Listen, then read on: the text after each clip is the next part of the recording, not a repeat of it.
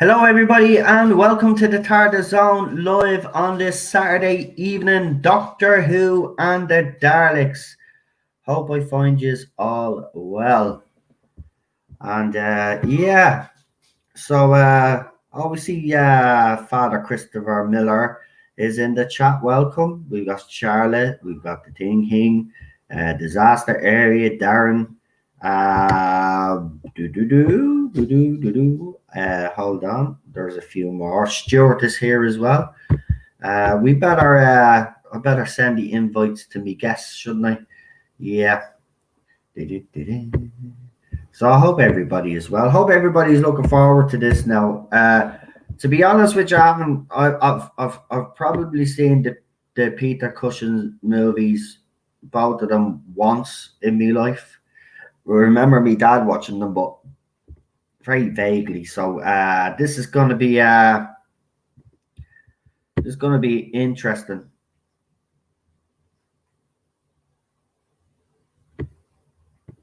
Right. So I've already who do I need to write down who's on these panels. I know. Don't even start me. Cheryl keeps telling me, and you know me. I just keep. Remember that one time? Yeah, remember that one time where I told you when I'm streaming that like that I'm crap at doing lists and that like yeah. And then I had got organized. Yeah. Mm-hmm. Well, welcome everybody. I hope you are all doing very well. I'm sure the lads will remind me who's on the bloody panel when they come on. I keep forgetting because I have so many. That's why. Because I keep having too many. Sure, I'm going to be restructuring the channel now in the next couple of weeks. Moving things around because I want to do a lot more streams of me own. Sorry about Cheryl singing in the background. I keep forgetting. Pop Culture Avenger is here. Right, we might as well bring on Air Force guesties here. I'd like to bring them all on together, but because I've sent out the email, and I don't know who the hell I'm supposed to be bringing on. I'm going to bring him on. So he's a rabbi. He came here from a different planet, apparently. Don't know why he'd come here because, like, it's a shitstorm out there. But there's one glimmer of hope. Boobies. Yeah. And he's doing the hand gesture. I'll bring him on. There's going to be no shitting and tortoises on this show either. So, like, it's paramount that, that animal safety is a big thing on this channel. So we've already given Rabbi his warnings. He knows already. It's a Rabbi from another planet. Hello. How are you? How are you all? Yes, it is the boobies. That's why I'm here. And I think that's a good enough reason for anyone. Speaking of taking a dump on a tortoise, you never guess what happened. Oh, you never guess what happened. You did it again. No. Netflix got in contact with me and said, we want to make a movie of that, but we want to make it with 6-year-olds.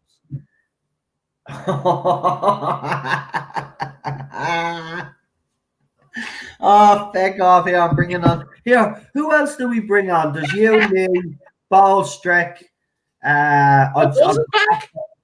Well, Balls did a video last night. He dropped one last night. Oh, yeah. Wow. I haven't seen it yet.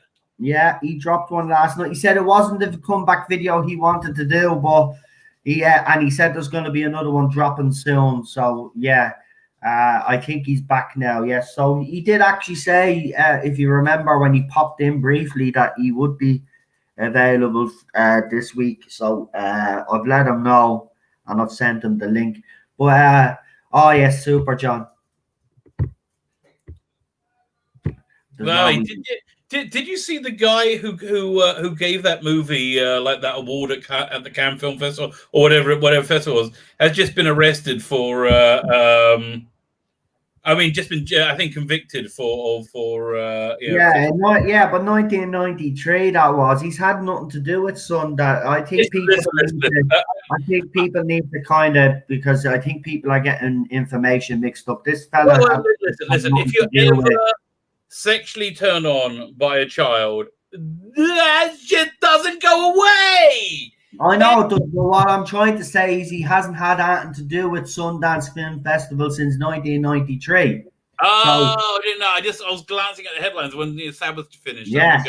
So this is an old thing that people are just rehashing and trying to make out that it's only happened, but it hasn't. Right? So people need to stop with the when it comes to that, the disinformation. Yes, it's sick what he did. And he has apparently got the book thrown at him. I'm not 100% sure on that one, but I do know this is old because there was some blue tick marker on Twitter, and she was basically throwing out false information. So I went and I checked it myself, and the guy that she actually named was actually charged back in 1993. And has nothing to do with Sundance Film Festival. But Sundance Film Festival now has obviously people are looking at it now more closely because, as some have already mentioned in the chat, Roman Polanski also has ties to the Sundance Film Festival. I mean, listen, at least Roman Polanski is a legitimately good filmmaker. Like he's not like putting out that. I mean, that movie did not look like a good movie. Yeah, but still, okay, he might be. I mean, Woody Allen, Roman Polanski, they're all creeps, right? He's still a fucking scumbag. They're 100%. They're all creeps, but listen, Hollywood definitely wants the world, and when I say Hollywood, I think Jodie Whittaker, Chris Chibnall, they all would like the world if people weren't constrained by the boundaries of love. They people shouldn't put boundaries up between two consenting adults, or maybe one consenting adult and one frightened 8-year-old. They shouldn't put those boundaries up because that's just evil, and it's the orange man. I'll tell you what. Hold on, just hold your thoughts there for a sec, because I want to bring on their other guests because they're here waiting in the wings. And I see Father Miller is there. Actually, Father Miller, if you would actually like to watch this movie with us, I can send you the link. I'll send you a link to it right now if you don't have it. No problem. There you go. And you can join us on the panel if you want. But let's bring him on. He's a being. He has a problem. We don't even know what the problem is, do we, Rabbi? So we're gonna find out anyway. Right, problem being, I have an itch. You have an itch. I won't ask where you have that itch. Actually, where's the itch? Is it in an inappropriate place, is it? Yes, on my nose. Okay. Oh, your nose. Oh, I thought you were going to say something. My nose is my erogenous zone. Okay. As we're talking about strange places, I have a question to put to you. It was just the Sabbath. We're all offline. My family's sitting around, and somebody floated the question, maybe me, that if they had a cure for the current pandemic, right, a complete cure, but it came in the form of a 9-inch suppository, what would you go for? Well, speaking as someone who doesn't, listen, I think he was in the bottom. I refuse to answer that question. Well, I'm going to die, so it's as simple as that. That ain't happening. Yes. Listen, I'm 50. They keep saying I've got to go for the special exam. I'm like, no. My wife says, you're just afraid you might enjoy it. Yeah, it's like, no, that's gonna happen. So what happens if you have prostate cancer? I'm like, I'll die unsullied. That be the case. Right, let's bring on, and Father Miller is going to be joining us. I've just sent him the link. So Rabbi, I don't know if he has the movie. You might have to get that ready for him, but you might have it ready to go. But he's super. I don't know why he's super. I don't know if he has superpowers. We have to actually ask him. But it's super. Well, he does have a superpower. He's Scottish. Well, yeah, I'll do it. And Irish have superpowers. So it's Super John. Hello, Noel. Hello, everyone. I love your picture. I love Yeah, your. I done a TARDIS picture there.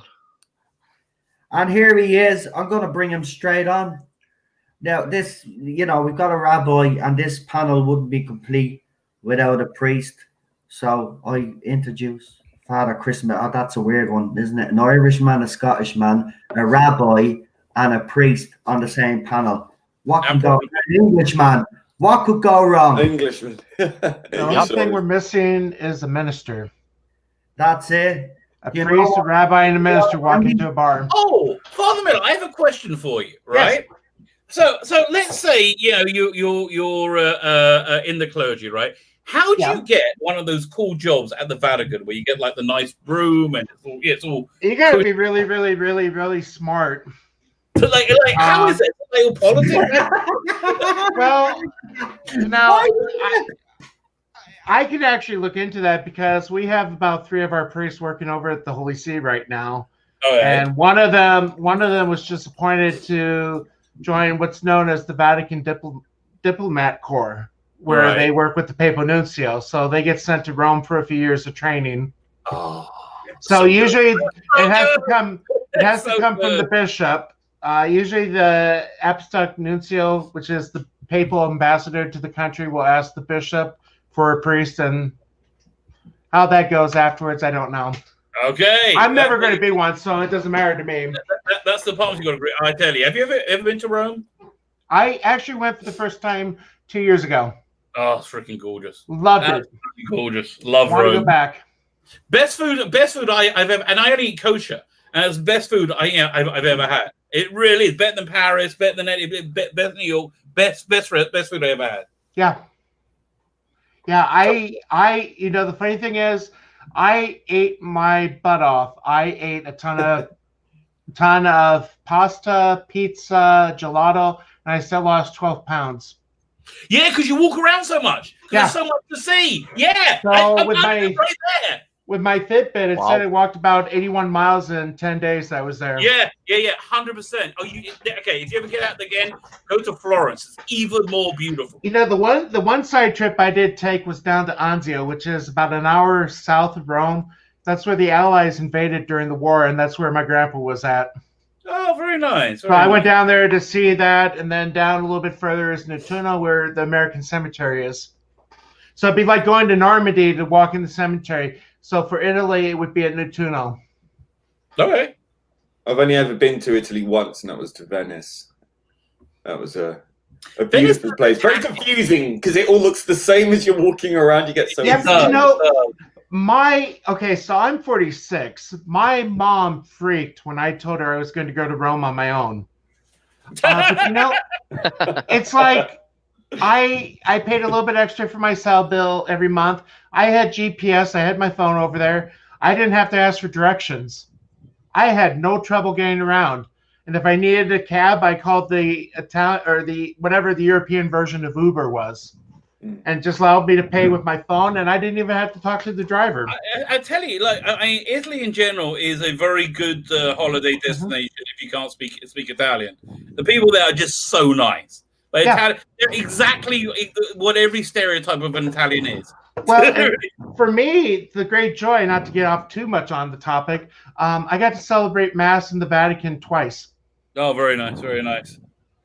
There's one, and this is getting really off topic. There's one church in there, which if you go in there for like the afternoon mass, I think you get like 5 or 6. It's designed so that when the light hits it, you get these incredible light, from the window. It's absolutely beautiful. It's just stunning. I really. There's like 2 churches on every block. No, this is on both sides. Yeah. This is. I mean, this is a cathedral in the Vatican. Oh, within the Vatican chapel, and he goes. Are you talking the Holy Spirit window in the very back? Yeah, Holy Sepulchre. That's the one. by the Chair of St. Peter. Yeah, that was fantastic. I'll send you an image. I'll send it to you on Twitter. See if this is the one that you're thinking of. Because I think it probably is. Digby says Rome is lovely and very relaxed and friendly. And then Matthew Pounder, I love him, says Rome wasn't built in a day. That is absolutely true. And Lee Anthony Davis is saying hello, problem being welcome to the show. He also said welcome to Father Miller. And he says thank you to Noel and Cheryl for making me feel welcome as a viewer on your show. You're more than welcome. Thank you. And thanks for your comment. You make us all feel welcome, Noel. It really is the special taste of your channel.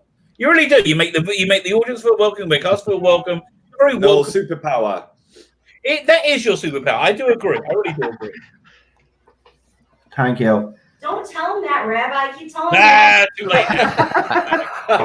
Yeah. Well, no, seriously, thank you. I really appreciate it. But I do try my best. But listen, check out Lee Anthony Davis's channel. He does do a weekly quiz.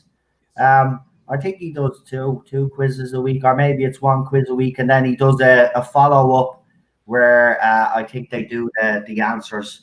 So go and check out his channel. And if you're into Doctor Who quizzes, we will have to do one on this channel. We have spoke about it, but because we want to have a nice chilled out night at one time and do a quiz, I think it'll be a bit of a laugh, bit of fun. So we'll get around to that. We just have to think of a format. I just an idea. You know how it could work? You could do like a quiz, but people answer in the chat. All right. But that could work. Something like that could work. Okay. Yeah. On a timer, so they don't Yeah, have to look at it. I could do a 10 say I could even put up a 10-second gift timer like a Right. Actually, that's a good idea. We could have because the panel, it's going to be very hard to do it with a panel because you're never going to be sure whether someone's going to be cheating because they could have another window open. You could do panel versus chat. Oh, yeah. Like eggheads. We on the panel would have to be very careful not to look at the chat. Because if we were to look at the chat, we get the answers. But I think that would just be the fun of it. I mean, maybe make it into a drinking game as well. Every time we get up. I'd have to do that in a few hours now. In a way, I'm sure we tell the chat if we have a quiz among the panel. I'm sure we say to the chat not to give the answers until the answer is actually given and see how many of them actually knew the answer. I think they would do it because some people have said they want the quiz, but Disaster Area says bring it on actually panel versus. Actually, yeah, we'll figure out a way that we can do it, right? Me and Rabbi and Lee will figure out some way of doing it because we're when we knock our heads together, we're pretty. If everyone has a Sonic, they can use it as a buzzer. So no, the reason I asked you to put this up, there's been a lot of interest in my competition. We're doing the announcement tomorrow, right?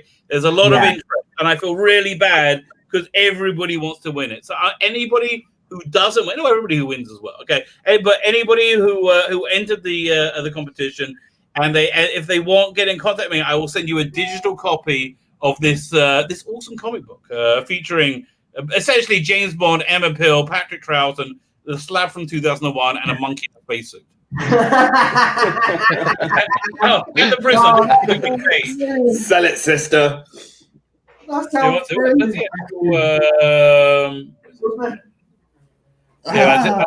I'll find the actual.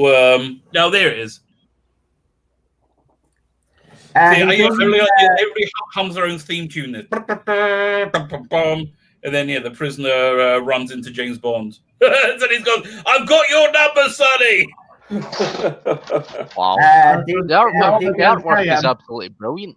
It's beautiful. Dominic Ratcho. So again, whoever feels a bit gypped because they didn't win because there can only be one, right?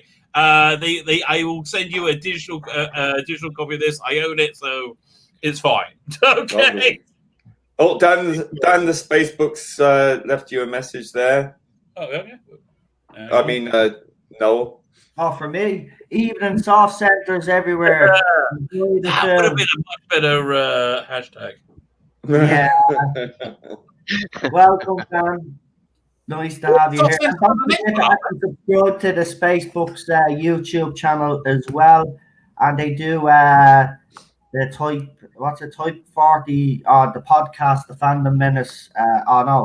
The fandom whatever it is. Dan, throw it up, I'm talking about the podcast thing that you do.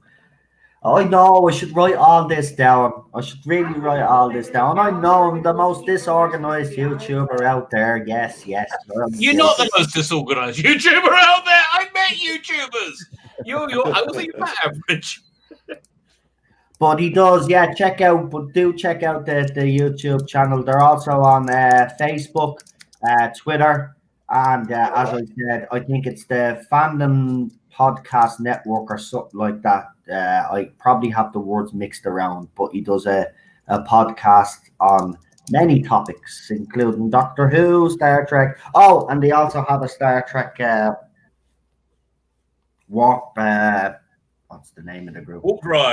Warp Drive on Facebook as well. There you go. Dan, I'm sure Dan will control. I'll have to make you a mod. Don't like to do that. I'll do that for you now in a minute, Dan. I'll make you a mod and you can throw your links up there, okay? Right, Ballstreck will be with us in about 20 minutes, so we could talk for another 20 minutes about obviously whatever, because there's been a lot of stuff that's happened in the last few days. Actually, I do want to talk a little Doctor Who. So it's been announced that Billy Piper will finally meet the 13th Doctor. Oh no! Where? The comic. It was announced yesterday. Oh, who cares? Well, that's okay then. I mean, honestly, I thought you should all know this because okay, the direct market comic book industry is over. DC's gone down. Marvel's going down next.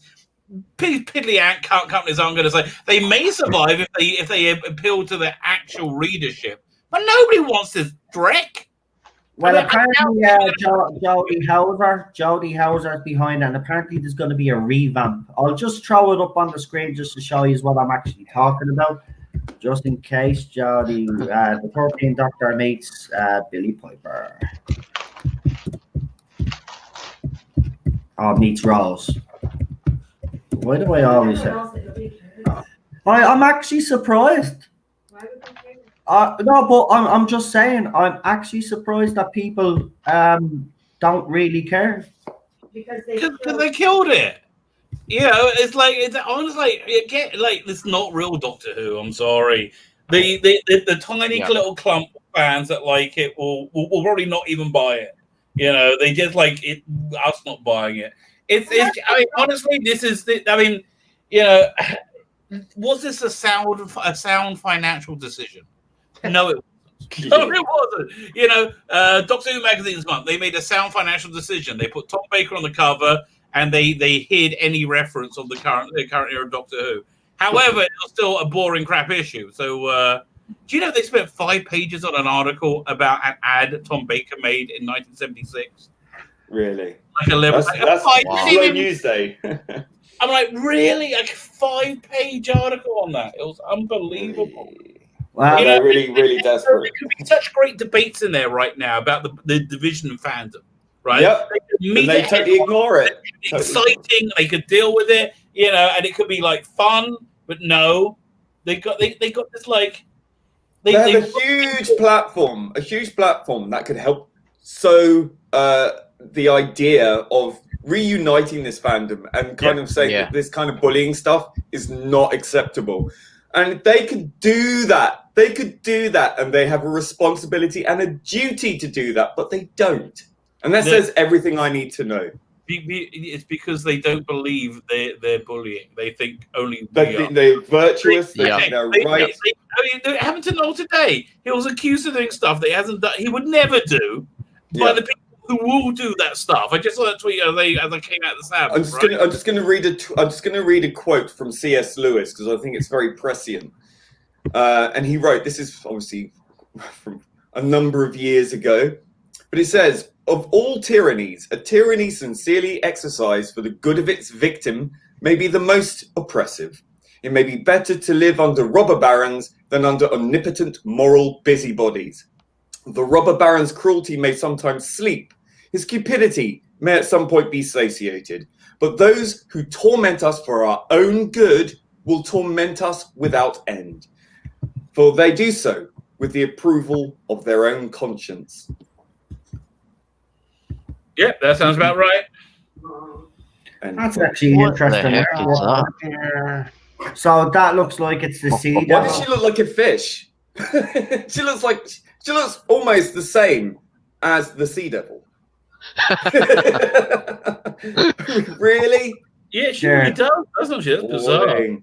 I actually Yeah, have to like- say, yes. they're going to be surprised about this, but I actually think this cover is great. No. So- Sea It's Devil's okay. good. It's okay. No, The The sea devil in the back is all right. Yeah, Sea Devil's okay. Yeah. David Tennant looks like he's Hypothetical 12. question.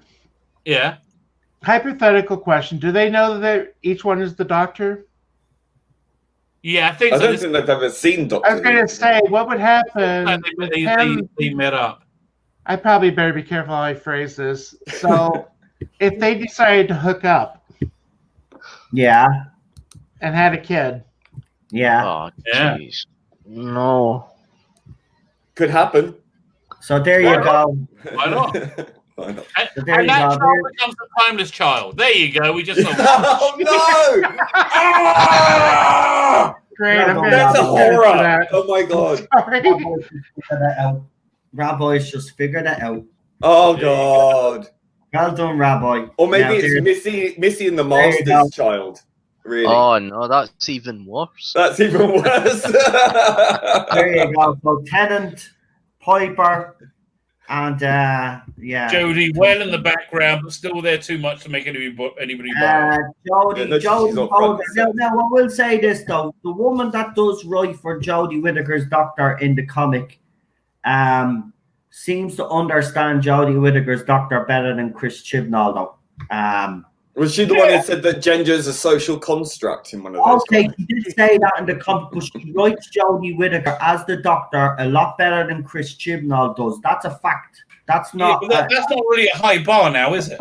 right. I know that, but she A seems dead to dog understand could write a Doctor. better story. But the point is, she seems to understand this Doctor better than the actual person that introduced her onto the screen. So for that, she has to get credit because she does write Jodie Whittaker less irritating than Chibnall manages to do on screen. So You could shove a pencil up someone's ass and they could squat down and write a better story for Jodie Whittaker. Well, it reminds me. Oh yeah. I wanted to ask you about that. So I saw Philip Morris sent this out. Like, does he know something, or is he trying to like? He's just trying to wind the fans up. He's just trying to wind the fans up. I have no. It is. I hope he knows something. Because he likes this guy. It's like he's Lover- giving me hints out or something. I Like won't he's read too giving me much hints. into it. Let's be honest. No.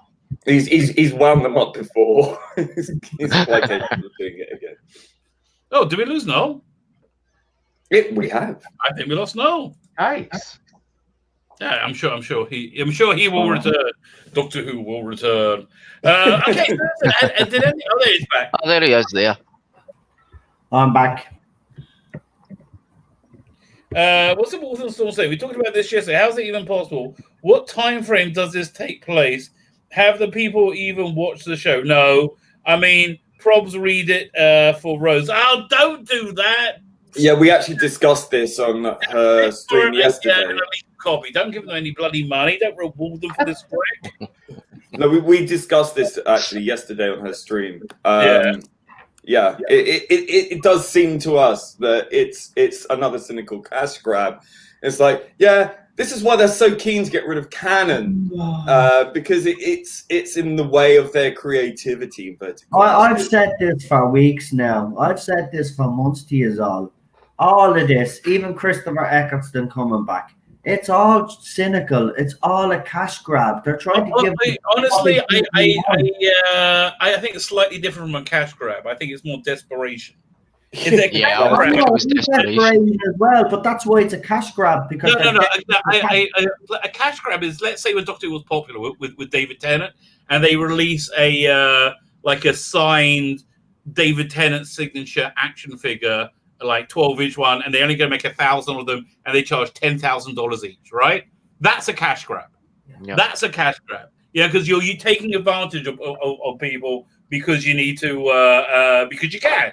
This is, I need to stay alive somehow, and putting this woman on the book isn't doing it. It's not doing it. And again, look, Big Finish. A Big Finish with Eccleston. Cash grab mini. I think they've been after him for a long time. Who knows what it's going to be like? But like Tunnel Victorious, that's a cash grab. That's a desperation and a cash grab at the same time.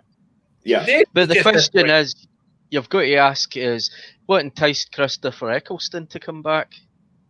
Money. You know, I mean, what after I think 15 years. totally on the line. I think he was totally on the line that he started doing conventions, saw the love he got from fans, and he wanted to give back. And even if I'm wrong, I believe that. I want to look at the world. I think it's a better way to look at things. Oh no, I believe that. I think that's true. I think he does have a love for the character. I think he does respect it. I think that his lack of appearance in the 50th was purely because the script wasn't up to it, and he was right. No, I don't think so. I think he was.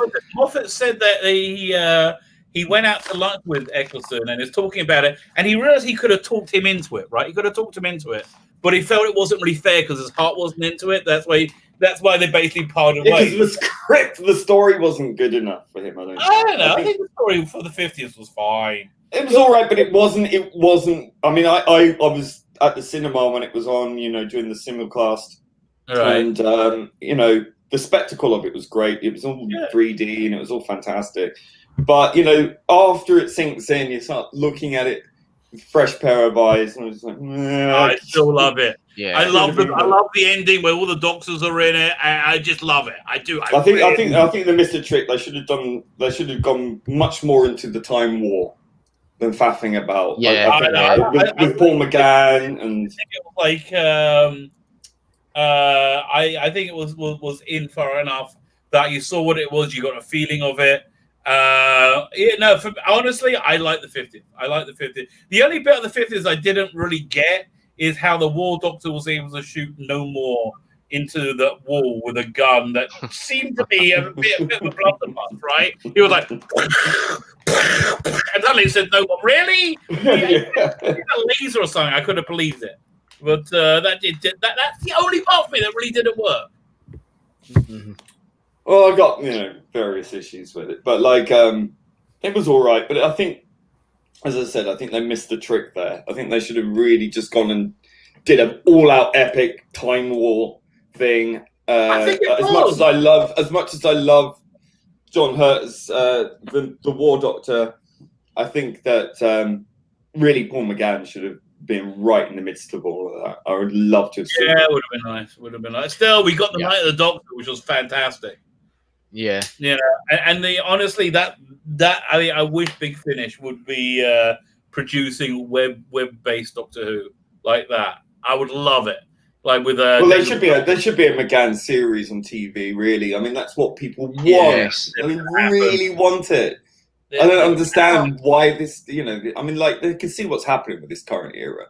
Again, I kind of go back to the 5 Doctors reboot where McGann kind of reluctantly goes ahead with them as they're trying to get involved in the 50th. Mm. Right. Yeah, he was just, was it commitments permitting, of course. It was Colin Baker, McCoy, and darn it, Peter Davidson were desperate to get in, and McGann just went along for the trip.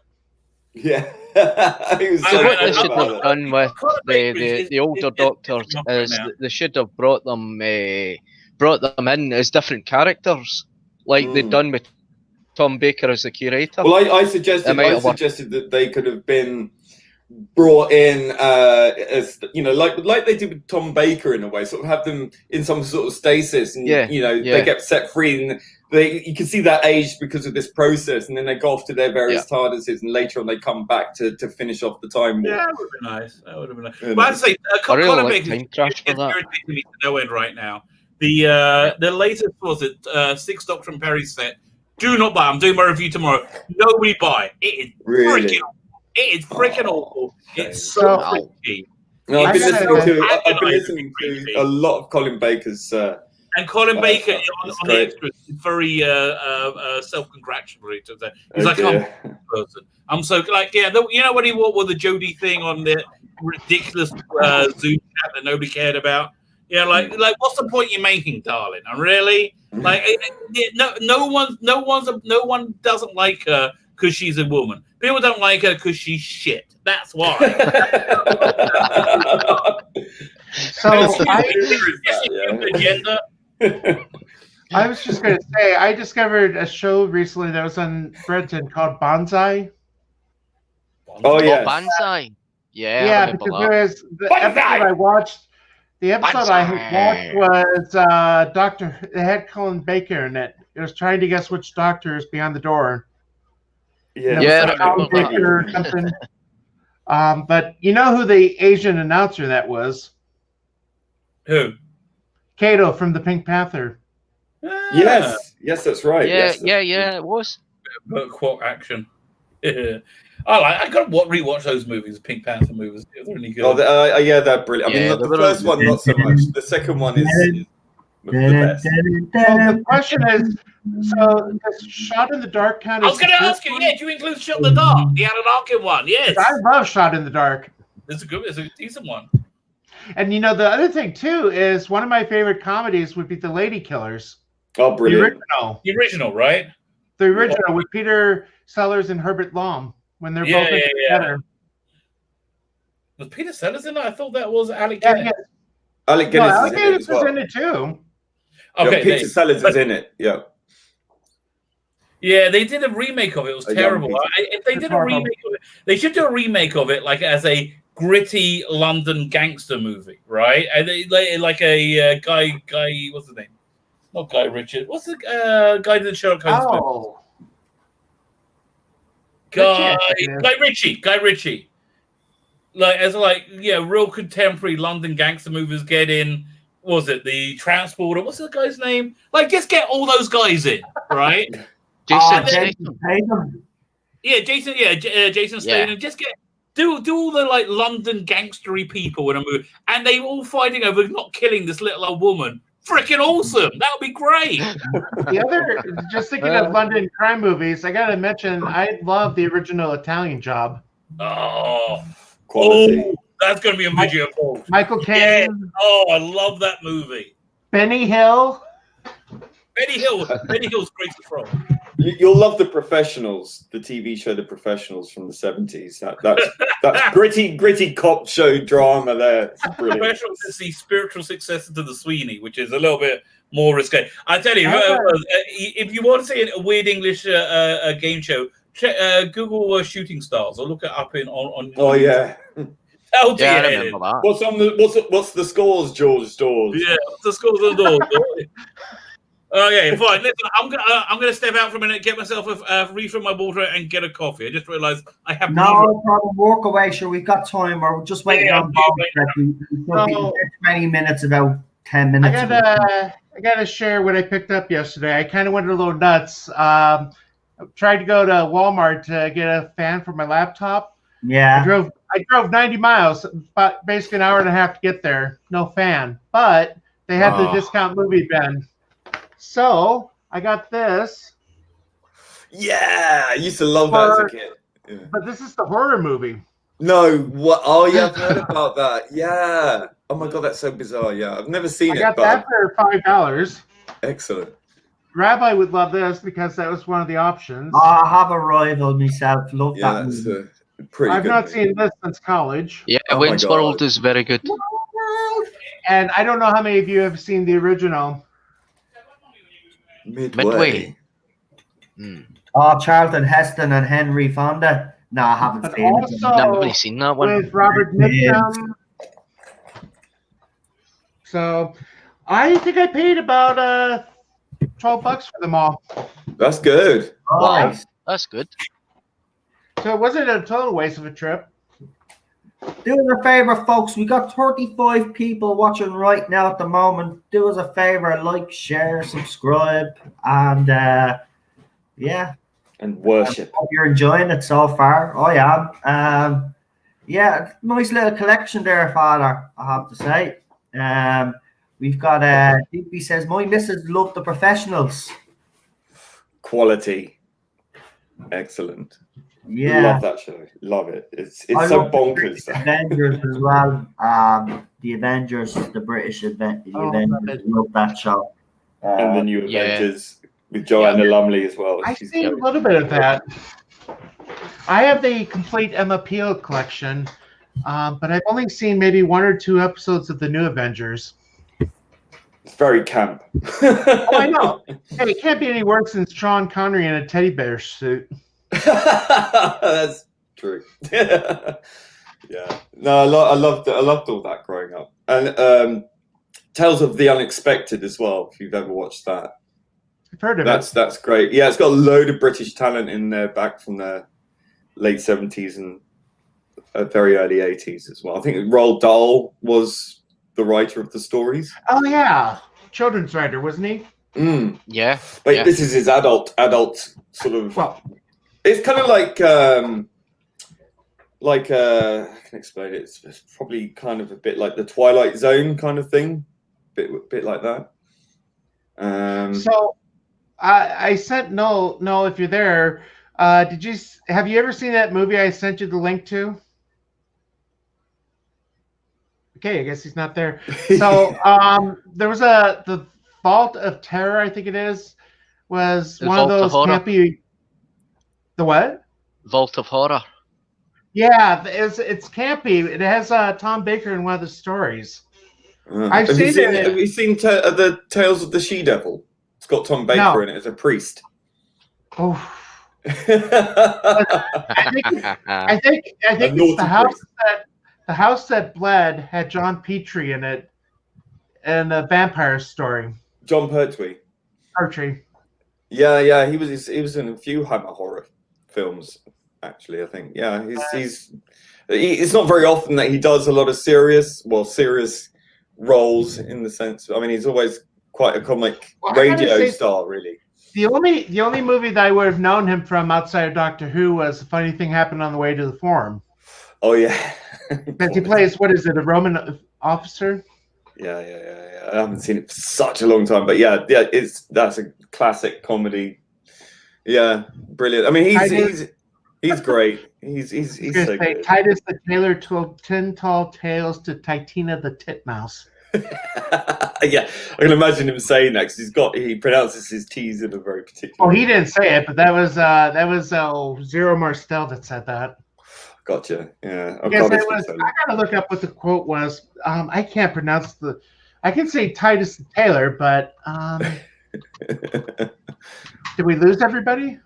No, I think Rabbi and Noel have gone off somewhere together. Okay, so I found the quote.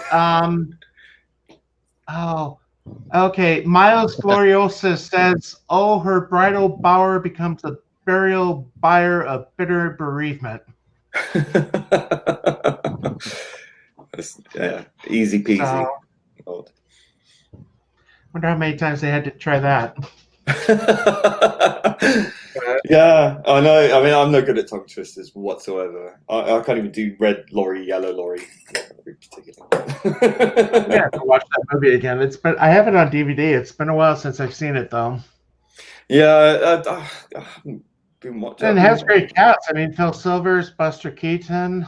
Oh, love them. Yeah, great American comic actors. I mean, Buster Keaton really sort of set the standard, didn't he? Really. Now, have you seen much of the Twilight Zone? What, the black and white series? Yeah. Yeah, I used to watch it a lot as a. Because there was a Buster Keaton episode where he actually jumped forward in time. Okay. Okay, I'm back. Sorry, folks. Sorry. Oh, you've come back to your own stream. I haven't heard what you said, Father. No, I haven't actually taken a look at it yet, but I was just in the middle of cooking dinner. I actually told you in the private chat to keep talking on me back. But it's cool. But listen, I've got him waiting in the wings. I just seen him there, so I'm going to add him real quick. It's the one and only. The Trigger Train is back. You can back with a video. If you haven't watched it, please do. I was delighted to see him back, I have to be honest. And he did say he's going to drop another video soon. But it's the one and only Ballstrek. Huzzah. Hey. Hello, everyone. I may not be able to watch back in the room. I may not be able to watch the show, Noel. Apparently, it's not available on Tubi at the moment. It's okay. I watched it this morning on Tubi. Yeah, I'll send you a link. No problem. Just I try my VPN. No, here he's sending you the link, man. It's grand. Give me a second. I'm coming. He'll send it to you. Yeah, there we go. There we go. I had no trouble watching it on Tubi this morning. Maybe it's an American Canada thing. I don't know. Yeah, no, I'm just going to disappear for a second. I'm just going to quickly try my VPN and see if that works. Yeah, I mean, it's crazy. I mean, this film was released in the 1960s and it's still not on Amazon Prime. I mean, it's ridiculous. Ridiculous. It's like, oh, look, this has got Doctor Who on it. We can charge money for that. That's cool. And it's on the American BritBox. It's on the American BritBox, but it's not on the UK BritBox, which is really annoying. I hate it when they do that. It's just like, ugh. Okay, like, I'm in Las Vegas now. It works. I've gone to Vegas since you last saw me. What, like 2 minutes ago? Yep. So it's not available in Canada. Well, again, if you're running into any trouble, I sent you a DM with a link to watch it from my my Google Drive. Okay, cool. I think I'm good for now, unless my VPN craps out. So how is everyone? We're good, Ballstrek. How are you? And it's good to see you back with a brand new video. Obviously, it's a topic that has really... It was not the comeback video I wanted to make, man. Mr. Dinkles was supposed to do my reintroduction. I don't think it would have been entirely appropriate to introduce that video with Professor Dinkles. No, you're right. You're right. No. But great video all the same, I have to say. And welcome back. Nice to see you. So how was the house? I am tired as fuck, Noel. So my insane schedule was supposed to end on Thursday. Yeah. You know, the 60 plus hours a week I've been doing since March. It's been extended for another 2 weeks. So, oh, damn. So still nuts. I'm still cleaning up the old apartment. I have to have that done by next week. And I've got landscapers tearing up my yard. So it's fun times. Oh, yeah, how's the two sheds? Two sheds, Jackson. The one shed, the woke bat. Oh yeah, now woke Batman is now called Woker Batman when it comes back. But this is the original woke Batman shed. The platform is built, so now the shed just needs to be assembled. Just avoid the Big Finish 6 Doctor and Perry set. You will not like it. Okay. And Father, I apologize for my potty mouth. I've been evil. Okay, he's absolving you of your sins now. He's not absolving you of all your sins, so you're good. But I have to. So, Rabbi, what did they do to the? Okay, so this is the third strike. What did they do? I think the fourth one actually. It's really woke. It's the most woke of the things they've done. Really? I think it's more branded. The first one is all about. First story is all about how women were enslaved to the male patriarchy a couple of hundred years ago. And how studying science weren't listened to. And if they were listened to, everything would have been so much better in the world. Then the second, and then so I looked when it was recorded. It was in October. Was it 18? It was right after the whole Brett Kavanaugh thing, where everybody went completely insane. Wait, right? This was recorded 2 years ago. It was a long time ago. It was a while ago. Oh wow, they're really holding this stuff off now. But in terms of what they've released over the past 2 months, so they've ruined the Eighth Doctor. They've ruined at least one of the Eighth Doctor's companions. They've ruined Missy. They've ruined the meddling monk. Yeah. Oh no. They've ruined the Sixth Doctor. Apparently, I'm guessing they've ruined Perry. That's the other thing. This is supposed to be set like post Yukanos, right? So she's about to be 10 years older. She looks like she's on the cover. It's the stupidest thing. Like, you know, look, Nicola Bryant has many, like publicity pictures over the years. She should have picked up from when she was about 30. Yeah. Instead of like, the cover is one where she looks like particularly young. Wow. So the second one's all about social media and maybe they watch QPs. Well, do you know what? I said it last year when a certain person on Twitter was actually going to Big Finish and complaining about wanting to know how many female writers were actually writing for Big Finish. Well, I could tell you what quality their work is. With Big Finish. Big Finish was always going to go down this route, just like the mall. I'm telling you, I'm very, very worried right now about this Christopher Eccleston thing. I don't want to say that just have is he doesn't like being involved in, or so he quotes and saying, bad storytelling. But let's be honest, if you look at his career, you know, I mean, he's been in some bad movies. I mean, he's been he also holds very woke politics as well. Yeah, so they're going to ruin the Ninth Doctor. I think these are all going to be in for a little bit of a shock when the Ninth Doctor returns. Oh, I'm not in for a shock. I'm fully expecting it. If this were 2 years ago, we've been waiting for years for the Ninth Doctor to come into Big Finish. But R.I.P. Ninth Doctor. I don't know. Listen, I think the litmus test is going to be Out of Time. If Out of Time isn't woke, I think we can all breathe a bit of a sigh of relief. Well, if it is, if they ruin Tom's Doctor, that's it. It's over. I don't think they can ruin Tom. I mean, really? Well, no, they can through his companion. They seem to have a Michael Burnham type companion joining Tom Baker. Yeah, it does look like that way, doesn't it? It does look that way. So pull up that news story. So let's just like amazeballs at everything. Well, let's just pray that Matt Smith and Peter Capaldi don't join Big Finish anytime soon. Well, how does this new companion fit into Tom's run then? Where does there are several spots you could fit it in. I think it's always been surmised that between the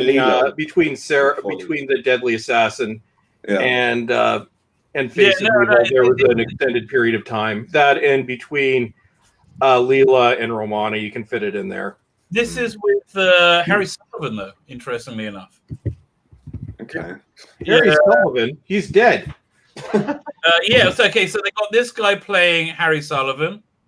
What was it? Set to join full-time during the 4th Doctor's 13th series of Full Cast Originals, Naomi is an impetuous unit secretary, eager to earn her stripes, top of her class, trained in karate, and very bored of pen pushing in the London office. She takes an assignment to babysit Surgeon General Harry Sullivan on an investigative trip to Calcutta.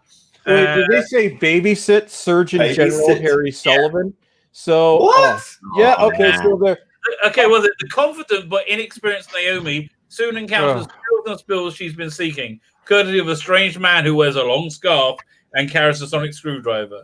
Series 13's opening story will also be a blockbuster return for the classic Doctor Who monster, Storm of the Seedales by David K. Barnes. I don't know. Like Nicholas Briggs says, the Army Cross has a really interesting route to the TARDIS via very old-fashioned Harry Sullivan. Almost all of her reactions to time space adventures are the complete opposite to what we expect of a Doctor Who companion. So it sounds like they're subverting expectations. Doesn't sound good. And he brings fantastic energy and life into the role. I'll tell you what this is, right? This is a bunch of radical feminists going into places like BBC, into places like Big Finish, and basically threatening them if they don't get on board with the messaging, they're going to Twitter mob them and ruin their lives if they don't get on board. I reckon this is entirely what's going on. I wonder how this is going to go over with Peter Davison and Sylvester McCoy, because neither of them have ever been on board with this crap. Yeah. That's what I mean. But if they want work, they'll probably be forced into it because, you know, these guys, you know, I'm not saying they need the work, but they want to keep going, So they'll do whatever they're asked to do. I'm sorry, but that's the way it seems to be. Everybody that we do think has a problem with this always ends up doing something. So, it will be interesting. Oh, Peter Davison sticks firm. But at the end of the day, money talks, doesn't it? And he wants to be part of the big finish, so he'll do whatever they want him to do. Simple as that. I was going to say, not to be morbid, but McCoy's 80. So, I mean... Is he? Wow. He's like 78, 80. So, I mean, it's... Why go through it? I thought he was in his 70s. Yeah, that's what I thought. I know. Well, Tom Baker's in his late 80s. Yep. Late 80s. Yeah, no, he's 77. Holy crap! I didn't think he was that old. My goodness. He was my age when he was cast, or just maybe a year older. Holy crap! Oh, this is depressing. Well, yeah, it's and I think Colin Baker. I think he's the same age. Colin Baker is. I think he's 78. Let's find this out. See if I got this right. Colin Baker is 77, same age. Let's see. I believe Peter Davison is 71. 69. So he's the youngest out of the old doctors. And Tom Baker, I believe he's the same age as William Shatner. So I think he's 88. Oh, 86. He's 86. Yeah, so 2 years younger than William Shatner. But damn, they're... Although, here's the thing. Compare Tom Baker to Patrick Stewart. Or same thing as William Shatner. Yeah. You listen to Tom Baker on Big Finish, it's the doctor. You listen to Picard, it's Picard with laryngitis.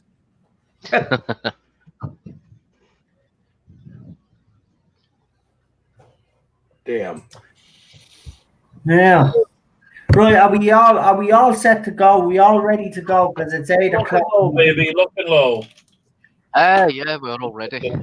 Yeah. Well, Get my headphones in. We don't want to leave it. Just I'm getting it ready now myself. Hang on. By the way, I'm going through the extras of the season 14 Blu-ray. There's a great interview with Philip Hinchcliffe. I got like a 3-minute clip from it where he talks about what Doctor Who is, and it's at such odds with what the current Doctor Who is. Oh god, yeah, I saw that. You can tell, and he was saying just small, subtle things about. I think at one point he says everybody being canceled soon or something like that. You could tell he doesn't support this at all. Yeah. And actually, one thing that's worth it on that set, the Elizabeth Sladen tribute video or documentary. Holy crap! I can't wait to get that. I'm going to that soon. That looks really good. It's one of the it's very, very heartfelt, and I think might be the best documentary they've ever done. Well, they're really playing up the documentary on Fury from the Deep. It's the most expensive one they've ever done, apparently. They go to like the platforms where it was originally filmed. So I'm kind of into that. Yeah, we're not. I don't even think we're getting Fury from the Deep. But not in North America. But no, the documentary is worth watching, and you may need Kleenexes for the end. It's that good.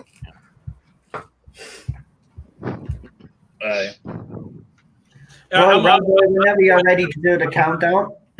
What? I said, whenever you're ready to do the countdown. Hey, I'm ready right now.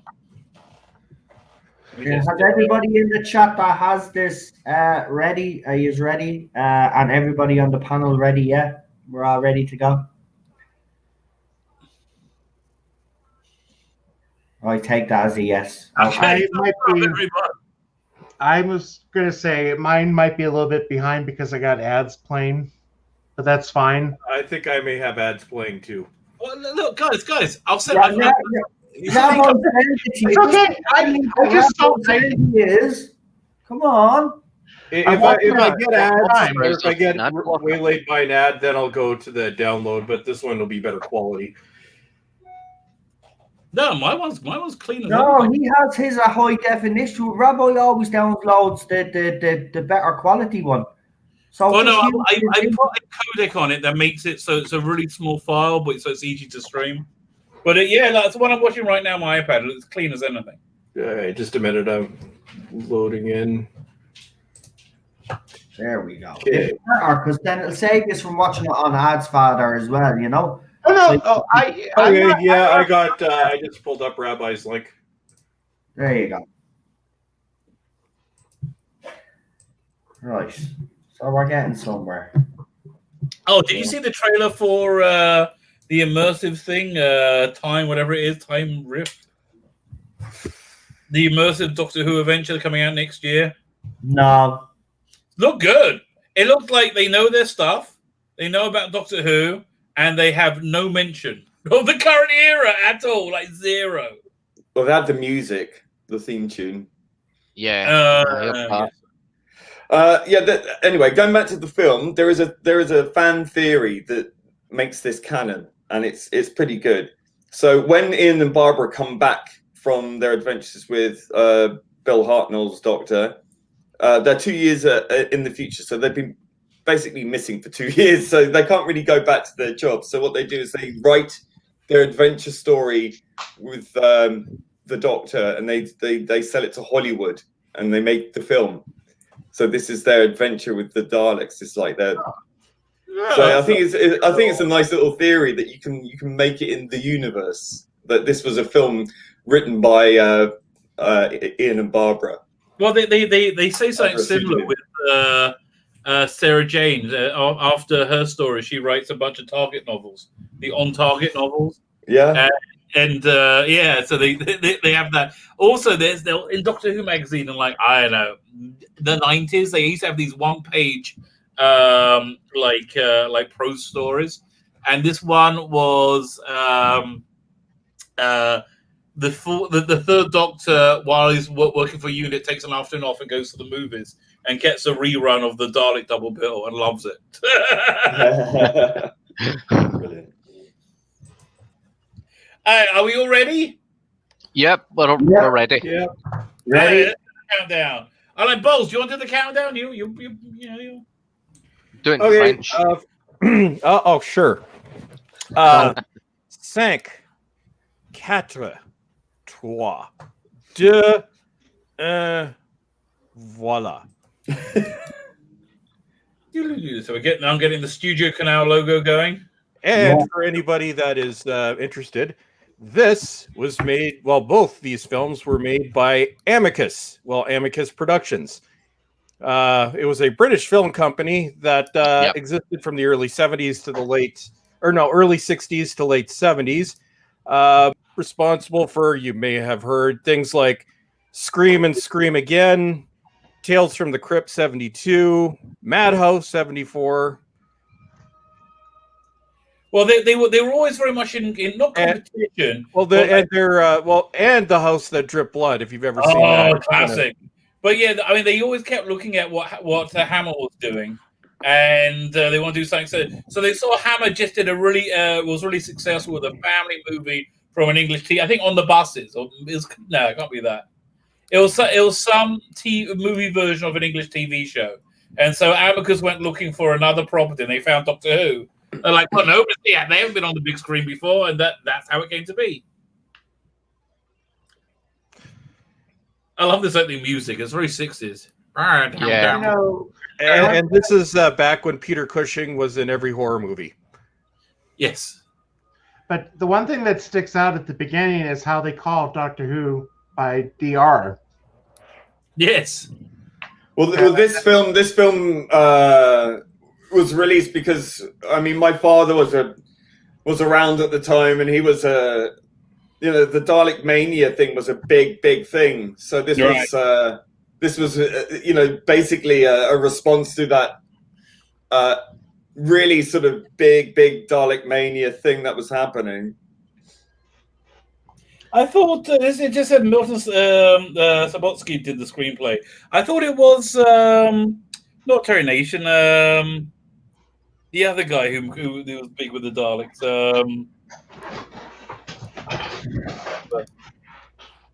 Raymond Cusick. No. No. He did like the Dalek annual.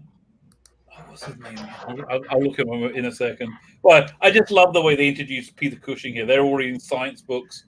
Isn't that great? Yeah. That tells you everything you want to know about the character right there. Eagle.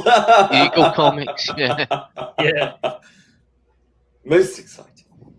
And I would like to ask Arrow Video, since you release everything anyway, could you please release a special edition of both these movies? Oh, it's coming out next month. Not in our neck of the woods. It is. Go to Amazon right now. It wasn't, unless they've changed it. I looked it up the other day. Hang on. Okay, I'm going back to Amazon.ca. Doctor. Oh, I was looking at Amazon.com. Yeah, no, it's nope. Blu-ray import. Ended up doing Record Breakers. Yeah. Roy Castle. With Cheryl Baker. Yep. Record. You wanna be a record breaker? Yeah.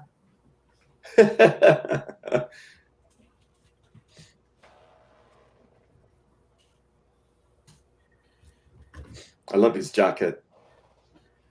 Yeah. Yeah, that should have been our. This is a funny scene coming up here.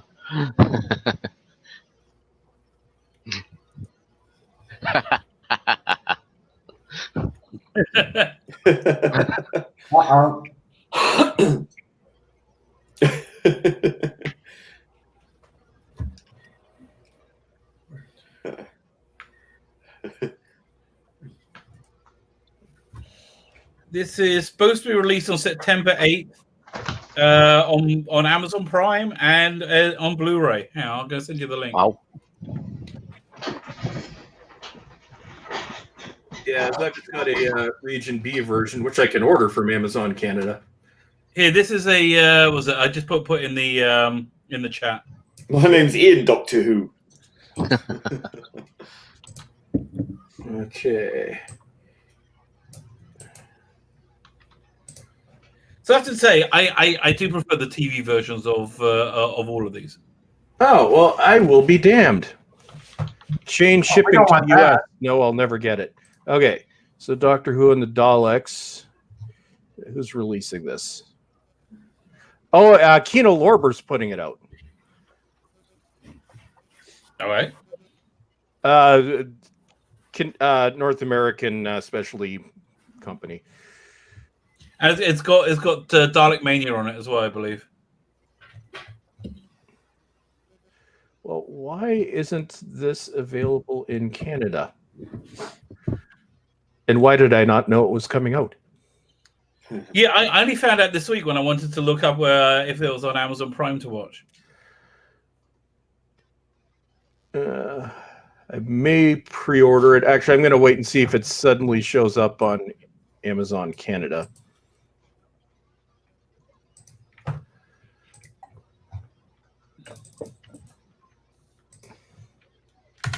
I remember hating Now, this the TARDIS. TARDIS in this is based on the original TARDIS concept. I was like, where's the console? Where's the console? Yeah, how they fly this thing? It's gone.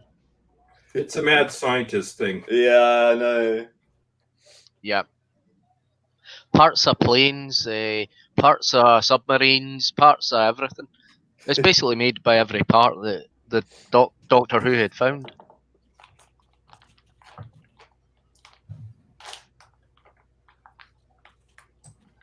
Like when I first saw the new series Daleks, I thought, oh, it's kind of a, it kind of looks like it's putting itself in the Peter Cushing universe.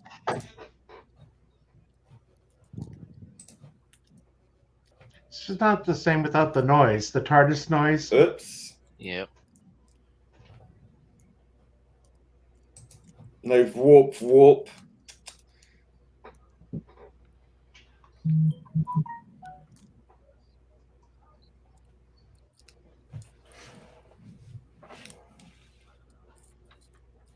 Well, they're skipping the tribe of gum, so I suppose it's good news for him.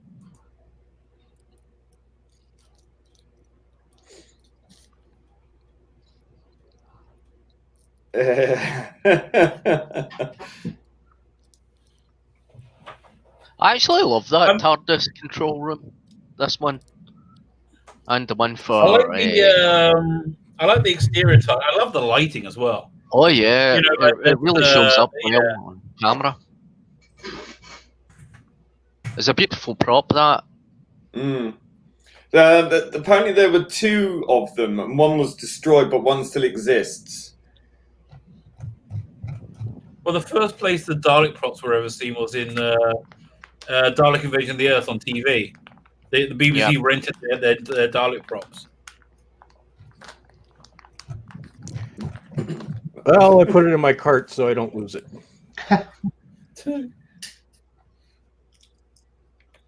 It's moving at a fair clip, isn't it? I'm quite impressed.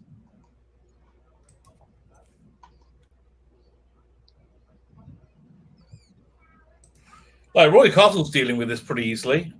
Yeah. Like I got into a machine that's bigger on the inside than the out, not made by an alien, but by this old nice scientist who happens to like the Eagle. And now I'm on an alien planet. Yeah, he hasn't reacted to yes. All those record breakers made him take things in his ease. Yeah.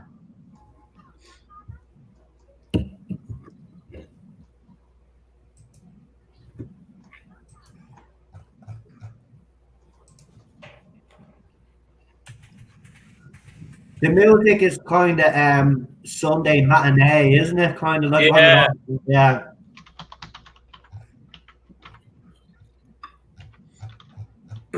What, on another planet? He hasn't done more with this Doctor. It's a brilliant set, this. Yeah. Actually is. I agree. Get a grip, darling. Uh-oh.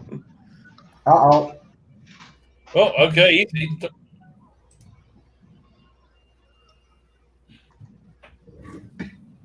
Oh. I mean, didn't she realize it couldn't move? Oh, well then. Also, yeah. Miriabilis is here, and he just gave you a super chat. Another soft center. He's right. Character options to do a Peter Cushing movie toys. Oh yeah, I that. I would love the Daleks from the movies. Character options toys.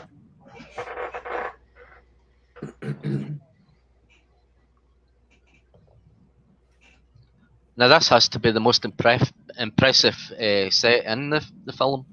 There's a Dalek. I mean, this is just repurposing the script for the original Dalek story, isn't it? Yeah. Yeah, just cutting out a lot of stuff. All the the Thals, they were already upset because they had to be shaved from the waist up, apparently. Well, Arthur wearing makeup and that. Arthur with a $2 super chat says character options should do Peter or do Cushing Doctor Who movie toys. Yeah, I agree. I'm enjoying this. That's why I haven't spoke that much. I know, it's good, isn't it? Yeah, I'm just actually engrossed right here. So, yeah. Doctor Who. Sounds so wrong.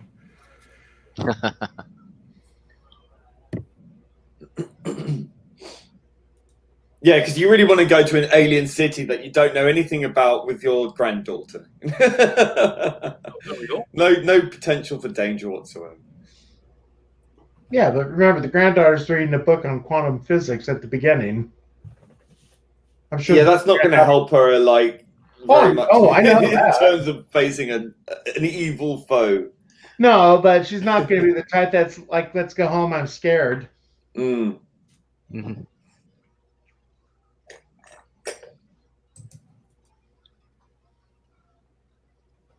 Oh, he looks so smart. I mean, she's loving it just like her grandfather's loving the adventure. Yeah. Like granddaughter, like grandfather. Yeah.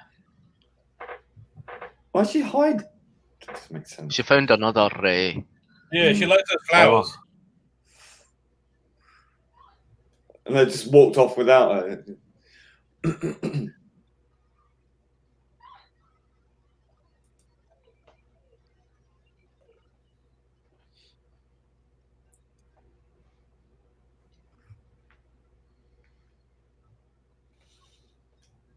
mean, I do like the rocking chair. I guess it would.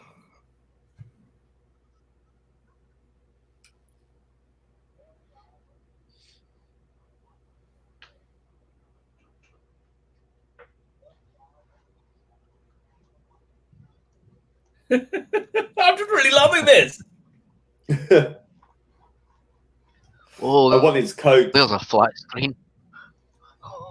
That's true. How did they get There a you flat go. screen in the 60s? Where's Roy Actually, my coat's quite similar.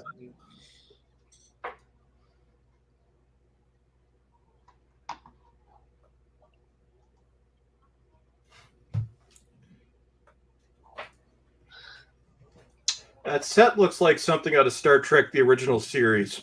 You're right. Yeah. Specifically, the Gamesters of Triskelion. Right.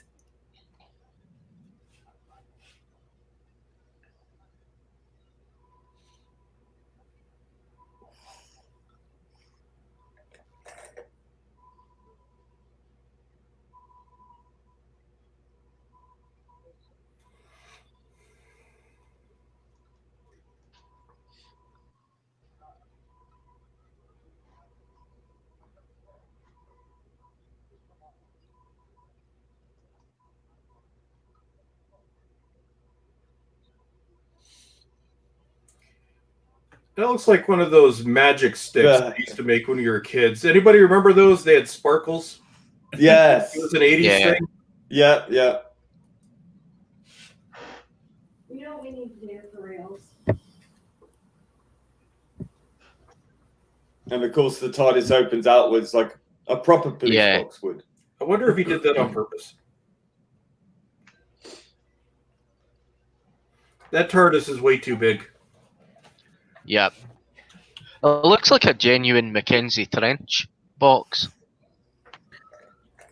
Autumn with another $5 super chat says, remember to Ian in TV show was heroic, but in the Cushing movies bumbling because Cushing was more the leading man.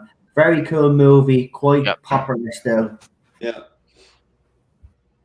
No, I just sent you a message in the private chat.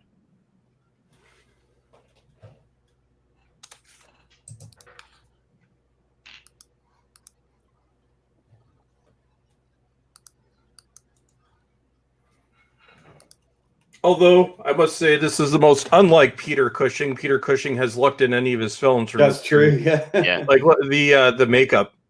Yeah, and he's not so gaunt looking. No, you can barely recognize him. Mm. The whole top of his head looks to be a prosthetic. It's a wig. Yeah.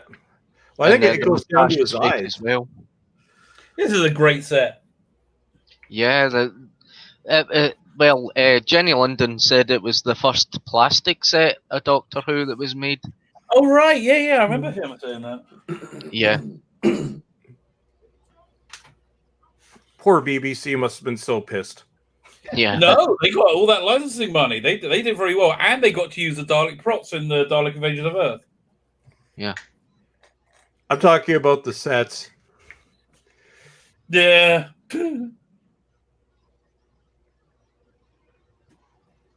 I love the colours.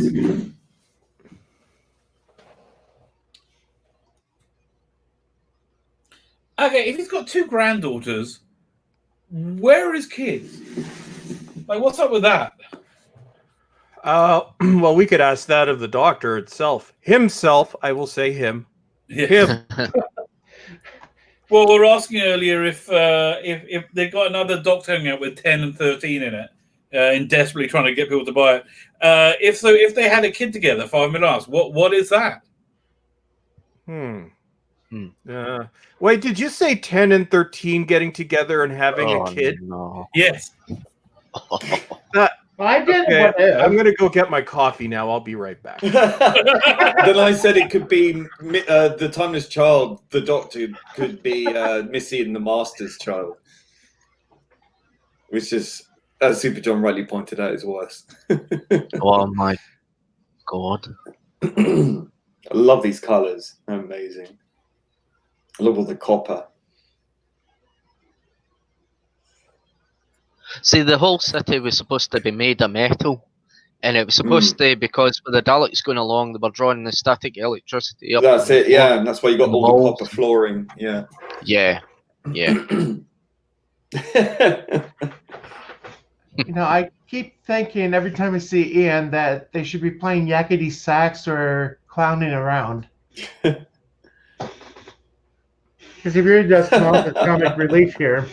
Yeah. You think he's going to bring out his trumpet and start blowing it? Yeah. I tell you, I do like all these sets that these big plastic sets. They're very cool. Yeah. On the ice stalks. I'm at the bit now where Barbara's been trapped by. No, they're not there yet. Oh, okay. Still, she's walking through the corridor and the ice stalks are looking at her. Okay. And Ian's now trying to open the door. No. And he's just Barbara talking to is the now doctor. 80.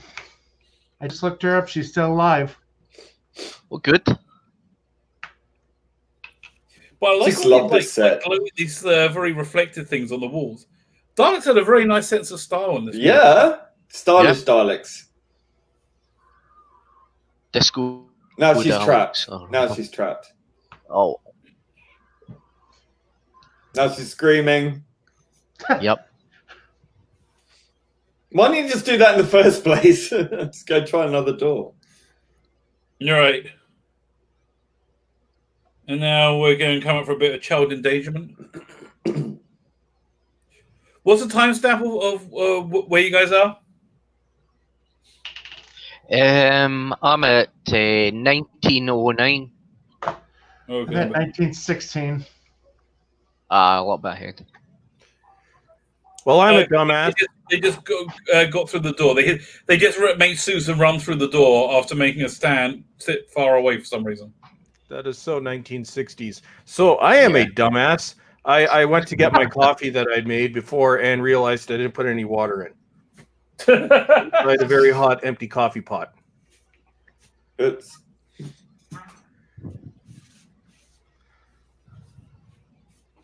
I love 60s movies. They're so colourful, aren't they? Jolly, I think is the word. This film is very faithful to what it was in the 60s. I'm loving the soundscape as well in the background. Yeah. My favorite futuristic interpretations are anything from the 60s. I love the lava lamps on the left there. I know. These Daleks have got some real good taste.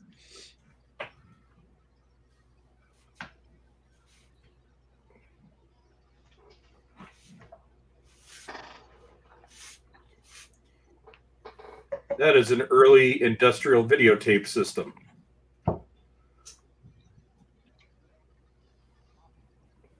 think for the original one, it was like a Richter scale.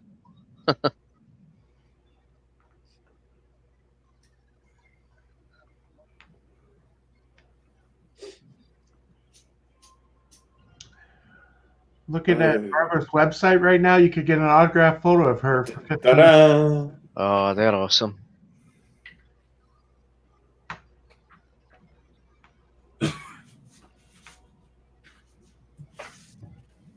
I think these Daleks look great with the larger lights and the dome lights and the eye. That's something and that RTD the deeper bases.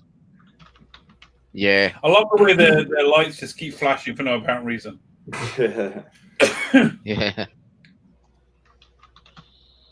Okay. And it's the metallic colour. That makes a lot more sense when Ian ran away from the Daleks, not ran to the Daleks.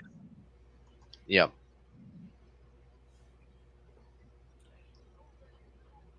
What you got there, Sonny? Yeah. Are you just pleased to see me?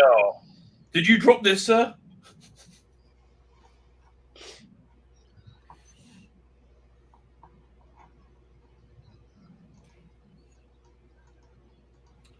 The colours of these Daleks are impressive. They're very metallic.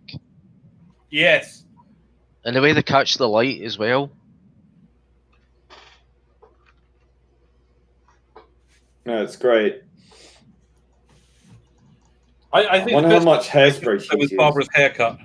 All right. Massive. It just stays up no matter what. Oh, yeah.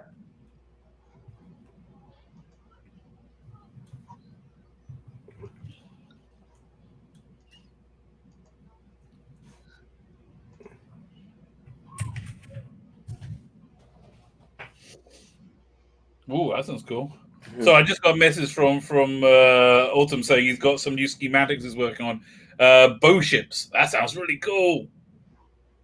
Time War bow ships. Wow.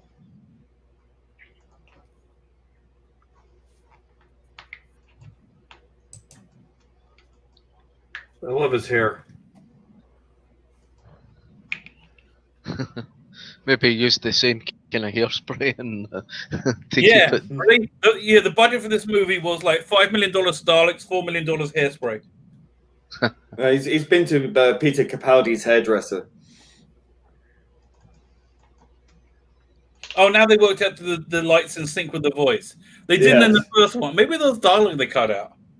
Maybe they were talking telepathically. Oh, yes.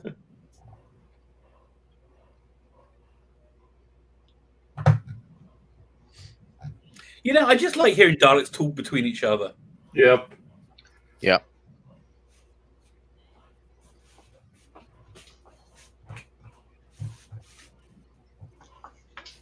In black and white.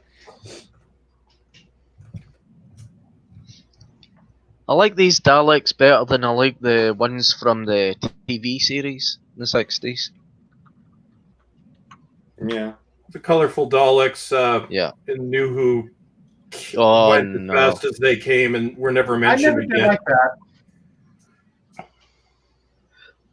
They were so plastic, it was unbelievable, and they looked like car bumpers. Yeah.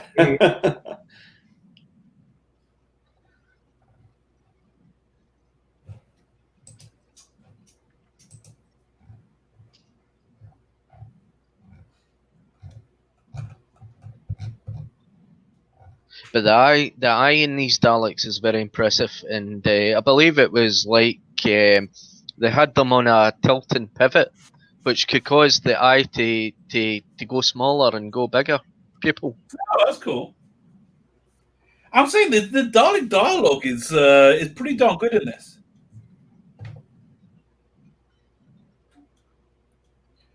Who did the voices? Is it the same as the BBC people, or did they get their own? I was thinking that.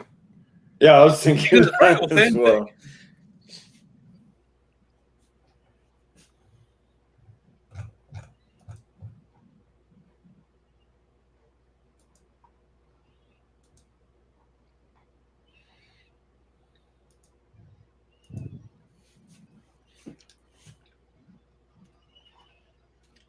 You like the incidental music? Yeah, it's really good. But the only thing I really don't like about it is the casting of everybody apart of was it Ian, Barbara, and Susan. Yeah.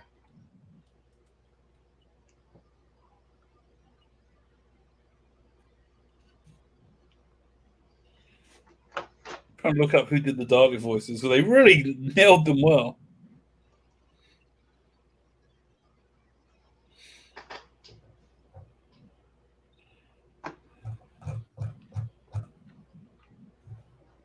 It wasn't Very Roy articulate. Skelton. David Graham and Peter Hawkins did the voices. Wow. David Graham, of course, being Parker in Thunderbirds. Hmm.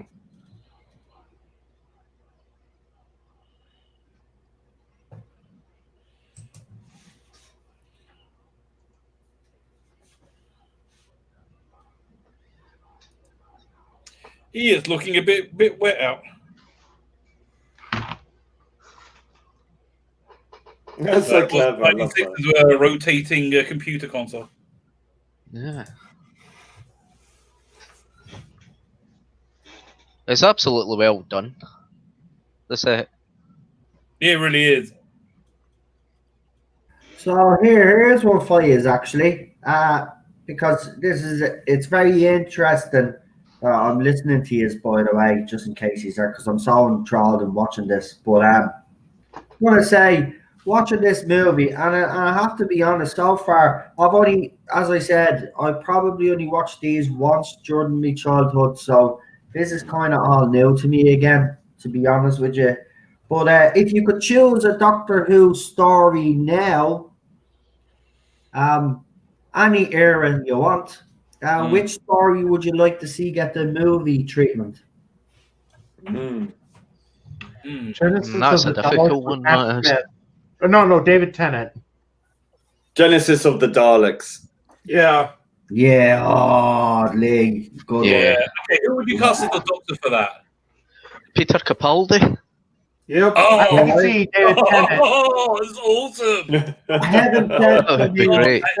I would do Genesis like Lee, but heaven sent for me. I'd love to see a movie version of that. The Doctor loses shit just right after he's lost the companion, or thought he lost the companion, until they did that ridiculous thing in the next episode, which we won't mention. You think you're Hellbent, not Heaven Sent? No, Hellbent is after. Is after. Oh, is the other one? I got it the wrong way around.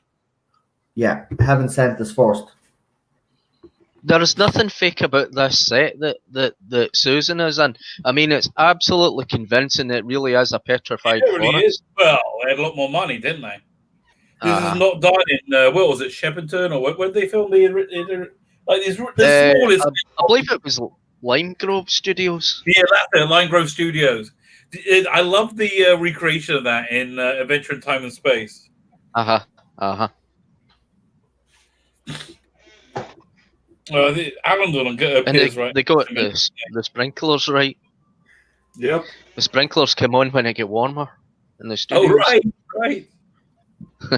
And it soaked everything. All the actors and the cameras get soaking.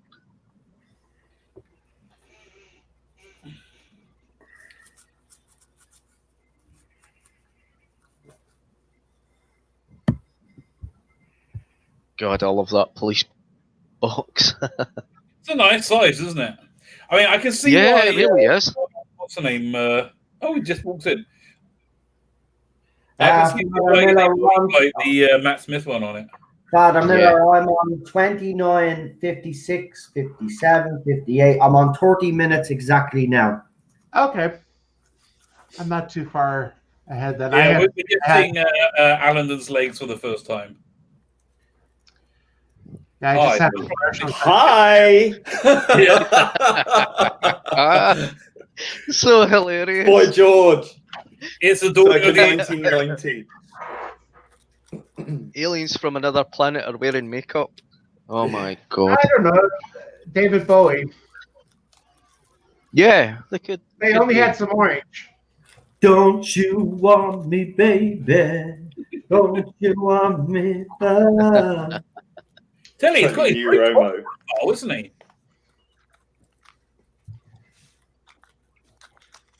The original styles were not like this, extreme like this, with the wigs and makeup. No.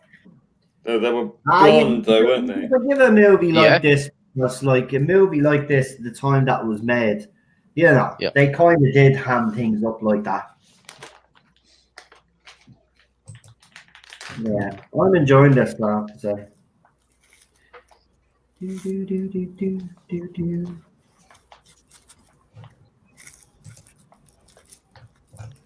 I love how he's putting on a really deep, serious voice. Trying to make up for the makeup thing. And if an actor isn't used to wearing makeup or wearing stupid clothes, I mean, it's going to hamper their performance. Like Colin Baker's coat. I'd love to have seen a Tom Baker era movie like this. Yeah, I agree with you. Even Pyramids of Mars would work. Yeah, with a higher budget. Yeah.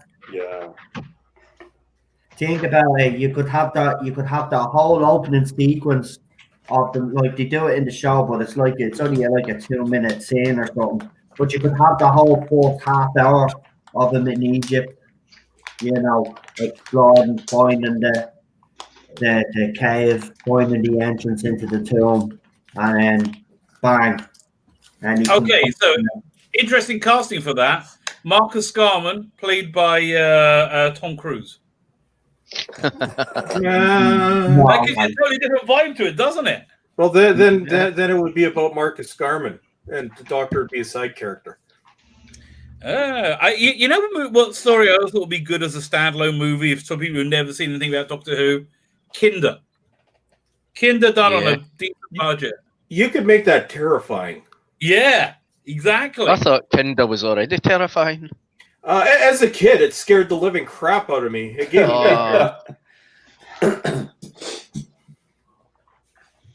I was scared of Doctor Who when I was about 3 or 4. But this kind of helped me through it. Doctor Who and the Daleks.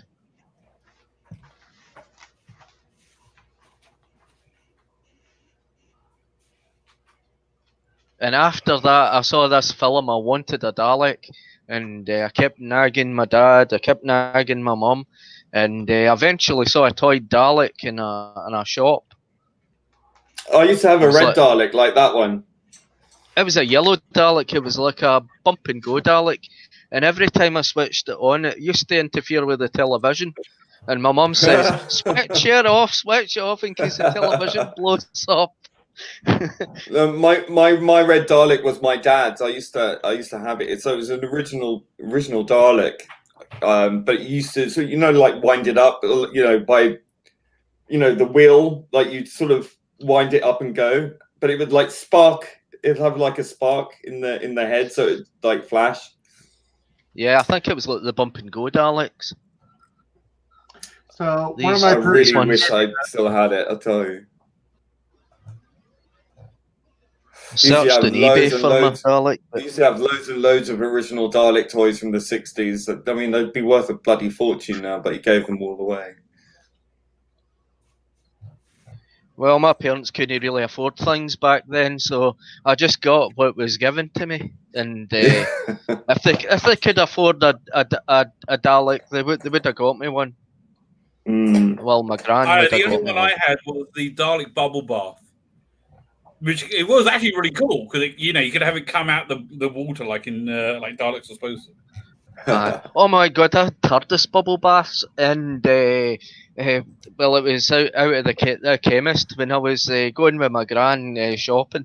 I used to see the TARDIS bubble baths, and what I did was once we get back home, my gran says just empty the TARDIS, the bubble bath into glass jam jars, so I could play about with the TARDISes because I never had TARDIS toys. Yeah, my favourite one was there was a tin TARDIS. It was like a biscuit tin. It was and I used to carry it around with me everywhere, and it had like Tom Baker in the doorway. I know that was cool. Yeah, I used to have one of those, and then I had a Peter Davison one. But I used to carry it around with me everywhere. I loved it. I used to carry around with me ceramic TARDISes, money boxes. Yeah, I got a money box one. Yeah. I got this. I used to play with them out the back cool 12-inch Dalek remote control one from before it came back, and there was like Product Enterprises. I think it was a birthday present for my wife in like the early 2000s. I love that thing. The control for it was so retro. It's like there's this red Dalek that we're looking at on right now. Yeah. Their wall is more like the TARDIS than the TARDIS. Yeah. Yes, it does, doesn't it? I like how the Daleks moving in the background. Yeah. They sound like the original Dalek voices. They are. They're David Graham and what's his name? The other one. Peter Hawkins. Peter Hawkins. There you go. Yeah, you expect Peter Capaldi to turn up in the Davros chair any minute now. Yeah. And Missy coming in.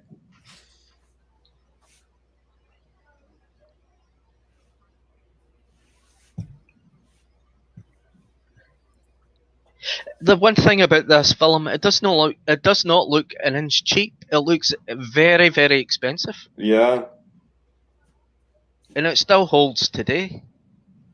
It looks fab. I mean, look at the Even the sitting forest. outside. Yeah. I know. And they're actually in a studio, and they're having actual campfires and everything like that. Yeah, health and safety. What's that? Sure, pyrotechnics would set off the sprinklers in the Lime Grove studios. It's probably a kerosene fire. Yeah. Or gas.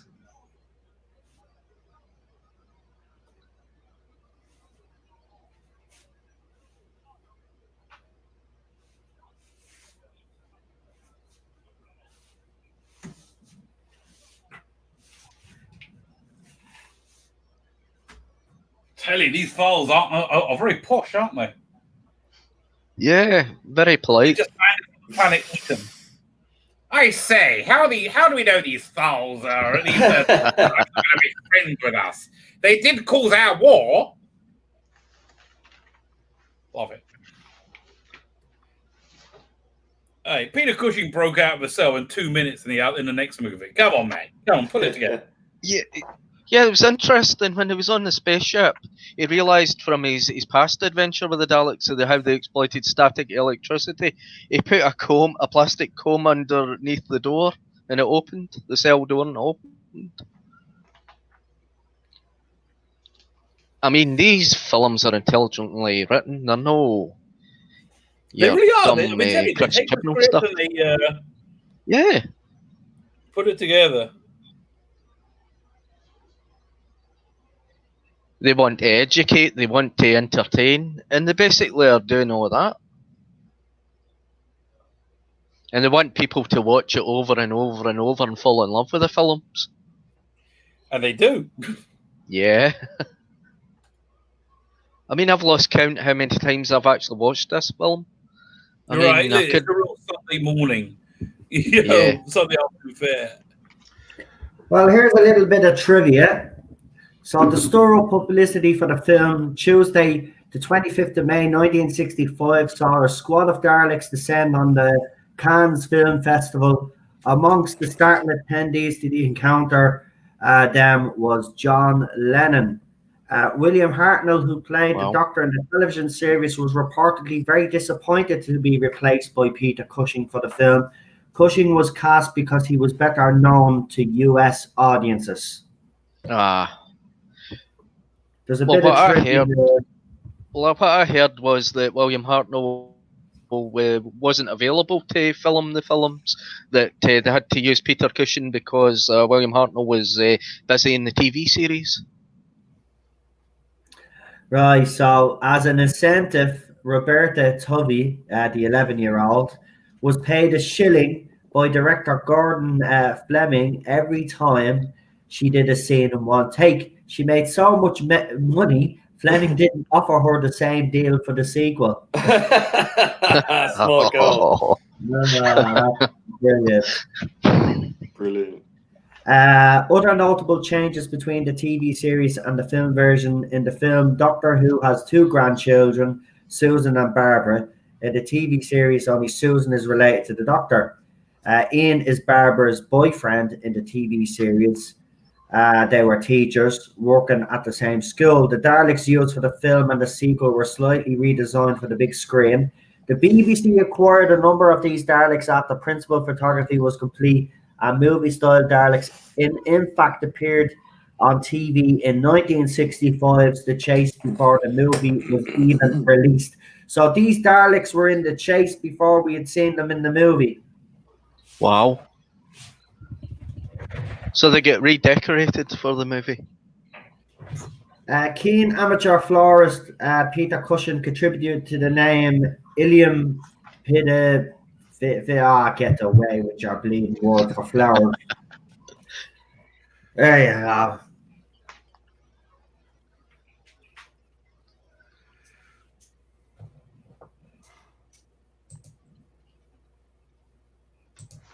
So he did the pulses because he wanted to make the scene more visibly interesting for the Daleks when the lights kept pulsing away.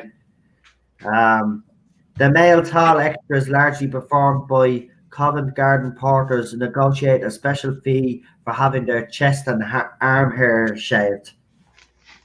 I tell you, I'm going to interrupt you. This scene that's going on right now, where they're breaking out, freaking awesome! I love every minute of it. And if you want to see more trivia there, it's on the IMDb site there. Doctor Who and the Daleks trivia. You can go in and check it out there. There we go. Now let's see what comments we have. I might need to refresh myself because I'm an idiot.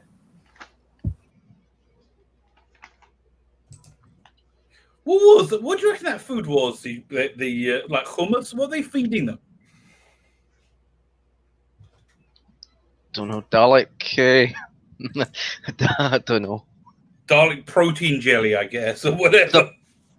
Yeah, I suppose it would be something like that. I'm really glad you pointed out the water was from a river. Yeah. Oh, look at that bit of Dalek mutant action. Yeah. I was also creeped out by that as a kid. Yeah, it's very cool. Yeah.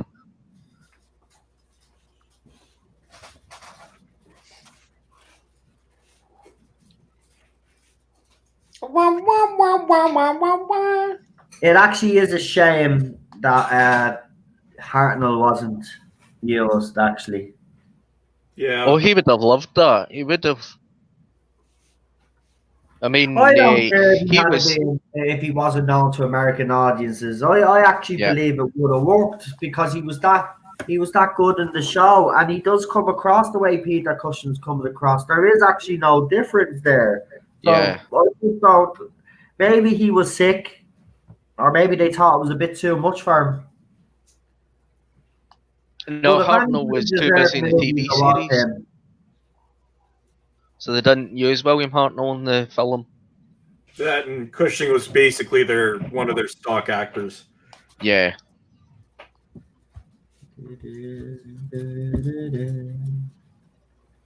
It's like got the kind of that Roman music that they do when they do the period dramas. It's amazing that Daleks they've no concept accounting here because they realise there's only 3 prisoners there and 1 Dalek.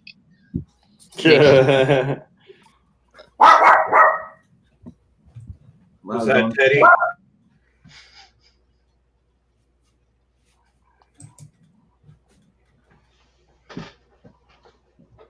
I love all that copper. Yeah.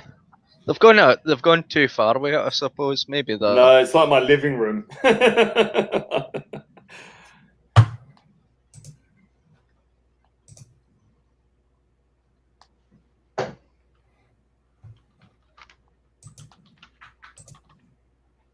No expense spared in this movie.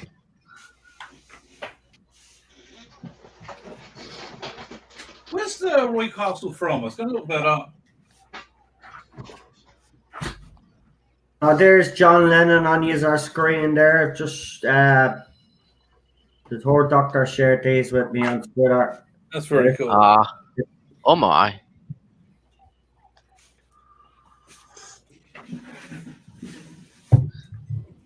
I believe these actual props, there's only about 1 or 2 of them in existence now.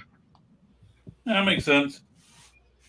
Because they've been going through a lot of changes and paintwork and that, and Right. sold to various collectors.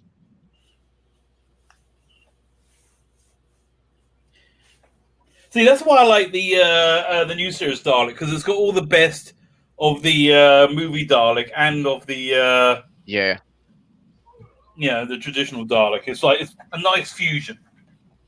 Right, I have to stop sharing links because my StreamYard's playing up for some weird reason. The chat keeps freezing, so I can't share anything else until I figure it out.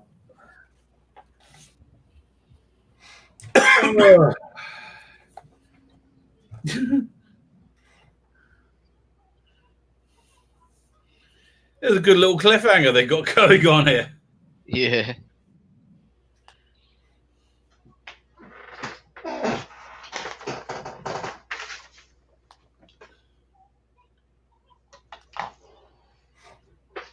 He's like, okay, we're just going to let him die. I mean, I get it. It's Roy Castle. He can be annoying, but okay, come on. Look at that Dalek with the flamethrower in it. I mean, Wasn't it cool? I know, and how they did that. It's really extremely dangerous, but they got away with it. And the explosion in the Dalek. No health or safety. Wow. There goes one prop.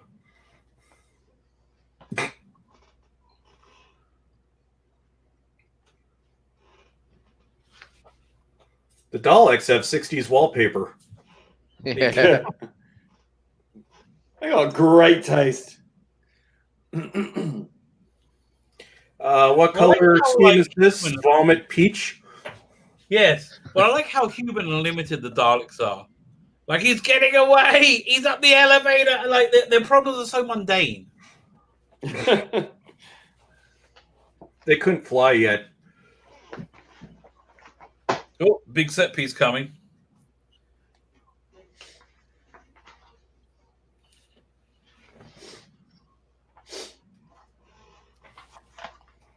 Everything is so remarkable in this film, even the elevators and all that.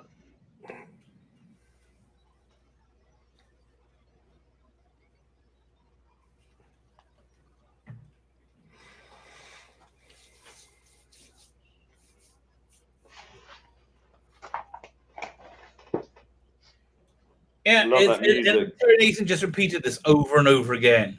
I'm watching this, I'm looking at Planet of the Daleks. I'm like, oh yeah, I've seen the scene.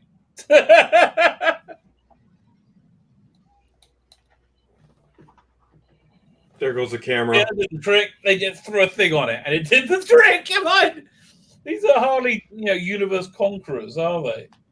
Yeah. Oh, this is a great little scene as the Thals come up, looking very resplendent in their Thalness. The Daleks at that moment in their history, they weren't really conquerors until later on. It was because basically they had kind of retreated into their cities, built these shells around them to protect them from the radiation that was increasing in the environment. Daleks does get very well into this. Yeah. I love the Thals eyeliner. Yeah, and the false lashes.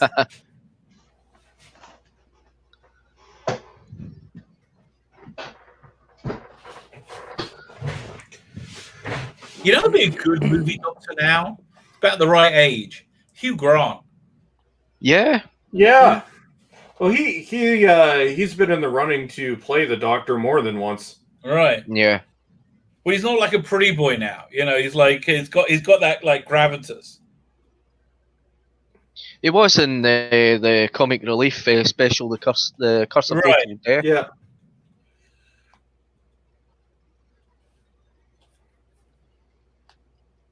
And that, for what it was really good, that Curse of Fatal Death. The TARDIS sets. That was, Stephen Moffat. Yeah. Right, yeah, cool. This is not bad for one shot, is it? Blimey. There's been a it's very effective.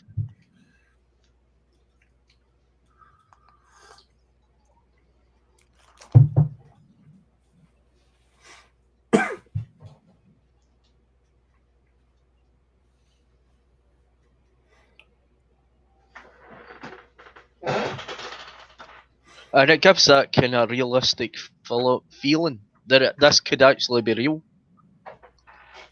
It could actually happen. There you go, down one Thal. Actually, you know who would be the perfect age to play this? Paul McGann. Mm-hmm. Yeah. Oh, yeah. Or Peter Capaldi. Yep. You could essentially insert Capaldi into anything. Like, if they did a remake of this and make Peter Capaldi as Doctor, like Cushion's Doctor, like the inventor, and build the TARDIS. But imagine any Doctor Who story. Who couldn't you replace Capaldi with?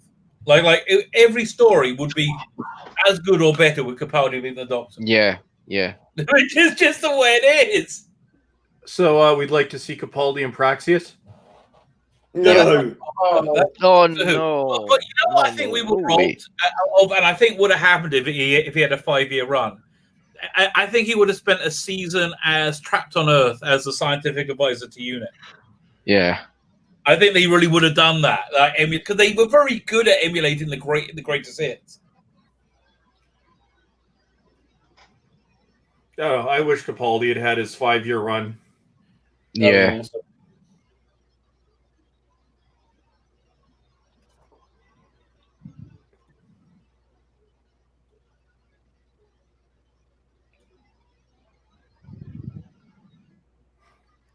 We just don't know whether we can help you, but we're going now. Goodbye.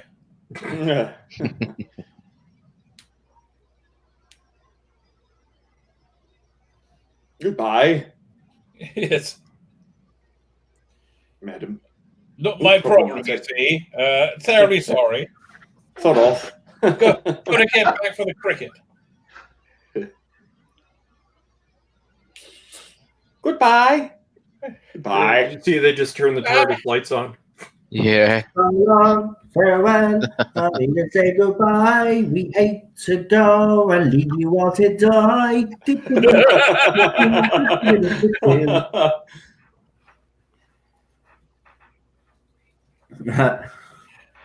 Couldn't help it, sorry. It's nice they got widescreen in black and white, though, isn't it? Yeah. It's brilliant, isn't it? It's like the movie is watching the TV show. TV's about as big as mine, though. Watching the That was TV funny. show on a Just flat laughing. screen TV. Yeah. That I guess there's somebody's got to be able to do that. Replace that TV screen with like old episodes and just have the Daleks laughing. Yeah. As a kid, I was fascinated by this control room with all the wires and all the panels and all that. He's got And to get then- his mercury back. It looks very unsafe. Yeah, it looks very dangerous. Yes. Yeah, I agree. I make do TARDIS.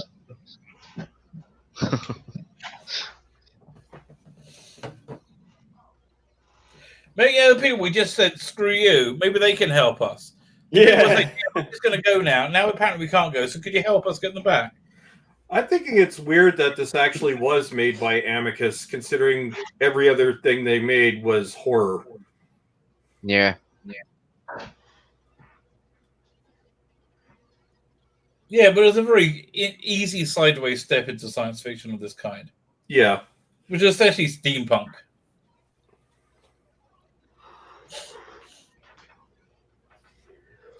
Back to the TV show. Here they are.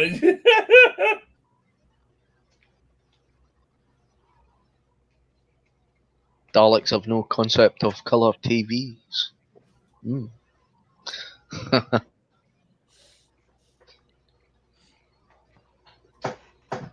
So there's the image on the screen. So the base, the bottom of them were removed, as you can see. Yeah.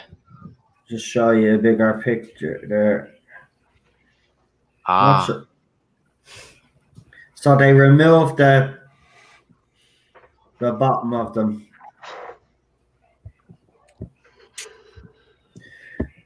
Sorry, that's not the way the photograph is. Oh, there it is. So Yeah. there. Yeah. So as you can see, they removed. By the way, I didn't know it's a completely different team doing the animation on Fury from the Deep. We still don't have the faceless ones. Well, look, it's on my server. Oh no, I can get it, but I want my physical copy. No, I hear it. I actually all in like my collection. To be honest, We got Um, lots of Series 12 DVDs everywhere, but no faceless ones. God damn it, Warner. good story. I like it. Good little story. The fact that they have inserted the master in it, which is a bit ridiculous. But I mean, you really can't see it. you can. You can. It's like, I mean, like, if you freeze frame it, have a magnifying glass. It doesn't matter. It's still there, and everybody knows it's there. Here's a good question. Daniel asked, did they have plans for a third movie? Yes, they did. Yes. I don't know why it didn't get made. They did. Yeah, it's a shame. Actually, we'll Google that. Because this was 1966, was it? 65, I think. Yeah, so well, 65. Amicus was still around for 12 years. Oh, they just got to fight. And I believe this TARDIS prop appeared in an episode of the Avengers as well. So I don't want to fight because I'll break a nail. Lose an eyelash.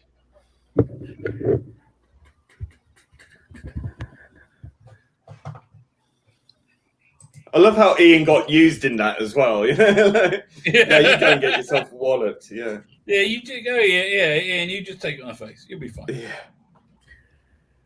Right, well, according to Digital Spy, but I take whatever they say with a pinch of salt, to be honest.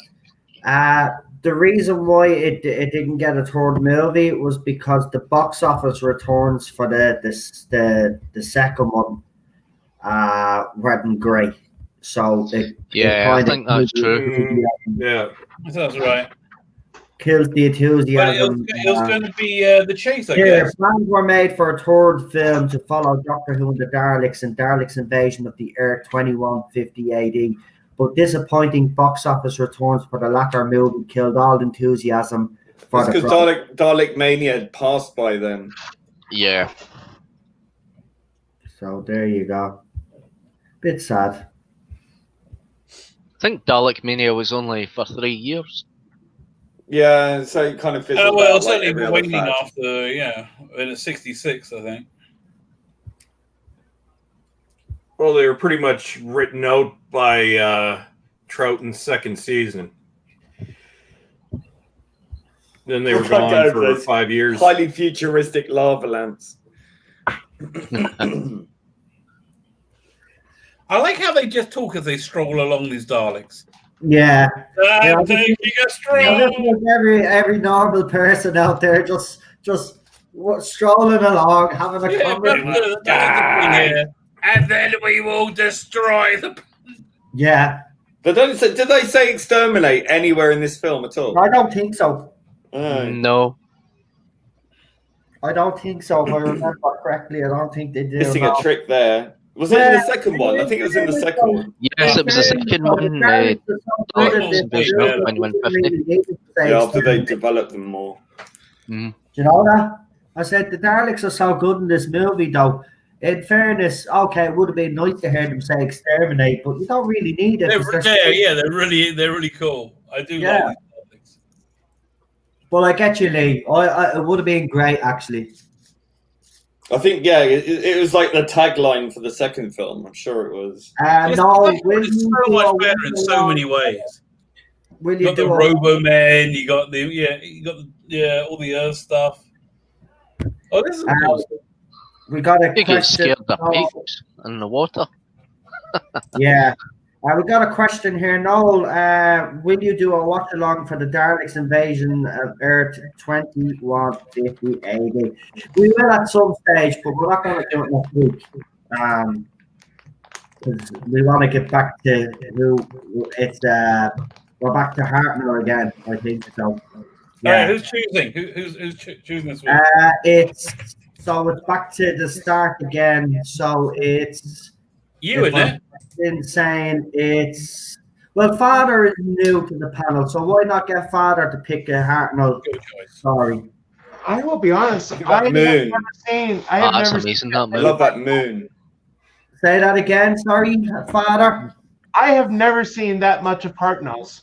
It doesn't matter. Doesn't matter. That's the whole point, because then we'll get to watch something that people haven't seen. So if you want to check and just pick a random story, I hope actually. Listen, if it's one that you have seen and you liked, or one that you want. Well, if there's one that I've seen, it would have been so long ago. What was it? I don't know. I'm talking. This would be from my childhood because, as I've probably said, PBS used to air all the episodes on Friday night. I'll ask you this then, so we can kind of figure out who's going to pick the story. Why don't you pick one that you really like? Well, here's this question: what doctor would suit you better to pick a story from? Who would you feel more comfortable picking the story from? Well, I like, the one that I've not seen but been wanting to is Enemy of the World with Troughton. Right. Well, we do that. Yeah. So we'll do that the week after. So tell you what, Rabbo, you could pick Hartnell this week. Go ahead and do that. Father gets Troughton the week after. I do like Enemy of the World. Actually, if I could jump ahead, I would love to do Inferno. Do a who? With Petrie. Oh, Inferno. Oh, no, we did that one Yeah, we did 4 months ago. Yeah, we did it already, yeah. See, what we do is we do each doctor each week, right? And then we go back to the very start and start with some. Why don't I wait a while then? Because it's not till I get to Baker that I know more of the episodes. Right. Oh no, I mean, I've seen a lot of. I think the choice of Enemy of the World was a good one. Right. Oh no, Enemy of the World is brilliant. Yeah, brilliant. I'm looking up Hartnell ones now, going through them. And then, so Father's going to be here anyway, so the week after, then we could do his story. Well, actually, next week I'm going to be gone. I am taking a few days off, and I'll be traveling next Saturday to come back. I don't know what Hartnell one. Oh yeah, Hartnell, the Ark. Yeah, we could do the Ark. Fun, weird one. The Ark is a very long one, isn't it? No, 4 episodes. Is it? Yeah. Right. What are we doing next week? What's the Hartnell story you've picked? The Ark. The Ark. The Ark. Right. And what Troughton story we picking for the week after that? Enemy of the World. Enemy of the World. Yeah. You've got a head start there, Rabbi. Yeah. There you go. I'll try and bag them out. Right. So I'll be fair, Ballstrick. I'll let you pick Pertwee. Oh, I'd have to give that some thought. Yeah, no problem. And problem being, you'll get Tom Baker this week. No. I am going to pick the Demons. Yes! Oh, yeah, man. that's a good one. Yeah. That was kind of a mental projection. I was like, how can I tell him I want the Demons? The Demons. The Demons. I was like, I'm very excited. Okay, I'm glad I could help. Demons. Brilliant. Demons, Demons. Great choice.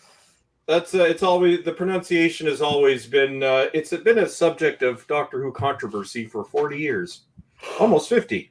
Is it Daemons or is it Demons? I would have to say demons. It's the traditional spelling or something like that. Yeah, I'd say demons because they are demons. Yeah, the master goes quite cultish in that one. Yeah. Yeah. And then Lee obviously gets Tom Baker. So Lee, you've got a few weeks to think of your choice. Yeah. Okay. What doctor do I get? You got Tom Baker. Ah, nice one. That's what I said to you. Are you even listening to me? I couldn't hear you over the Daleks. Sorry. I was engrossed. I do agree with you. You would get sidetracked from that scene, actually. But yeah, pay attention next time. Yeah. I've already bet you've got Tom Baker, so you have a few weeks to think about your choice. Yeah. Nice one.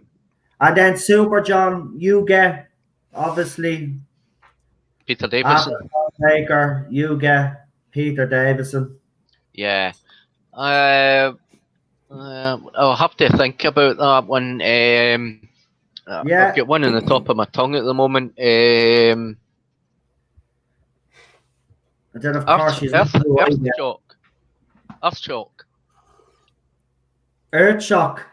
Yeah, Earthshock. Yes. Excellent. Kitten. Hey, check this out. I think it was in Doctor Who magazine.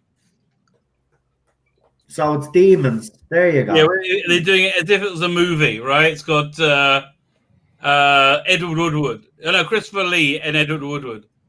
Christopher Lee as the Master, Edward Woodward as the Doctor. Wait, so there was another non-canonical Doctor Who movie? No. This was like, no, this didn't exist. This was a fantasy. It never happened. Yeah. Oh, okay. But it's made to look like there was. Yeah. Wouldn't this be cool? This would have been a great movie. That would be cool. Hi, Teddy. Teddy, one thing the Thals have in abundance: mirrors. Yeah. To get all those all the fake makeup. lashes on. Yeah. Fix their eyeliner.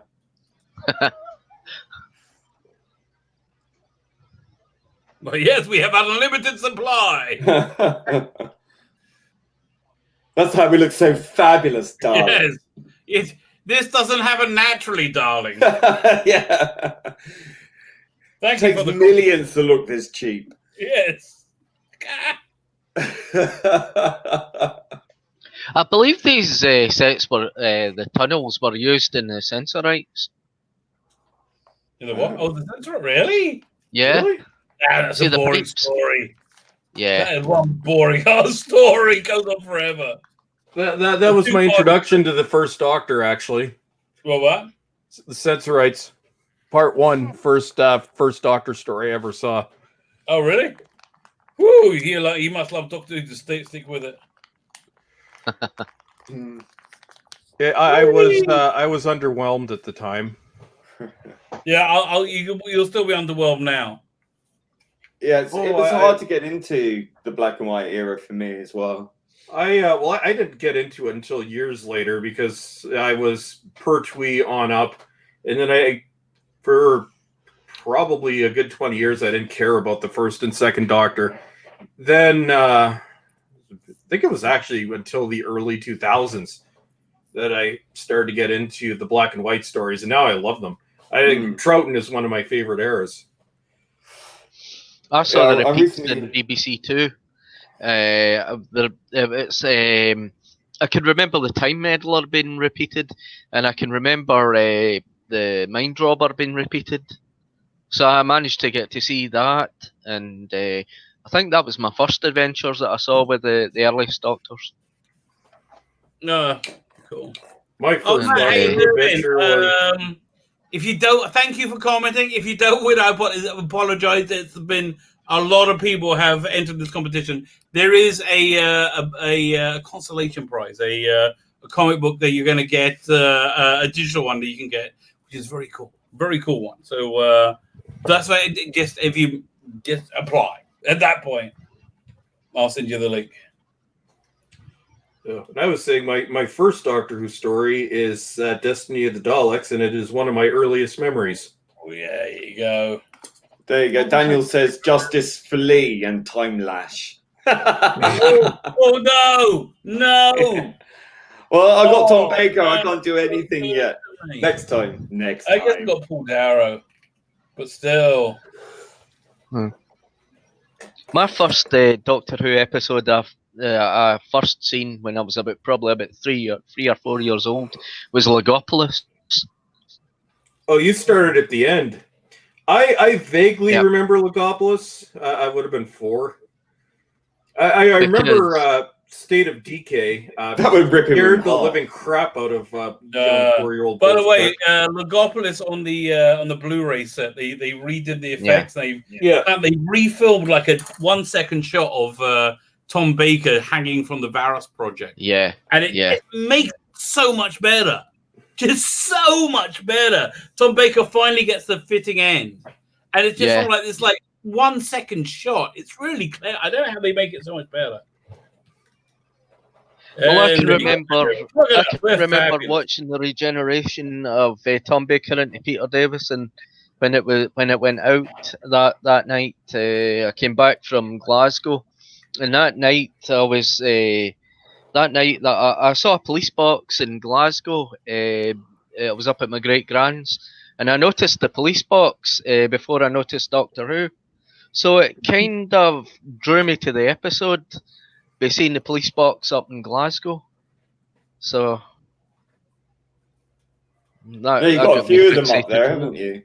Yeah, and there's still a few up there. So I can't remember what the exact Yeah, there's one storyline in was.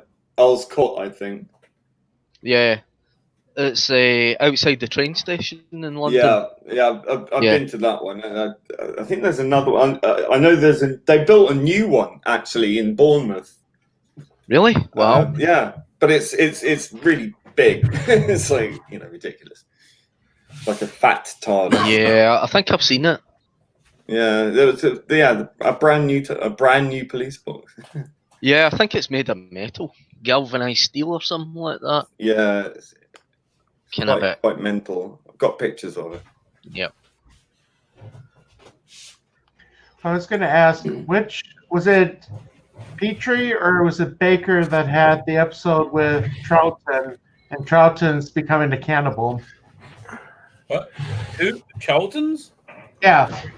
It was one of those special team ups, or it was like 2 doctors or 3 doctors or whatever. Yeah, sorry. Well, I lost the question. What about Charlton's? No, I'm trying to remember what story it was. Tell me more. The Sorry, 3 doctors. Is it the 3 doctors where Troughton kind of becomes like a monster? No. Oh, no, he wrestles a monster thing. Yeah. I'm Kirby wrestles a monster. It's Omega. Right.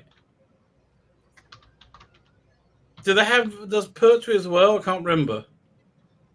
Yeah, Omega takes his helmet. Now you must face me in demon form. I can't even remember. Pertwee becomes a vampire. Who becomes a vampire? Yes, in the house that drip blood.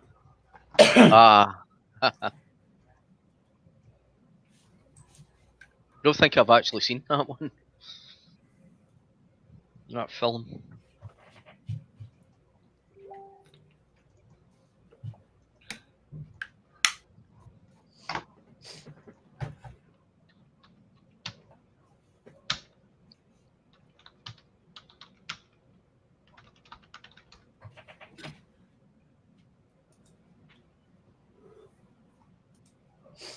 Yeah, we don't either, mate. Yeah.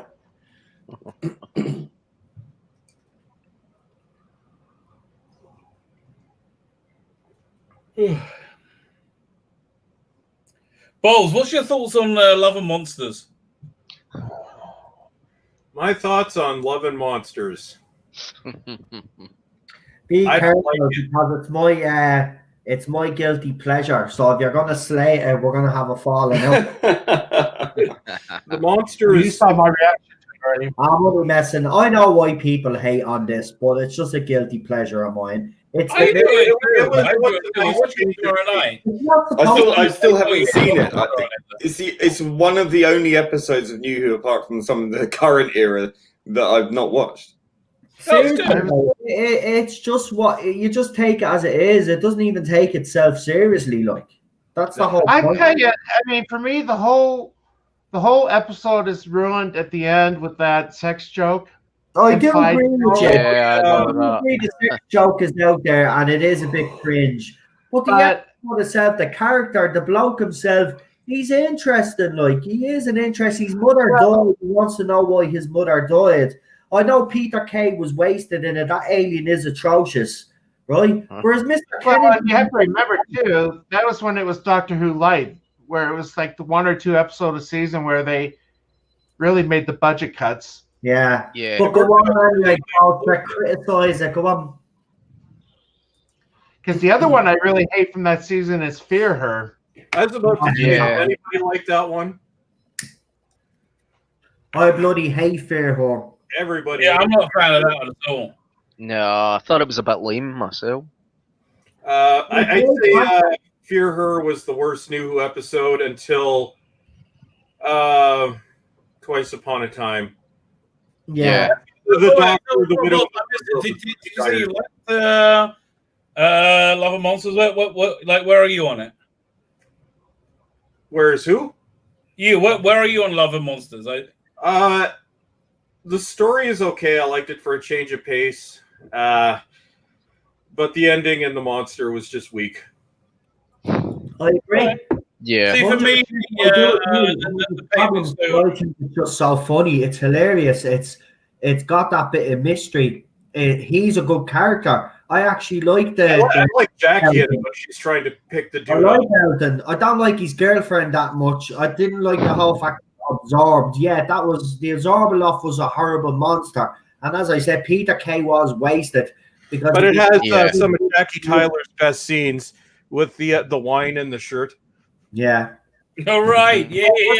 Oh yeah, that scene. the Jackie Oh bit. my Yeah, God. that's what Danny's saying actually. She's listening to all in the background. Brilliant, Jackie. But that scene where she realizes, but this is the consequence of the Doctor and the Rose going off and doing their Yeah. thing. He is the one that's left alone and having to pick up the pieces. And it did, it really felt sorry for Jackie in that scene. I mean, I genuinely did. Nobody ever thinks of Jackie. We complained about her, but she was the one that's left there on her own. Her daughter is off, and she's worrying every second of every minute if her daughter is safe. Look, it's sad. Yeah. Well, a bit of I Dalek know, on but in Dalek the action end, just now. in the end, it's Pete's world. So Ian stepping up up to the plate there. Yeah. There you go. Yeah. Bit of Dalek scissoring action. Yeah, this was a record break here. This was right. Look at him. You brutes! Whee! I want one. If I ever come into any money, I'm going to hunt down, or I'm going to get someone to make me a remote control Dalek. Life You can size. get them online on eBay. That I can sit in it Yeah, myself. it was called This Planet Earth. You can order one. Yeah, this Planet Earth has done a lot of stuff. Yeah, you get yourself a Daleks. TARDIS, a Dalek. Yeah.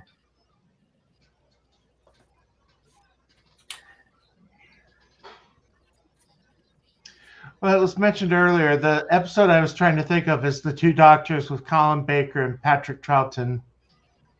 Stupid Daleks. Oh. Fine, yeah, here comes an Androgum. There you go. Like I said, I grew up on Doctor Who. It's probably been 20, 30 years since I've seen some of them, so I don't remember exactly Right, yeah.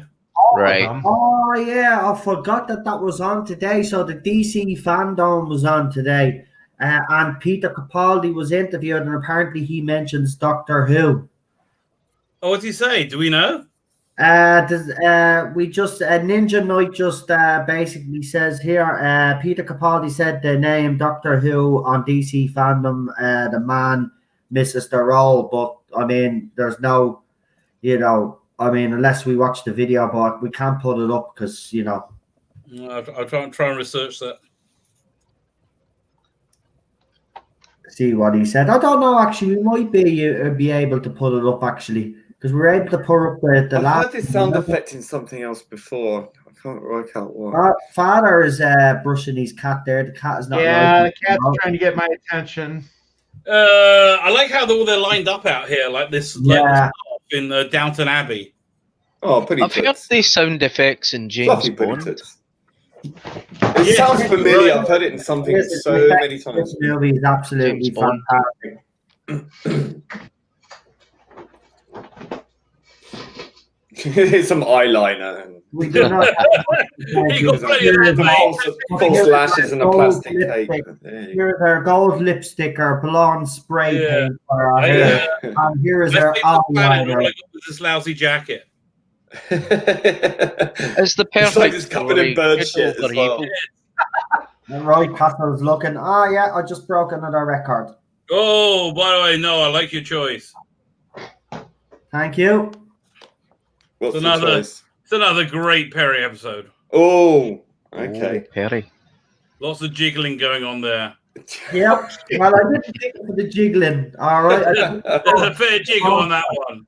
But Rabbi always has to make it more than what it is. I picked it. Listen, I'm downplaying it, if anything. Okay, but you will. I've nearly had a TV show take my that's good. eye out. Rabbi, you know what the stories are for the next few weeks now. So, Well, I haven't given him mine yet. One yet. Oh yeah, you haven't picked your choice yet, have you?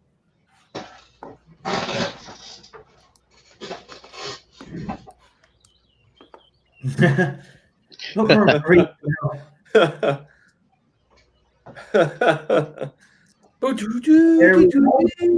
I don't think Roy Castle was good at this. Yeah, no, because you wasn't good. Why you think that? Roy Castle is the Jodie Whittaker of today. Think you were good in this?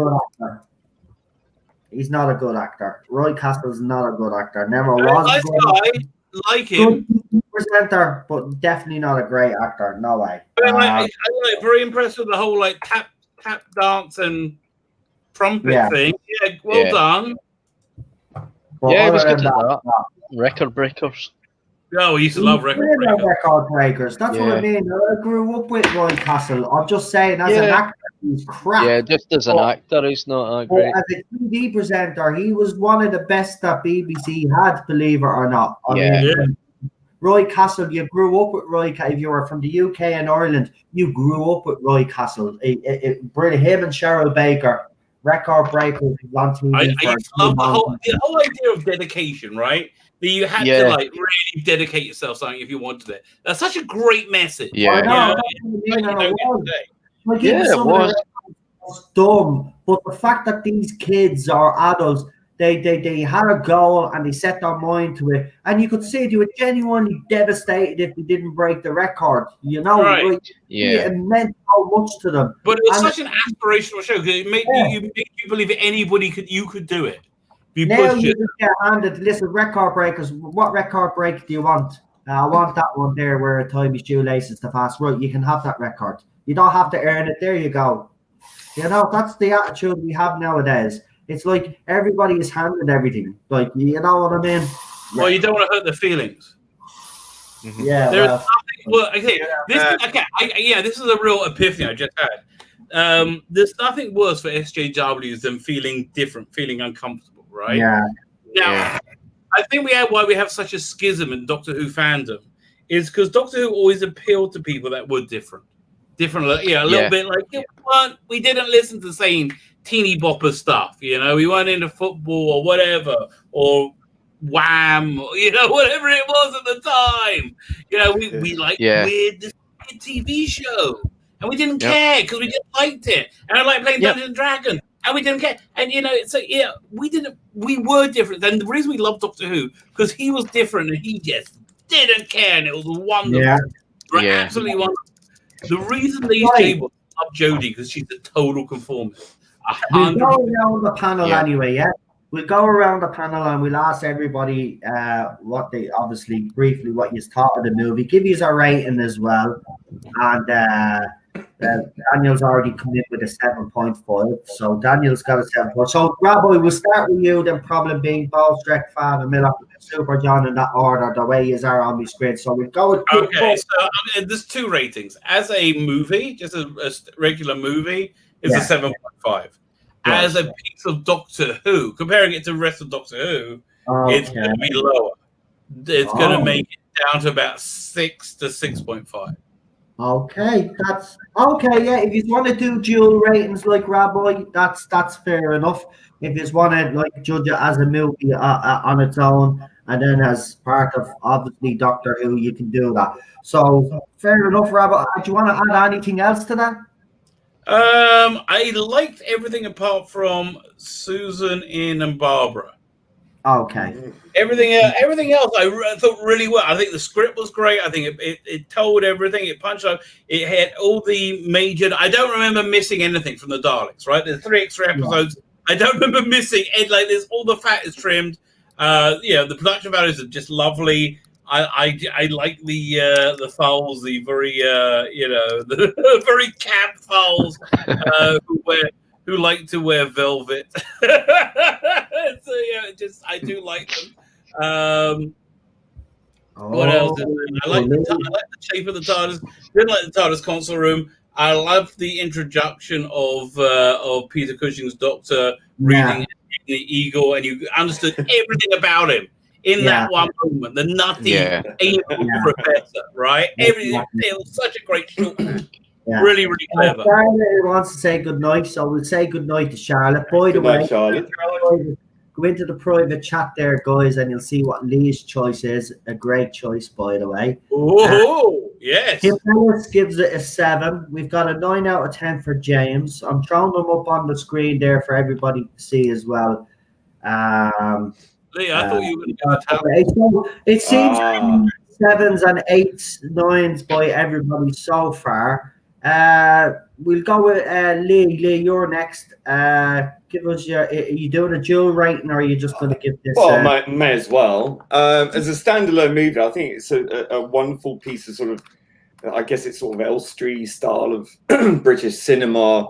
Yeah, I was going to say that it does really have that 60s vibe. Yeah, it's a great piece, great slice of British 60s history. I think it's very kitsch. It's very camp. It's a glorious, colourful film. It's really sort of just beautifully shot, beautifully made, and it's done lovingly. And it's not a cheap knockoff.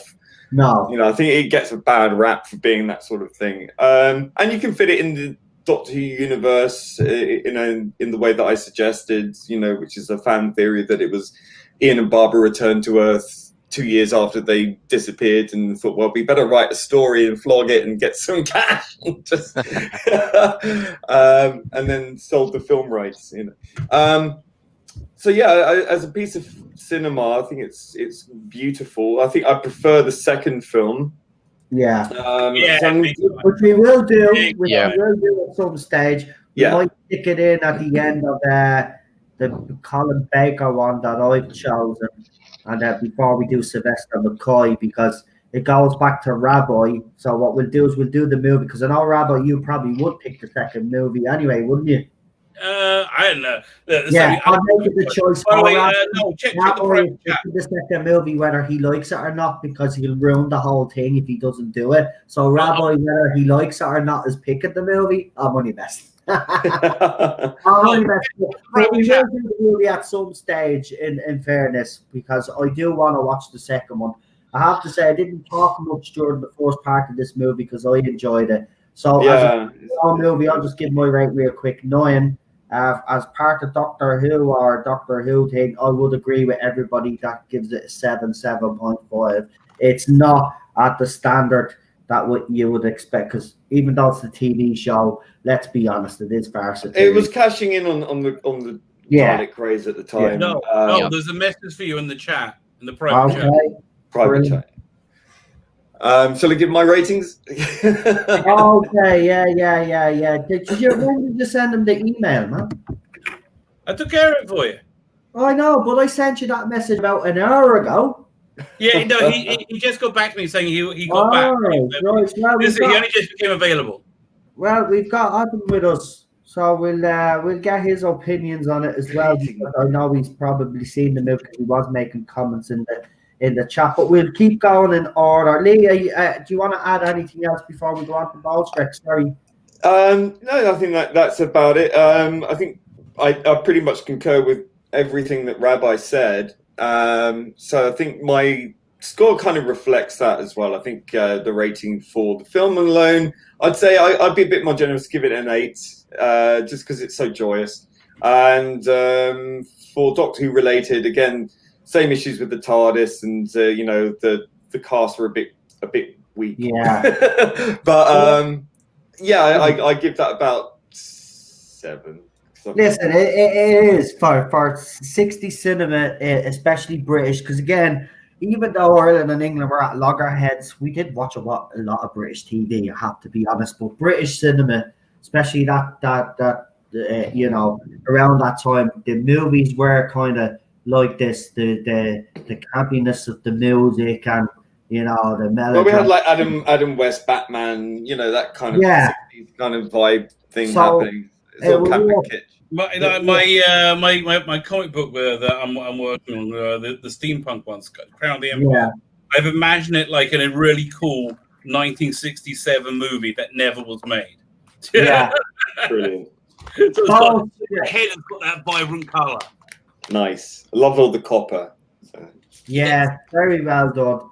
It was. Listen, I mean, look, they seem to, as you said, Lee, they seem to put a lot of love and affection into this. Well, Peter Cushing loved it. You can see, and you could see that he did enjoy himself actually, because Peter Cushing to me has always came across as a bit of a serious actor, to be quite honest with you. So to see him, like I say, I think he's reveling the fact it's a this movie, but to watch it again and to see him in the role, absolutely fantastic. And it's a pity Moffat did try fit him in. He did try get him in the proper way, unlike the way Chibnall did it.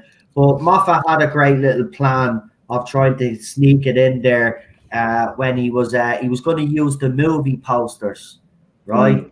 Do you know when they went to the Tower of London, but where Clara said, she was never been here before, but Kate Stewart says, well, you have, because she sees a photograph of herself on the wall. Yeah. And the wipes her mind. Well, right there where the photograph was going to be, he was going to stick the posters up for the movie.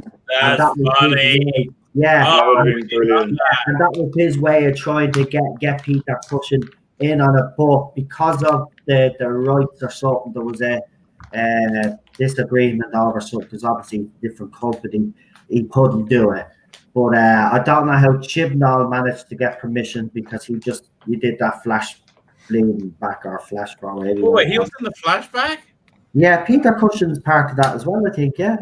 No. Yeah, he is. I'm pretty sure that flashback. I'm sure he's not. I wouldn't. Yeah, I must have heard of that. No. Yeah. Don't make me watch it. Am I saying things again? Am I just saying things again? Yeah, don't make me watch it. What does the chat say? But I don't know. Anybody in the chat got? I don't think. I think all they showed was the incarnations that we know of, the Morbius doctors, and then those Timeless Child stand-in. No, they didn't show the Morbius doctors. They did show the Morbius. They just showed the brain of Morbius. No, well, in that flashback scene from the Matrix. Oh, Jesus, we'll have to watch the flashback scene. No, it had the Morbius doctors in there. I'm sure it did. It just had the pictures. It was the mind bending contest. Yeah, it had those doctors, and then it had. Yeah, but it didn't have the individual doctors. You just saw them in the background on the screen. Yeah, but he's not getting it. Isn't it weird? We're actually we don't know. We actually don't know. We're the show is that fucking boring. We don't. Sorry, Father, but we don't know. We can't remember because it's that boring and mundane. What has he done? We don't even know. Oh God, that is bad. That is. So we don't even know. Rabbi, while I get Ballstreck's opinion on it, why don't you just watch it there on the side and let us know? Oh God! You can probably find the stills. You can probably find the stills. If I watch it, I'm going to start crying or something. Okay, fine. Find the stills. Look at the stills. Stills. Just look at the stills. You don't need to watch the stills. Right, Ballstreck. Hi. We'll get your opinion on this beautiful piece of cinema. I actually think it is, to be honest. I will rate it overall 7. Average 60s science fiction movie. I can't really rate it as part of Doctor Who because it isn't Doctor Who. It's just using Doctor Who elements, given that he's actually called Doctor Who and he's a human. Okay. Although I like Cushing's performance. Ian was terrible.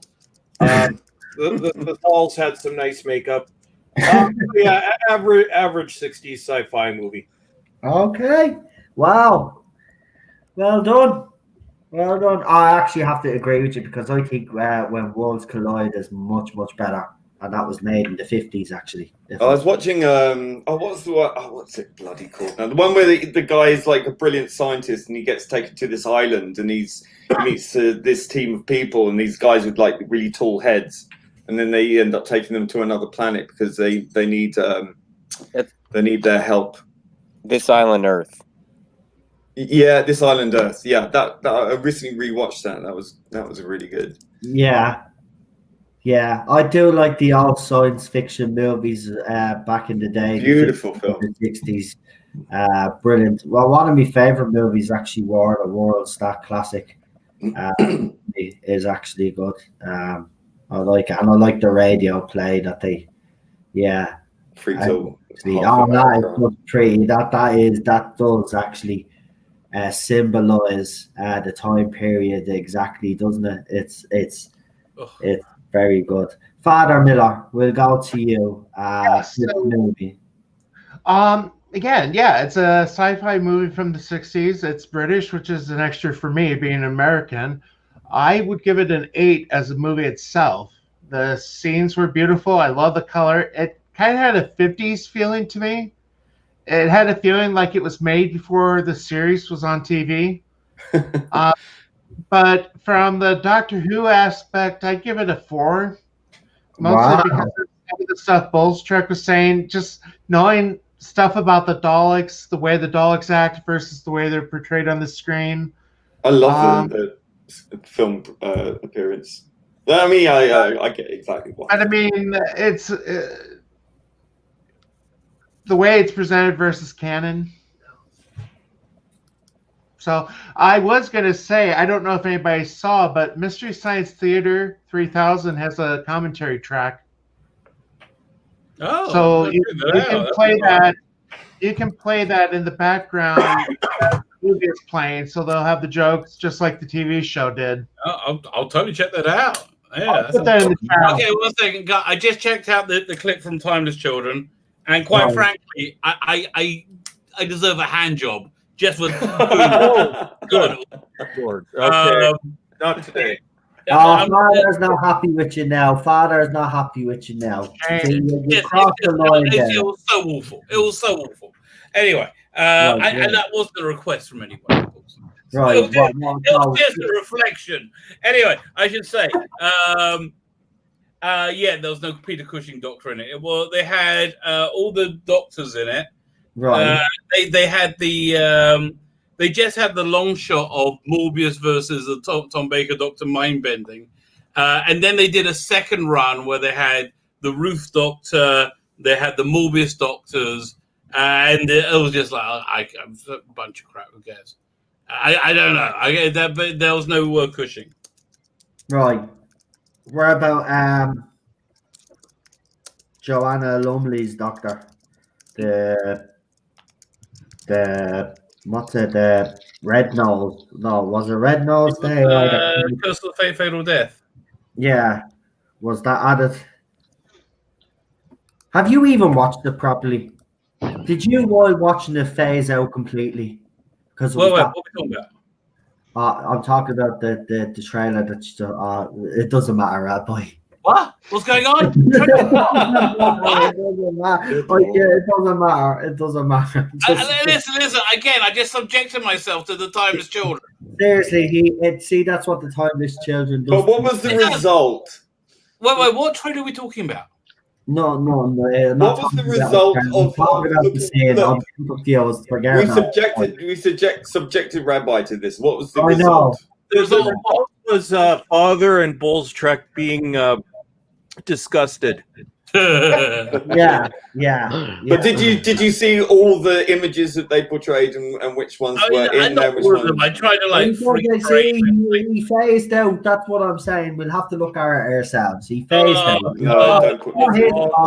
It's not his fault. I'm on the screen. I'm not going to do it to you. We'll watch it all on our own separately. I'm not going to do that to everybody. So bad. But we'll go to Super John next. Super John. Well, I think it's a total different look on Doctor Who. I think that if it's looking at the series through a different perspective, I would give it about 8 out of 10. The sets are very impressive. Love the you can lava. hear a wee bit of feedback there. Although I'd say they did the lava lamps better in The Prisoner, when it was just like a close up of the lava on the screen, like made massive, not thing in the corner. The sets are impressive. The Daleks are impressive. I mean, they've done really well in this. I've spent over budget in this film. But the only thing that gets me is the TARDIS interior. But the Doctor Who in this film, he was an inventor, and he he built the time machine himself, and it was a part of his experiments, and along with his granddaughter Susan. Well, you got to also bear in mind that in the TV series as well, there wasn't that much known about the Doctor. We knew he was from another planet. That's the only difference. But apart from that, we didn't know he was from Gallifrey. We didn't know it wasn't, he didn't build it. We didn't know he had stolen it at that point.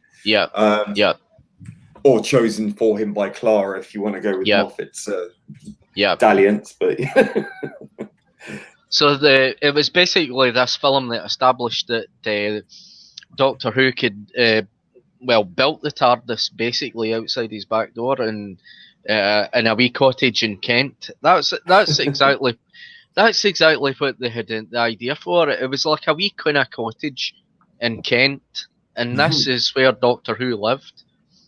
And Doctor Who, I love that. with his granddaughter Susan, that Doctor Who was like a senile old gentleman, and the way Peter Cushing portrayed the Doctor in this film, he was like when Ian, he forgot Ian's name and that, and said Ian had to address it. Oh, my name's Ian, Doctor Who. Because it's to show that wee bit of senileness.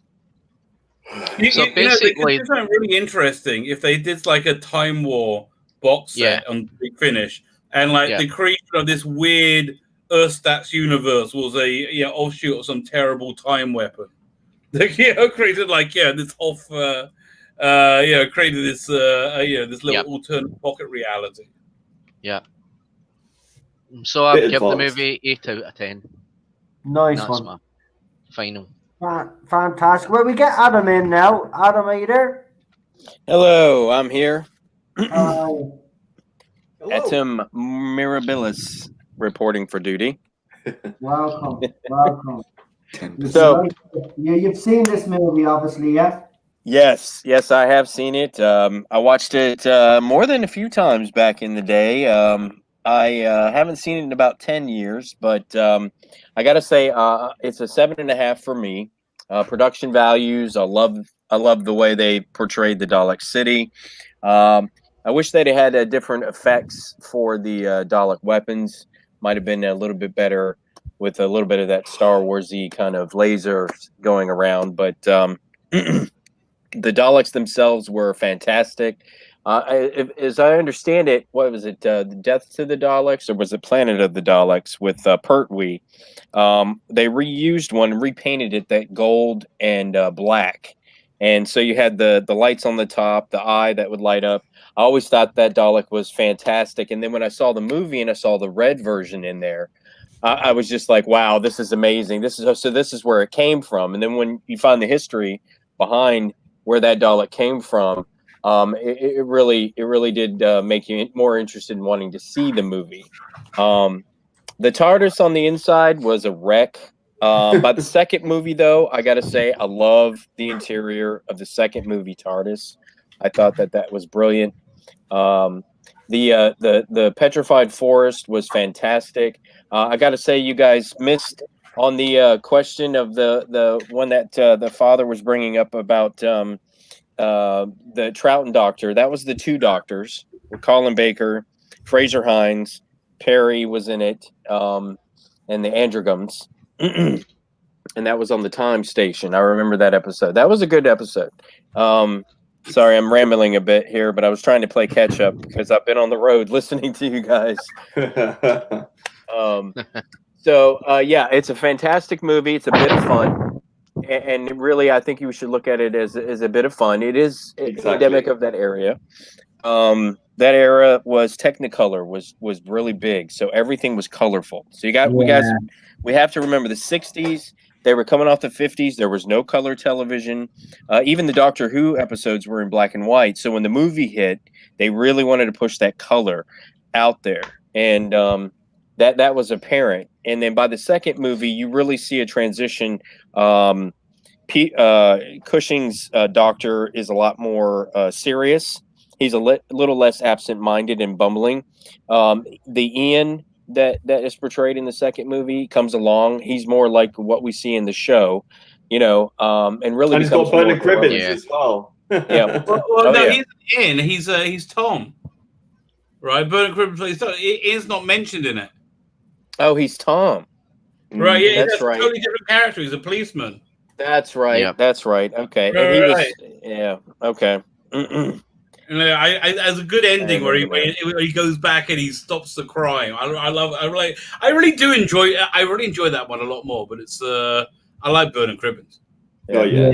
Yeah. He's a Oh, yeah. national I've actually treasure. watched him in Faulty Towers. He's in an episode of Faulty Towers. The hotel inspector, is it? Where Oh, right, he's a hotel inspector and he's not. It's just so bloody funny. Oh, No, he's my mistaken to be one when he isn't. Yeah. But I'll tell you what, Susan has the best part in the movie, describing what the TARDIS is. Yeah. Where she says, space expands to accommodate time. Right there, she encapsulates the idea of why the TARDIS is bigger on the inside. For the audience who doesn't know anything about it. Yeah, I didn't think of that. Yeah. That right there. When I was studying, my schematics and trying to come up with real world physics that I could apply to Doctor Who when I was doing these books, and working with William, that was one of the things that I went back and I centered on that, because that stuck with me ever since I saw the movie. Was her description of that, and I thought that was brilliant. I really did. It was very short and sweet, but it was brilliant. It really was. Bowles, Yo, how are you? I am present. So it took cuties to get you out of hiatus to do another video, eh? Yeah. I had originally planned on doing something else, but that one ended up taking precedence. I think I said at the when I got here, that originally my comeback from my break video was going to be introduced by Professor Dinkles. It didn't seem quite appropriate to do this one. It made me a little bit grumpy. It's pathetic that Hollywood has gone this well. This isn't Hollywood, but the French film. But Netflix, that Netflix thinks this is appropriate. That the degenerates think this is perfectly fine. And the 16,000 people that upvoted that trailer think it's fine. But I think this is one of the most disgusting things I think I've ever seen from an official media source. It is perverse. Do not watch that trailer. Yeah. It's horrific. No, it's like something Jeffrey Epstein would put together. It's not like I could believe it when I watched the trailer. I'm like, what the hell? And the trailer's still there. I'm like, my video, of course, was demonetized upon upload, and it's now apparently has been shadow banned. So one cannot criticize this crap.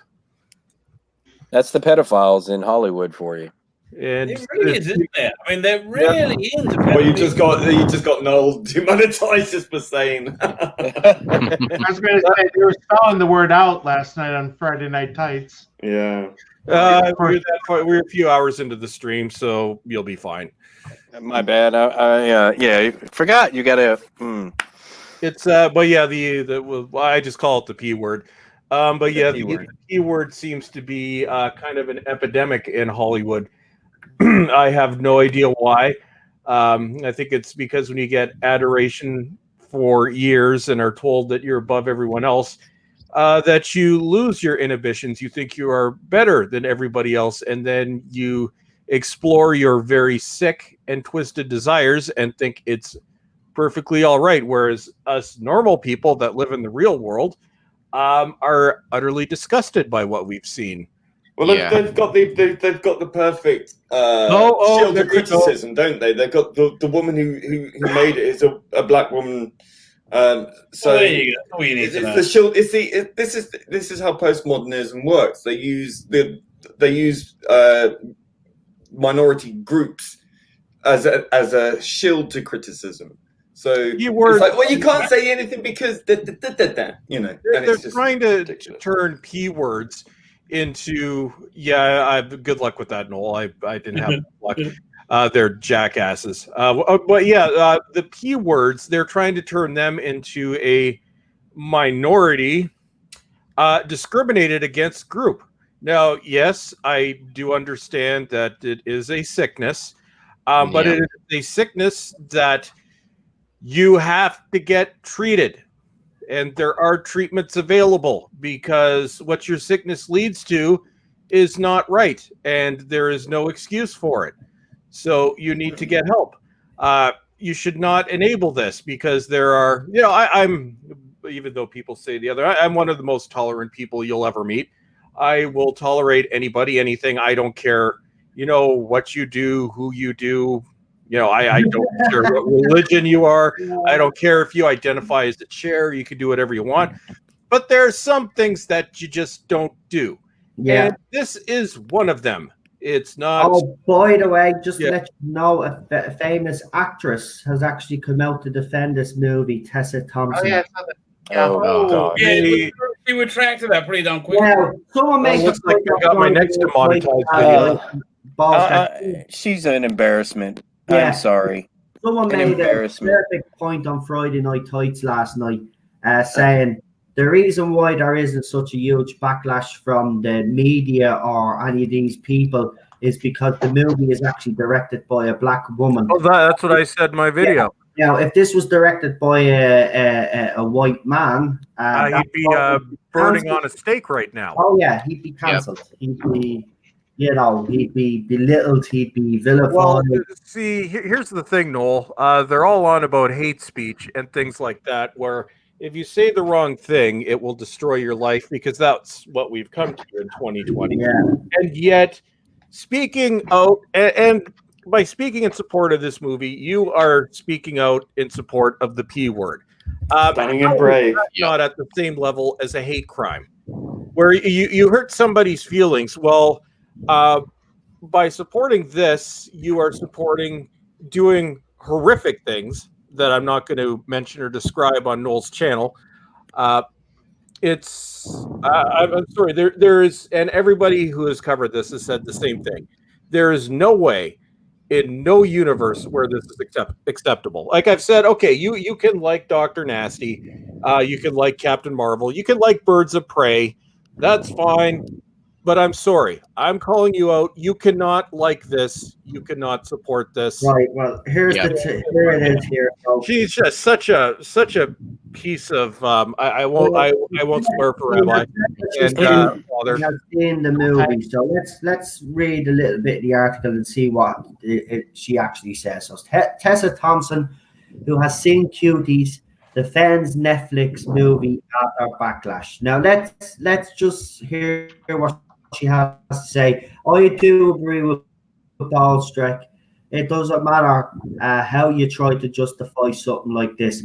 It's still exploitation of children. And the parents that allowed their children to audition for this piece of crap should be held accountable as well. It's all. Well, I was going to say, if people want to say that we're virtue signaling, this is one instance where I have no problem with virtue signaling. So please virtue signal away in support against this crap. And Tessa Thompson. Oh, and by the way, this is the time where you use cancel culture properly as well. This is the time where you should be using cancel culture when it comes to things like this. Not because someone insulted you, as it was pointed out. Right. So we'll read a bit of this article while Baldstrack is doing what he's doing. It's always excitement now when Netflix, I was going to say Netflix. Jesus. Rolled out a new list of releases for upcoming month for subscribers to browse through and add more files to their queues. When September's list of movies and television shows became available, controversy quickly ignited over French film Cuties. When people became offended by its perceived over sexualization of young girls. Perceived, I mean, really. Like, what does it need to be to be if you look at the poster, it's clear to actually see.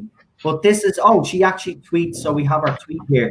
So Marvel actress Tessa Thompson watched the movie at Sundance Film Festival and is being vocal about the failure of the marketing team to present it accurately in her words. And this is what she has said. Disappointed to see how it was positioned in terms of marketing. I understand the response of everybody, but it doesn't speak to the film. Doesn't speak to the film I saw. Now, underneath here is she's obviously retweeting her own tweet, and she says, "Cuties is a beautiful film. It couldn't be at Sundance Fest. It introduces a fresh voice at the helm. She's French, Senegalese black woman joining her experiences. The film comments on the hypersexualization of pre-adolescent girls. Disappointed to see the current discourse." So she's saying what she's trying to say is the movie actually highlights the fact that kids are being hyperly sexualized, and that the movie overly sexualized. that basically we're all picking it up the wrong way, and the movie is not actually about that. It highlights that young girls. This is what I'm getting from her tweets, right? But still, Okay, fair enough, it is. and you're disappointed. But still, the only reason why you're defending this is because you said it right here. She's French, Senegalese black woman. If this was a white man, I don't think you'd be defense of that white man just as quick. And that's the only reason why you're defending this.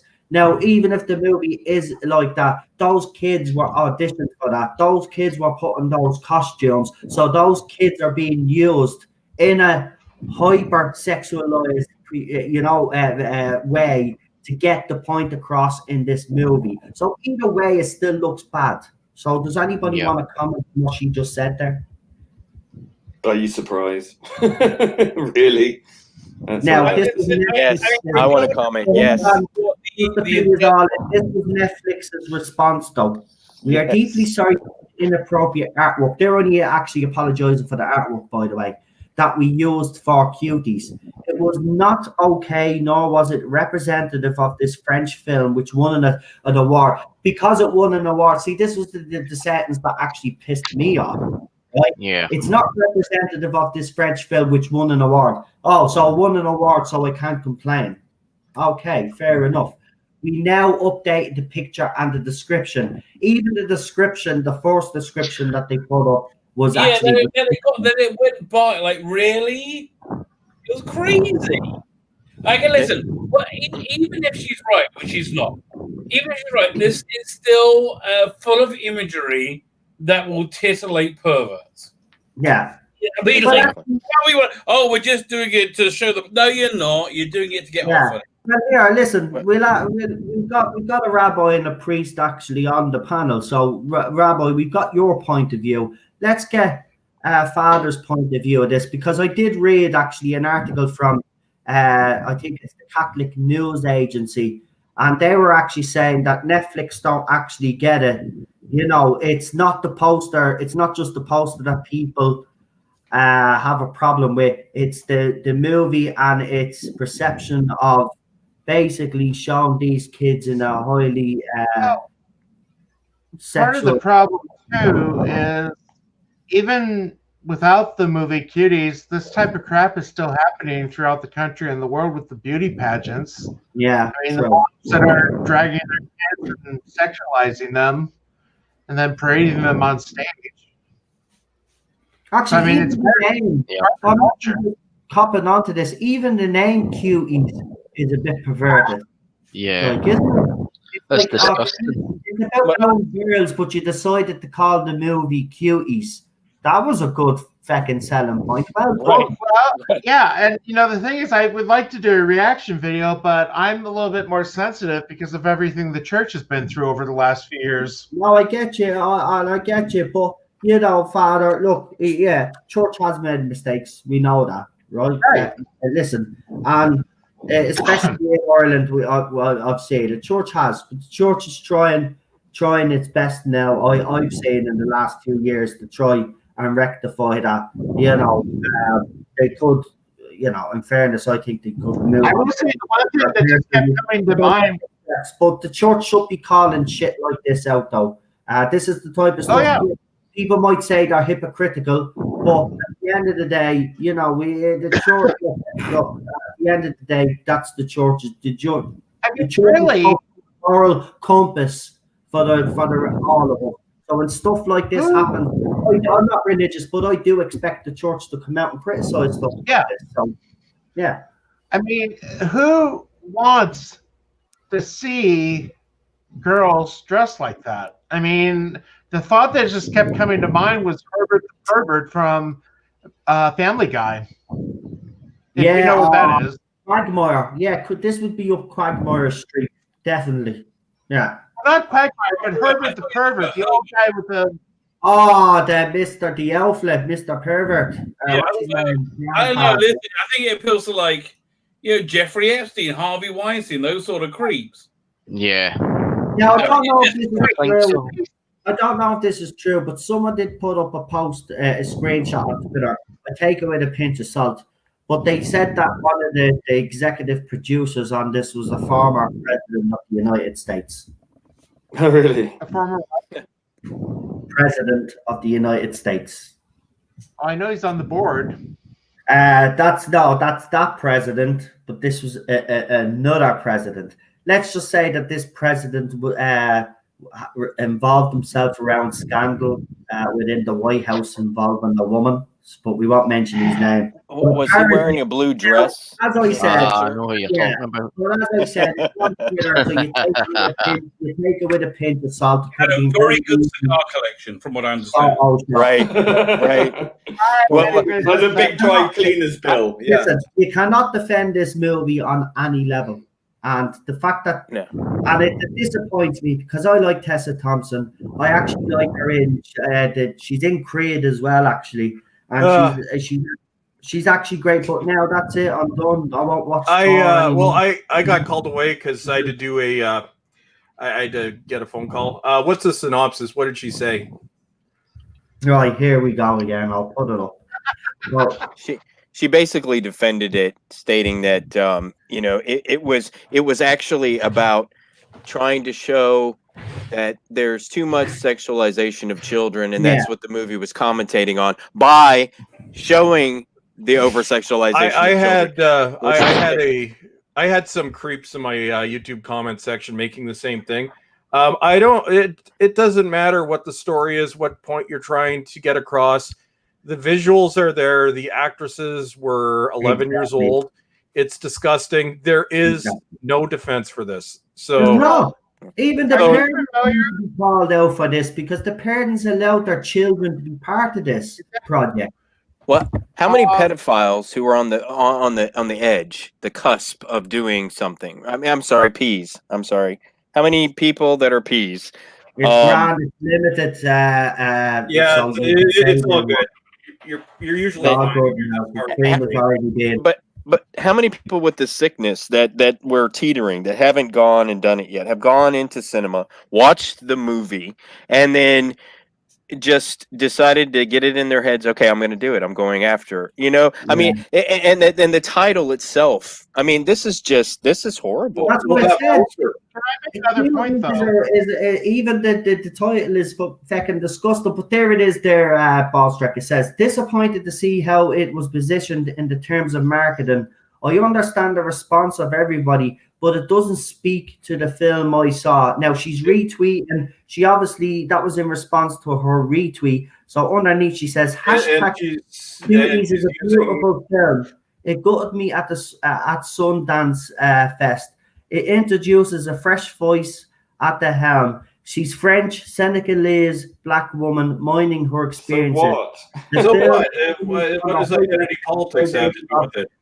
So there you go. But the only reason why, and you probably missed what I said, the only reason why she's defending this movie is because of this line here. She's a French Senegalese black woman. If this was a white guy, a white director, Tessa Thompson wouldn't be jumping to the defense of that guy. He canceled.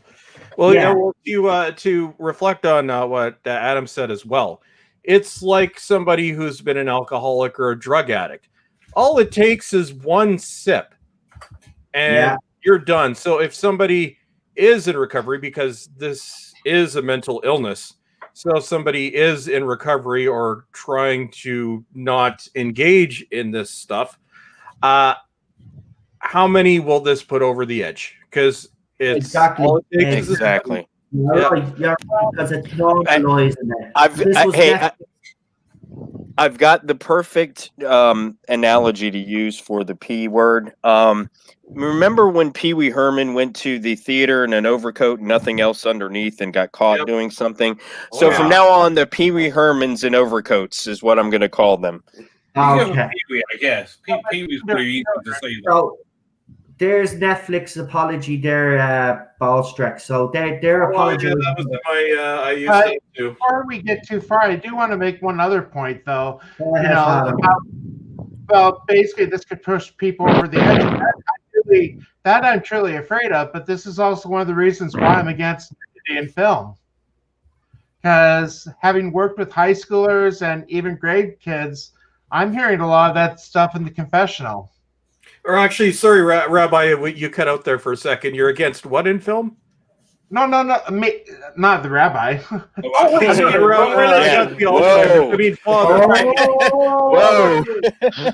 Sorry, Father. You cut out there for a second. What was it that you said against in nudity? Okay, and I can see that too. Yeah. Because the loss of innocence.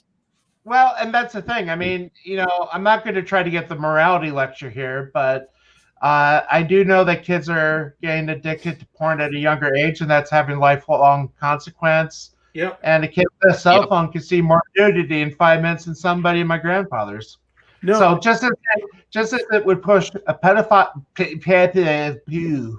over the edge. It's all right.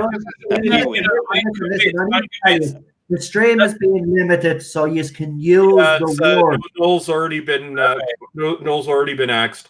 But yeah, no, I can see that though. It's because a good film doesn't need to have nudity. It's every bad horror movie has. Father, you brought up a really, really good point, and I'm convinced that a major contribution to these SJWs being we're all young. They're all young. I think these are the first generations that had unlimited free porn growing up. I mean, really, it's like bizarre, and I think this is just mess with their heads. I think this is it does affect the wiring. Really, it's the first generation that grew up with unlimited free porn, and I don't think it was a good idea. Well, look at us. We're all roughly around the same age. I think we're all Gen X, so late 30s, early 40s. Back in the 80s, everybody had like that one Playboy that they hid in their treehouse or under their thing. But I did, yeah. I definitely had one. Or you'd have, the so did I. One nude scene, and that's all. So we weren't exposed to it. There was no internet. Tequila Sunrise. Well, the accidental TV movie that might have it. Yeah, occasionally, or that's always embarrassing with your parents or grandparents. The fuzzy Cinemax that you could barely see what's going on. My mum nearly found my one time, and because she was going in to do our monthly clean of the room, and I didn't put it in the usual hiding spot. And literally she was going around searching for clothes, and I don't know if you do it right, but it's just typical blokes. Like, we throw socks everywhere, and sometimes you're in bed and you have your socks on, you take your socks off, but you can't be arsed to throw them on the floor, so you kind of stuff them underneath the mattress sort of thing. So the mother knew I used to do that, so she goes to lift up the mat. I said, "Ma, I'll get the socks, you're grand. She goes, "What are you up to?" No, just leave it. It's all right. I'll go away, just barely, yeah. But that makes sense, though, as to why, when you look at these younger people, and it makes sense because porn, especially when your brain is developing, there is a chemical reaction, and when you become addicted at a young age, that chemical reaction is happening much more frequently than it should. Yes. You're completely out of whack. But that makes sense as to why it's all about sex. Because that's right. Because the wiring is screwed. Because it never was. You know what, though? I want to jump in on this for what Father said. I want to piggyback off of it because this kind of ties into it. So, okay, we're Gen X, and just like Bowles was saying, it's about, in the 80s when we were growing up. But look at the kids today. So they have everything at their fingertips. And yet here we are, they're turning around and they're becoming Puritans in this cancel culture. Maybe all of the access that they have because of the internet, because of porn on demand and whatever you want to see on demand is so much for them that they can't handle it. So this cancel culture is kind of a psychological defense and a reaction to it. So they become Puritans about everything because everything is available to them and they can't handle it. But no, even older people, like who here has, and be honest, who here has cell phone addiction? I will admit to that, and I think most of us here do. Yeah. So even with those of us, we were older when the smartphone came out. Our brains definitely were not developing. No. But look at how, how easily we became addicted to that. Look at how easily we've become addicted to information every time. You're right. I have my phone on me all the time now. Yeah, you go into your panic mode. My phone sometimes. My phone has become an extension, like it's. Well, here's the point anymore. It's an essential item now. Okay, this is what I recommend. Once a week, 25 hours offline. I do. It's the Sabbath. I do it every week. It's really good for you. It's really good. You got some quiet, and it's great. Yeah, then the world might be ending or something. You have to keep up. There might be a big meteor coming towards the earth. The whole day, you don't just you and you can't do it on your own. It's got to be like you and together.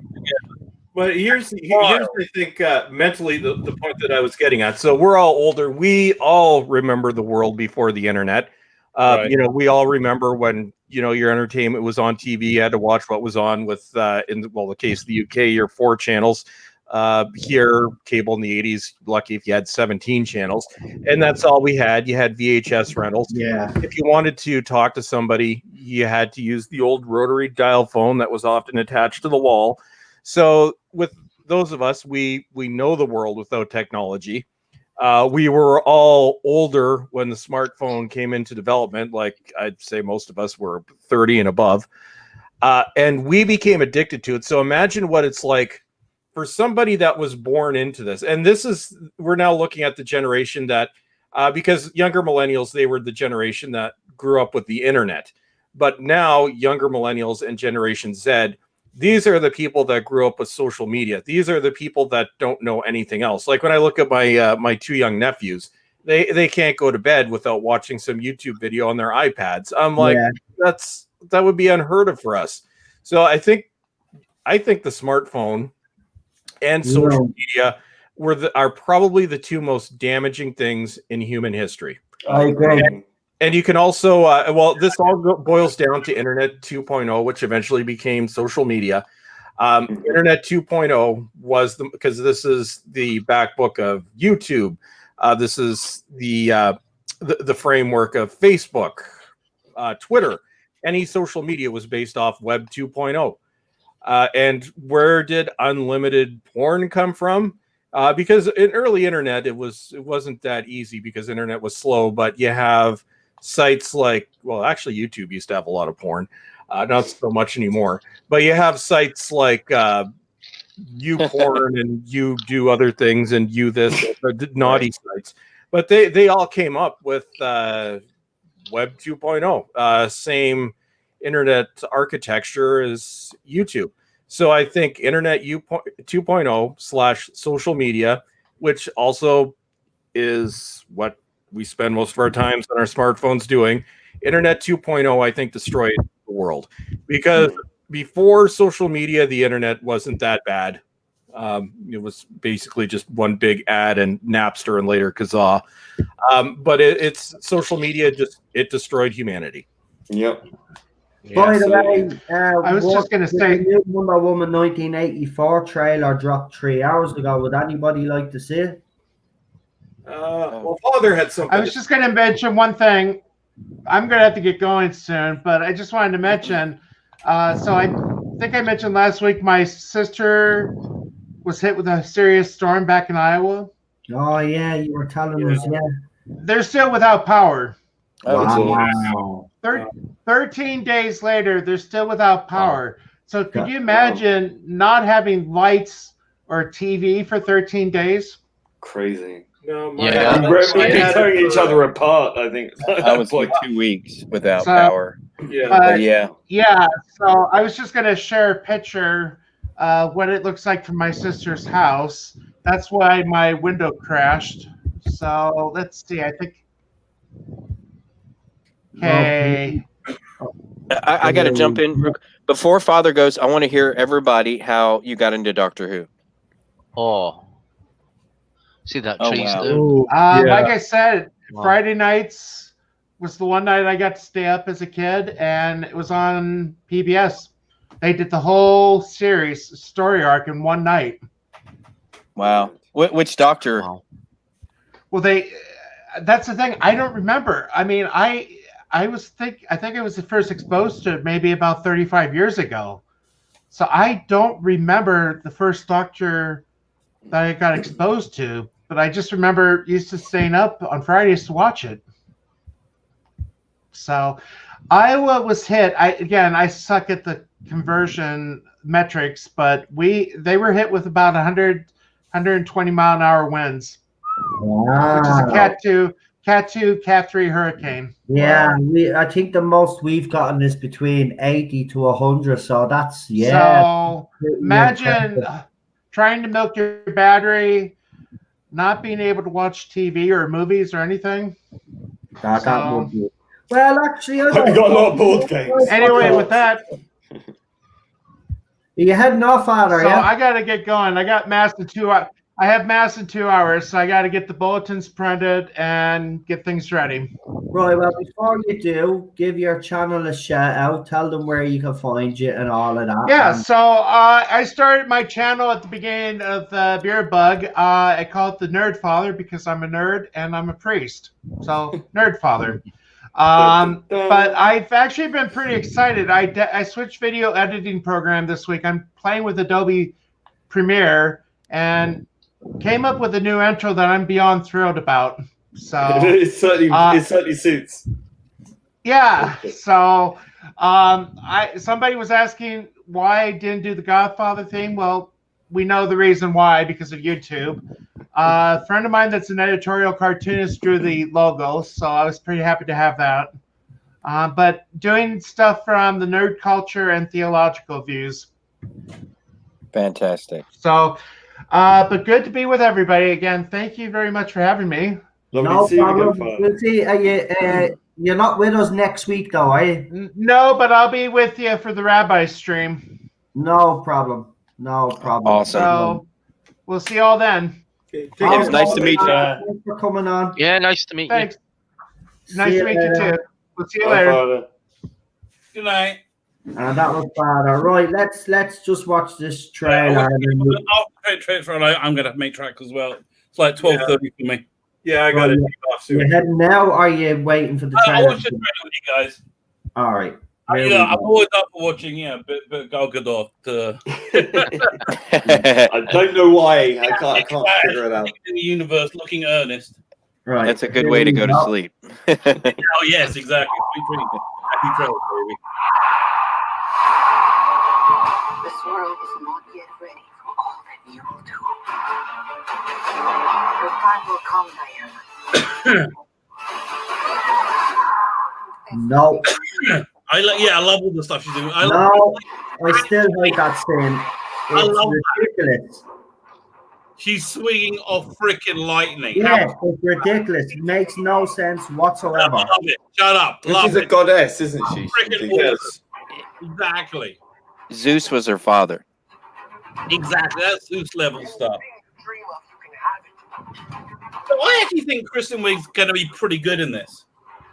I like her, actually. All right. I mean, I know she's been in I love them two together. I do. I like Chris Pine. Fantastic chemistry. She's fantastic. Anyone, I want to be an apex predator. You've always had everything, while people like me have had nothing. Oh, here we go. Oh, that's so cool. My turn. I hope they do the invisible jet. Get used to it. Oh, that'd be great. This movie is fucking spectacular. Oh, it looks like a good villain. Oh yeah, it's Cheetah, the classic villain. The answer is always more. Yeah, I'm sorry. All this stuff looks so cool to me. The way I'm fighting, they will never find us. I forgot to tell you. What? Radar. Will they shoot at us? Oh, there's standing. Cool. Yes, that looks cool. This looks a bit. Wow. Okay. That's a smackdown. Oh yeah. That was good. That was good. That looks great. I am optimistic. It looks awesome. You know what? I'm ready to go. I think we can do that. They're not going to make him into just another joke, are they? I hope not. If they do that, I mean, that's. Well, we got Donald Trump in 1984, so yeah, it looks ridiculous, to be honest with you. That scene with the cat looked great, but the rest of it looks absolutely ridiculous. I disagree. The thing looks glorious. Well, I mean, everybody kind of, if it's an 80s flick, you're going to have a stand-in for Donald Trump. I mean, look at Gremlins 2. I mean, Ronald Crump Towers. Yeah. 80s New York was the...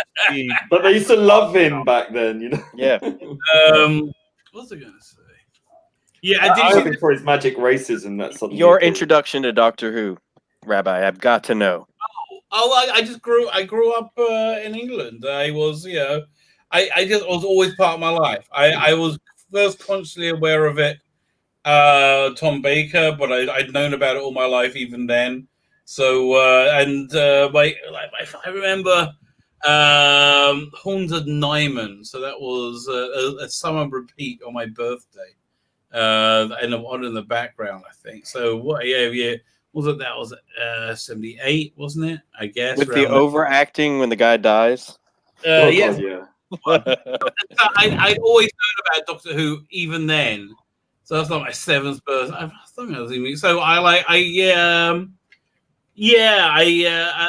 don't think I saw any Pertwee. I think, or maybe I had it on in the background or something. But Baker's was my earliest memory of Doctor Who. Yeah. So yeah, there you go. Thank you. That's good to hear. We should start and ask everybody how they get into Doctor Who.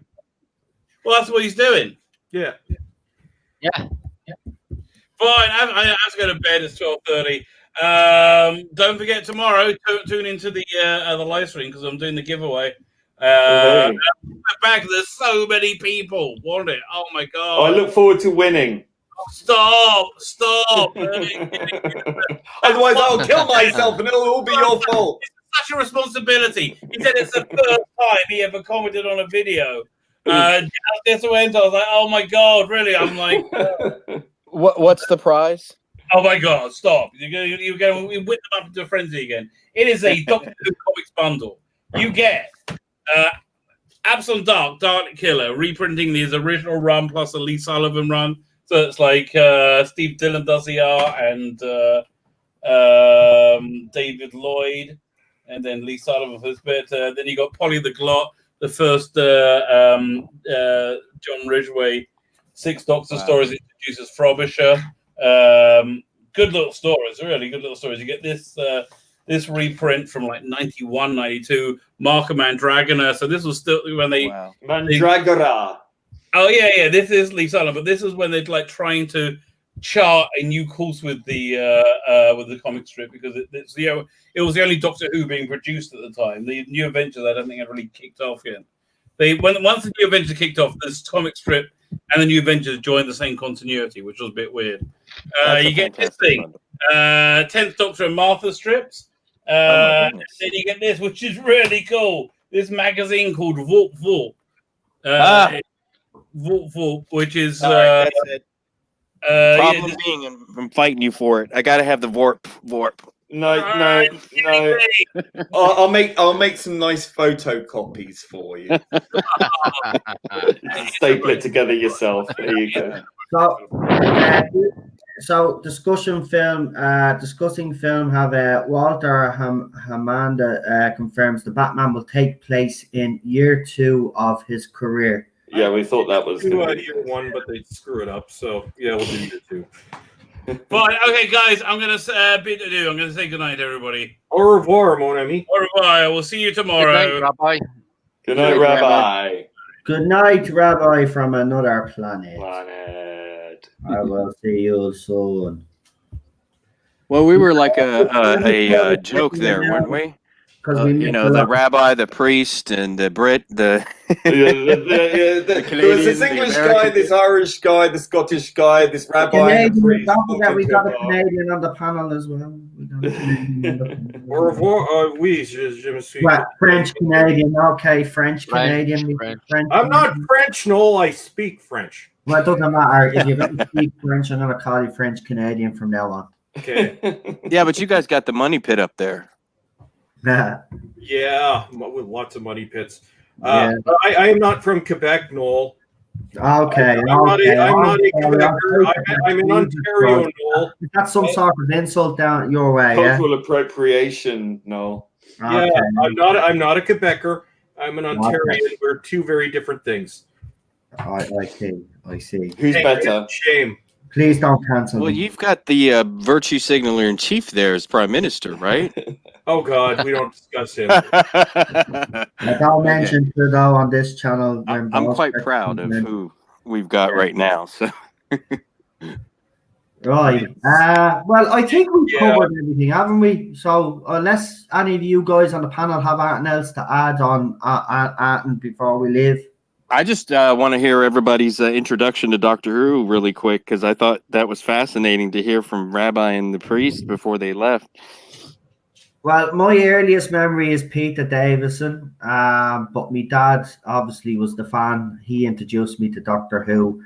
So Peter Davison was my doctor that I remember watching growing up, but I had watched Tom Baker thanks to my dad, because they were still showing reruns back in those days, so it wasn't actually too bad. So I have my dad to thank for me becoming a fan of Doctor Who. Sadly, he's no longer watches Doctor Who, classic or new Who.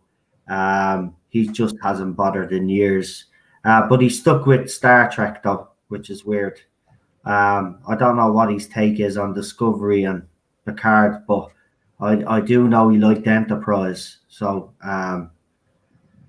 so it was my dad that introduced me. So that it's really short and sweet with me. So it was my dad that introduced me, and Peter Davison was the doctor I remember watching growing up, or the one that I remember the most, I should say, growing up as a kid. Yeah. So I think my first introduction to Davison was the Five Doctors, and I was sad that Baker wasn't in it. But that's pretty good. Davison's a good doctor to start off on. Really is one of my favorites.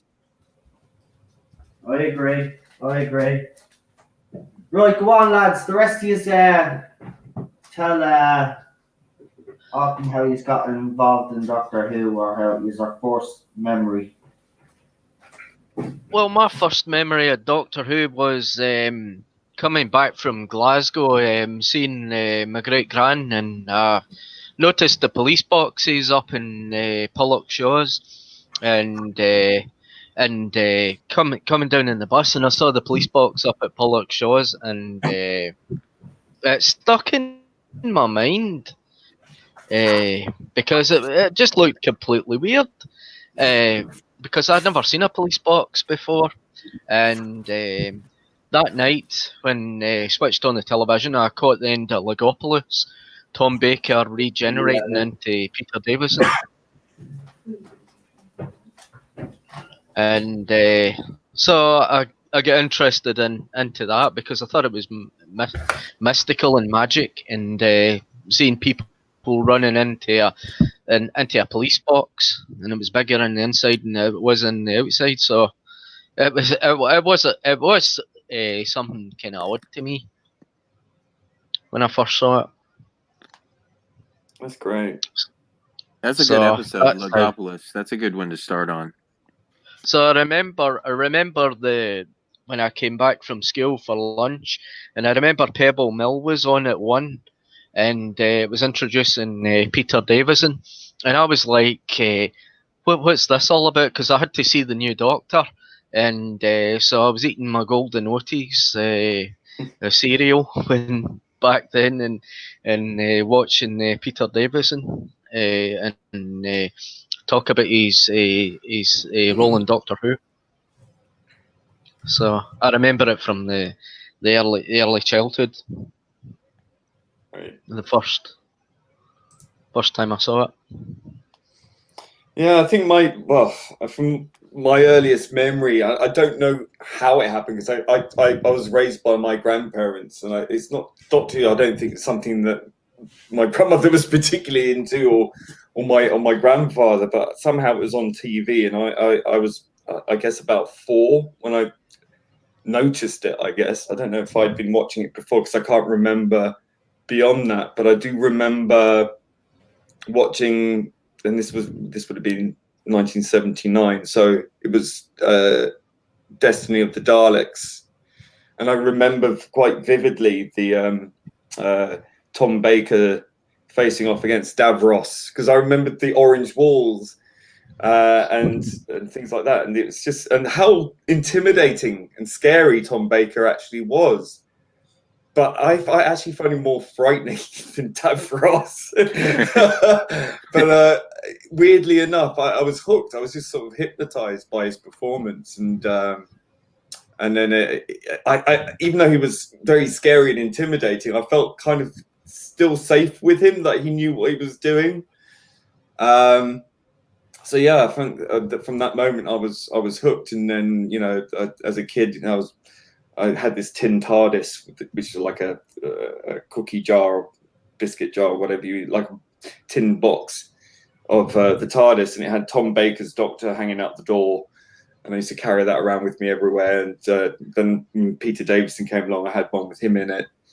And then throughout my school life, I had really lucky at school with the best Doctor Who club ever for any school anywhere.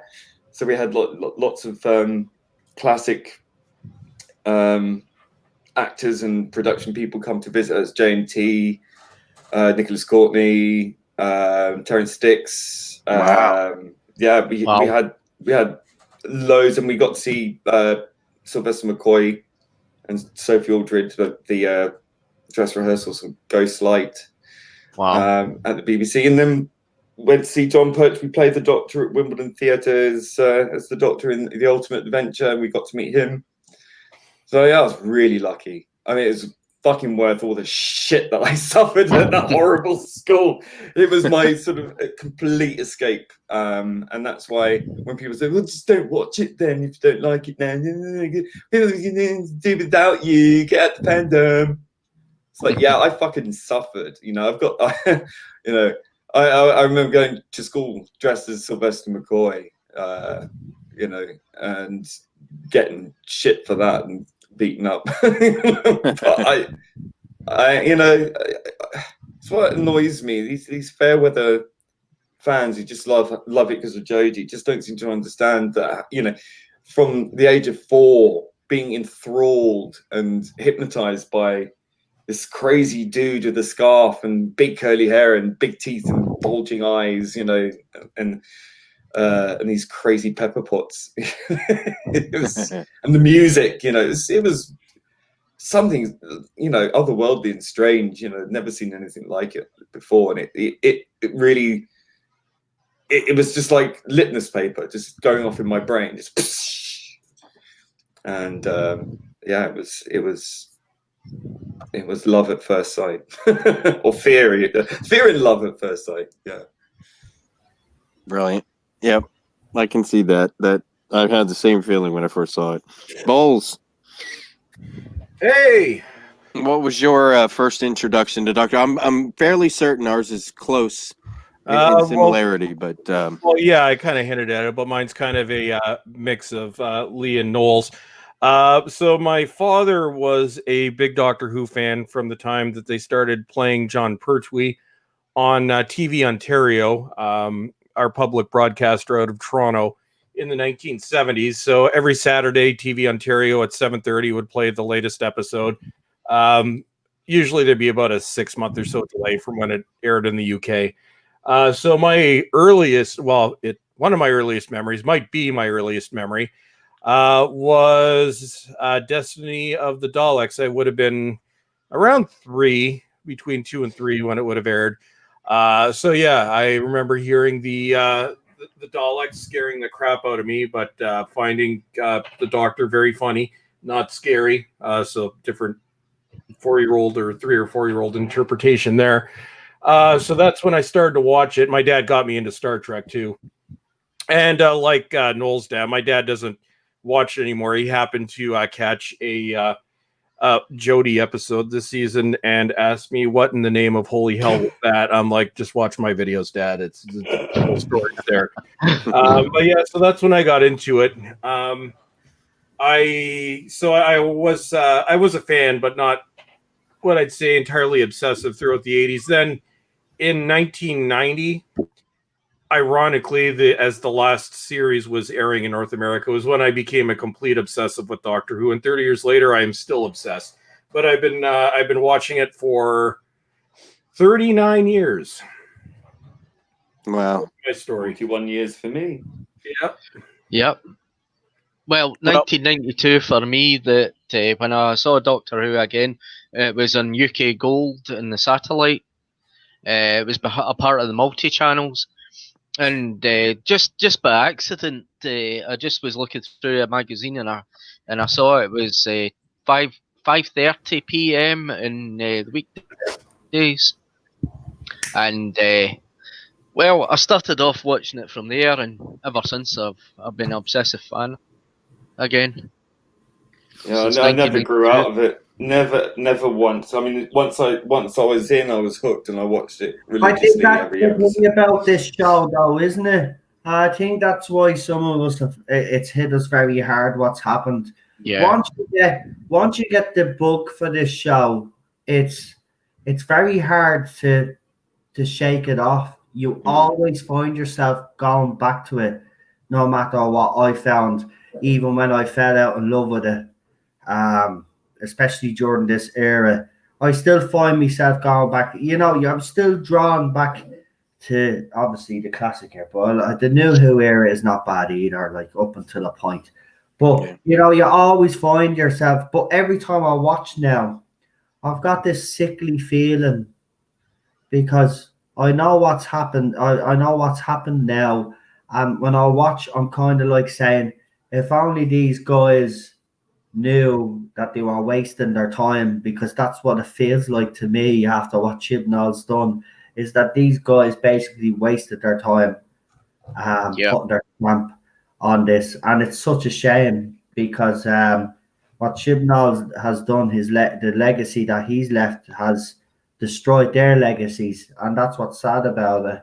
But you know, once it hooks you in, that's it. You're a fan. It's for life, baby. That's it. And I do agree with Lee. You do see a lot of these so-called fans, and some of them even openly admit as soon as Whittaker is gone, they're gone.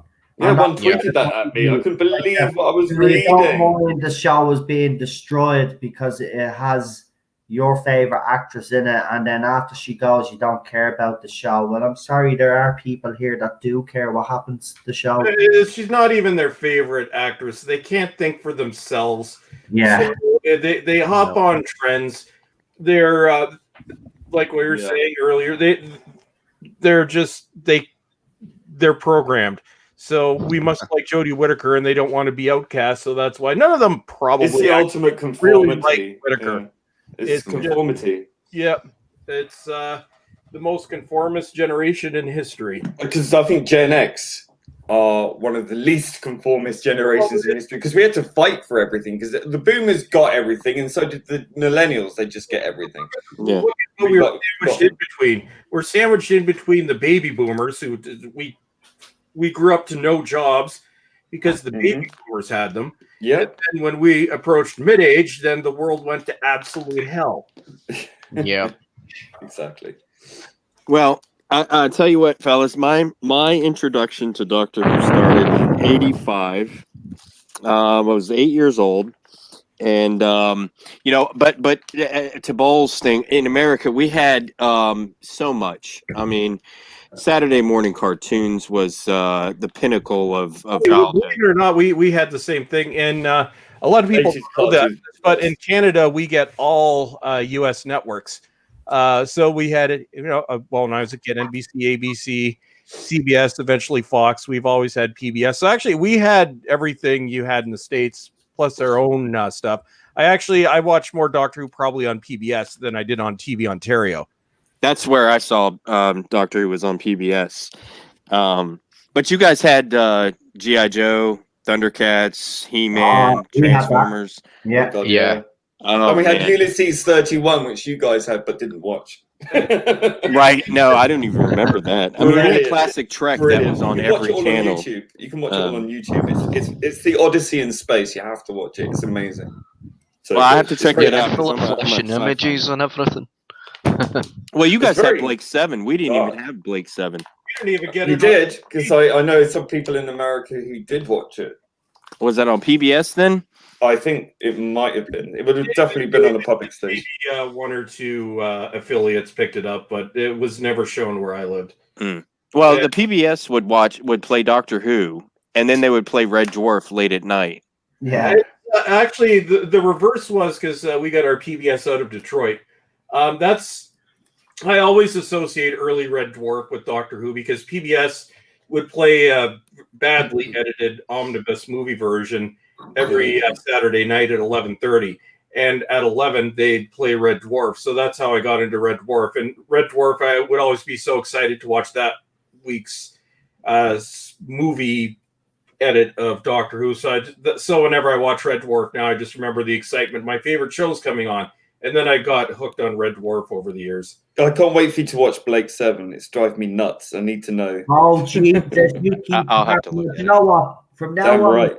when I have the panel on, right, and Lee is on, I'm just going to have scrolling underneath the screen.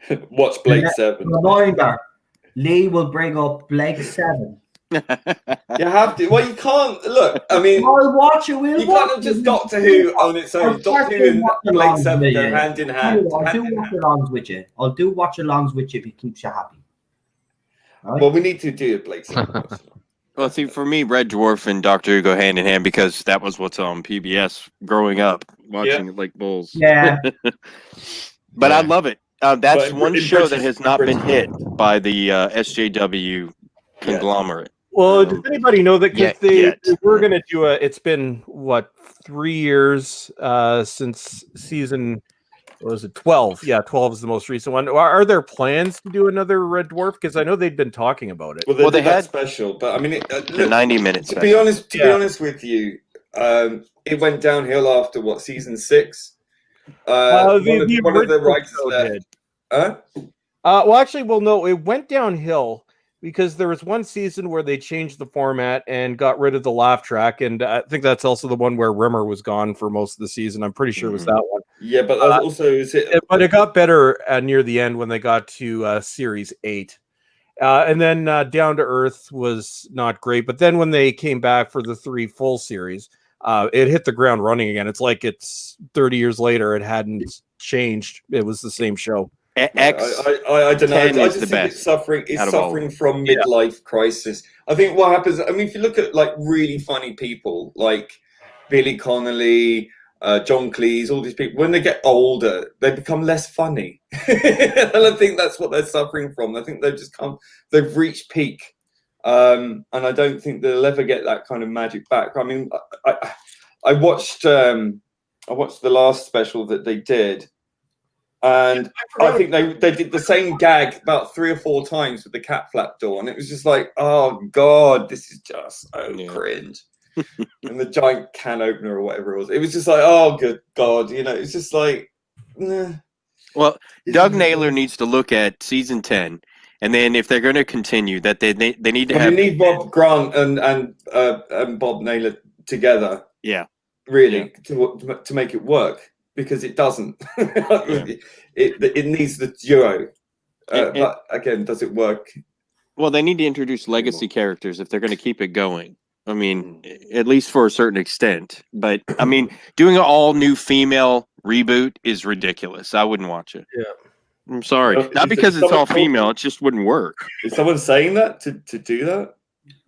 It was reported like last year. They were somebody was talking about it. It was in one of the articles online. You can, if you look it up, Google female Red Dwarf reboot. Somebody was mentioning it, yeah, but I don't think it would work because it was a blokey thing. It's a really, really. I mean, I know women there are only jokes that men can. Yeah, I mean, there are jokes that go for just males, and it works, and it's cringe jokes. But for females, they just don't work. It'd be like the female Ghostbusters with them farting and stuff. That just wasn't funny. It was just disgusting. Yeah. You got a 10 Australian dollar super chat. There were 2 novel versions of Doctor Who and the Daleks, different stories. I've never read the novels, so I wouldn't. Wow. No, has anybody on the panel read the novels by any chance? No, but that's interesting. I wonder how different they were. Yeah, that'd be interesting to know. If you could just put in the normal chat, let us know. Sorry, guys, I'm going to have to head out in a minute. The dog is... No problem. Balstrick, do you want to do your shout outs then? Let everybody know where they can get you if you have. I know you said you're going to be dropping the second video soon. If you just want to let people know, and I'll let you go to Lexi because I know. Yeah, no. Well, second video depends on when I can actually make the second video because I have 2 weeks of insanity ahead of me. Right. But there, at some point, the next 2 weeks, there will be my next video, and then we'll go back to normal in the fall, and I'll be back to doing what I was doing, and you'll get regular stuff. But yeah, that's my update. So nice one. It'll get back to normal. It just will take a few weeks. Nice. I'm jonesing for a Ballstrike video on Doctor Who, especially on the new latest Time Lord Victorious. Yeah, I have a feeling I'll be ripping into that. So we'll have fun with that. But that's it for me, guys, and I must head out. I'll see you later. Thanks, pal. See you next week. Okay, take care again. Good night, Ballstrike. See you, Ballstrike. Right, Doctor on the move with another super chat, Australian $5 this time. He says David Whittaker and Terrence Dicks, different versions. So obviously, okay. So that's that. Yeah, that actually is interesting. Thank you for the super chats, by the way. Which one was first? I mean, I'd say in the order that you put them in. I'd say it would be David Whittaker, wouldn't it? Yeah, I think so. Yeah. I imagine that. Terrence. Matt Fox, I just want to read this. Welcome back, Ballstrek. We missed you. Yeah, a lot of people do miss Ballstrek when he's not around. Actually, I have to be honest, I do say this regularly, but it never seems to be the same when he's not around, especially on YouTube. It seems a slightly different when he's not around. And so good to see. And once he bangs out his regular videos, his channel will because obviously the algorithm is a bit messed up right now because he hasn't been on. So I'll take him a few weeks to build it back up. Just remember to show your support for Ballstrek and go and watch the video. He needs it right now because obviously he's only back. So if you haven't watched his latest video, it's on that disgusting movie. Go and check it out. It's worth checking out. Actually, slightly different style from Ballstrek, by the way. A lot more calm, because this was a serious topic. So you could see that, this wasn't him, poking fun like he would with Batwoman. This was a well thought out video. So it's well worth watching. If you haven't watched it, please do. And do me a favor, share it as well. And share any of the YouTubers that have actually done videos on this. It's important that it's highlighted.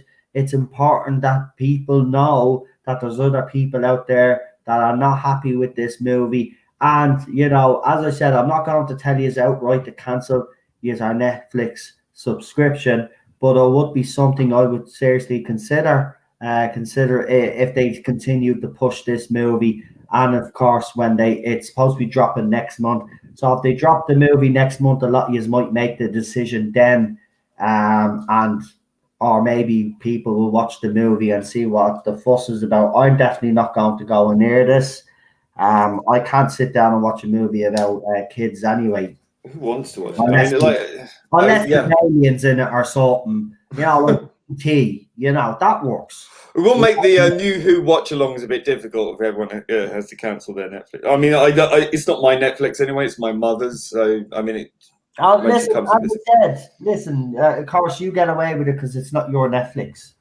I'm saying if you have the subscription yourself, I'm not telling you to go out and cancel it. I'm just saying think about it. Something to seriously think about. We have to start sending a message to all of these people in Hollywood and elsewhere. That this kind of you've got the power, you've got the wallet. Entertainment is not going to fly with this with us.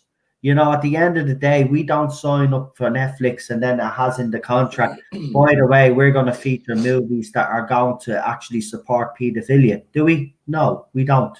So why should we tolerate it? So yeah, even if you don't cancel your Netflix, please do kick up a fuss about it. I can't believe that there are so many people out there defending this, especially on Twitter. You could see it.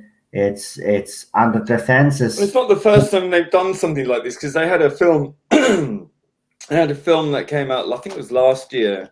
I haven't seen it. It's about a trans ballet dancer or something like that. It was called Girl, and it featured a 15-year-old trans boy, male to female, and there's like a full frontal nudity scene in there apparently. From what I've been told, and there was a lot of hoo-ha about that back then, but I still think it was. Well, you see, even at that age, 15, even if it's a trans person, even at 15, you're exposing a 15-year-old. Again, it's another foreign film, and I think the culture of foreign movies, if you look at French cinema, there's an awful lot of this kind of thing in there, and I think it's inbuilt in their culture because in Britain, it's much more conservative than the French, let's say. Right. So it doesn't fly. It doesn't fly here. It doesn't fly in America, and I think that there's a fine line between artistic freedom and sort of sensibilities, let's say, within certain countries. You wouldn't put a film about how Jews are amazing in Saudi Arabia or something. You take into account the audience and the market of the audience there, and the sensibilities there, the cultural sensitivities, things like that. I think are quite important. If people want to find this kind of cinema or movies, it's a very, artsy, inverted commas kind of thing. So, there are places you can go, maybe like a screening in a posh, whatever it is. I don't think it's necessarily something that should be targeted at the mainstream. Really, it's a subject matter that could have been dealt with more sensitively, I think. And I think that especially for a foreign market like America and the UK, where this kind of thing doesn't fly. I think it's a bit insensitive. Anything, really. Got a surprise by his. It's just at the dropping on Twitter a minute ago. For any Zack Snyder Justice League fans, which you all know I am, the trailer is just at the drop. So we've got another trailer to show you.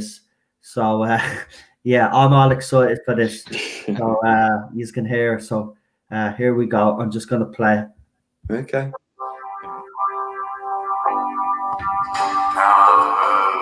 There was a secret chord that David played, and it pleased the Lord.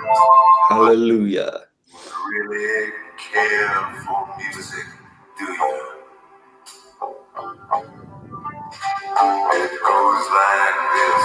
The fourth, the minor fall, the major lift, the baffled king composing hallelujah. Hallelujah.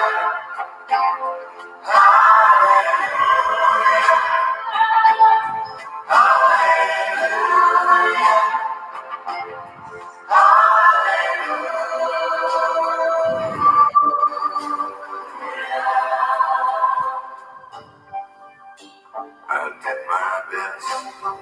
Wasn't much. I couldn't feel, so I tried to touch. Told the truth. I didn't come to fool you.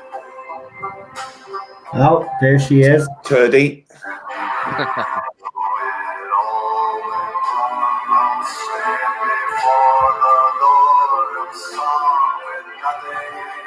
I'm the worst Lois Lane ever.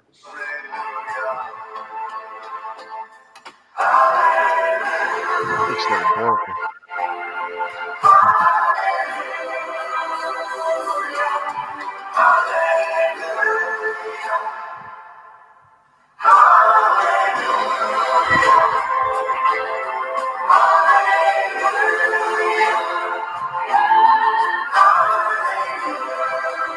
Holy shit.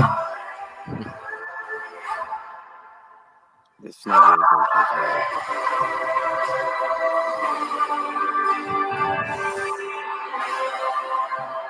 Where's the Green Lantern? That's what I want to know. No, Lance, not over here. Thousands of other super beings on the other planets he's destroyed, right? And we have to assume he's won. I don't care how many demons he's fought and how many hells. Somebody's ripped off the Borg here. Not us united. I got to see that. That looks fantastic. It actually does. Oh my 2020. god. Now, no, they Wow. do some of the recycled footage, but that's his original footage anyway. But oh my god, I cannot wait. That just. I'm So you got kind the of- Donner cut, I'm and you kind got of the Snyder curious. cut. Well, yeah, kind of curious why he just used the song and just the dialogue at the end. But it works. I Hey, guys. cannot wait to see this movie. But I'm not watching it on HBO Max because they think abortion is a joke, so they're not getting any money out of me. So they will release this on Blu-ray because it will be released. Trust me. There's You no might even get them sort of. I can imagine at some point. If Ah, after the okay. series, they'll release it on a cinema limited run or something. I'm telling I've got to you, run, everybody. I get it. Okay. But yeah, I do agree with you. I don't like the fact that Ezra Miller, if there had been some way of And Amber Turd. him out of the movie, I'd say, yeah, but he obviously made this movie before that incident. So that's, I know that's kind of a lame excuse, but I wanted to see this. Listen, there was loads of people out there, right?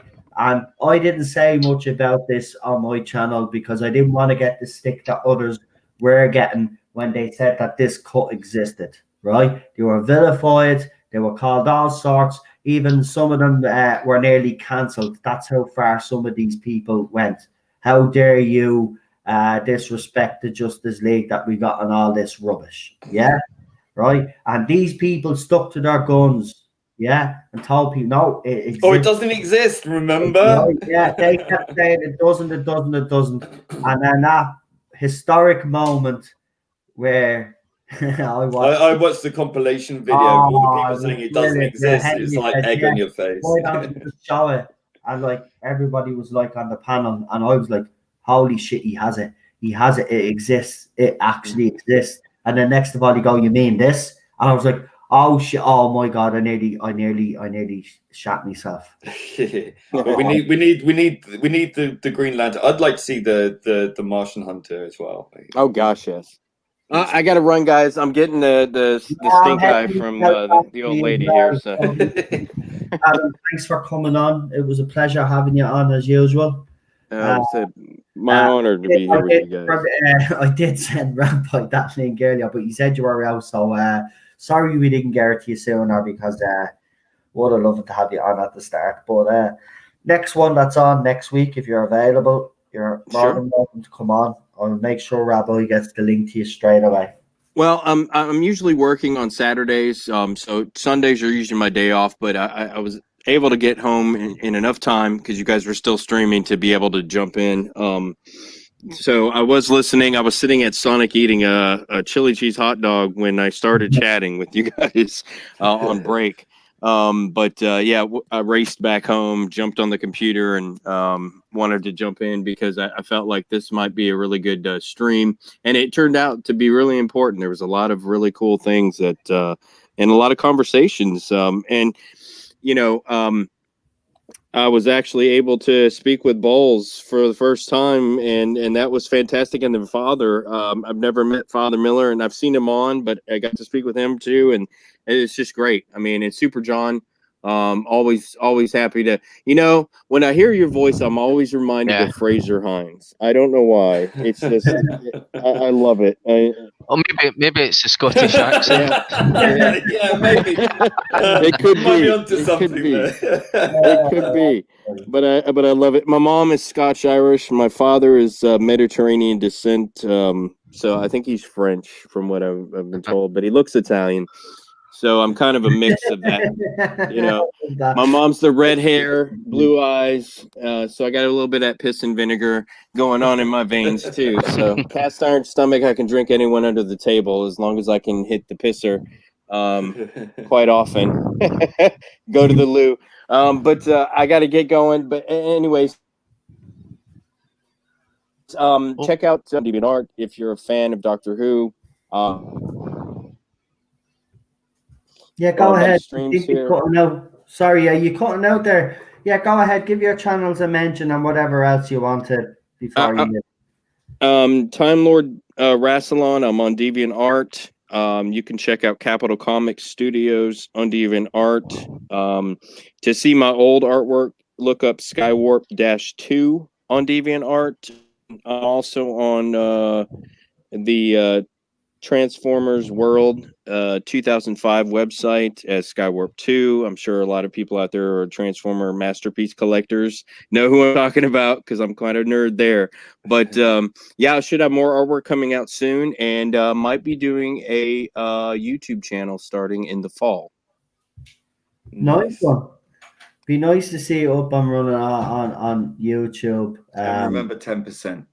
Yeah, 10%. That's right. The trump card. 10%. Yeah, I hope they just released a new game for Doctor Who that was card game, and I took the wind out of my sails there for a little bit, but it wasn't trump card related, so I might still have an avenue there to make a niche. Well, that's a relief for me, I can tell you. No, always a pleasure. No, listen, thanks for coming on. I really appreciate it. And we'll talk to you very soon. Yep. Thank you for having me, guys. All right. Take care. See you later. Right, take care. Bye-bye. Bye. Right, lads, I will let you two. We'll start off with you, Lee. I'll remove me and Super John. Do your usual thing, yeah? Shout outs and all of that. And stuff. All right. Wait to log on.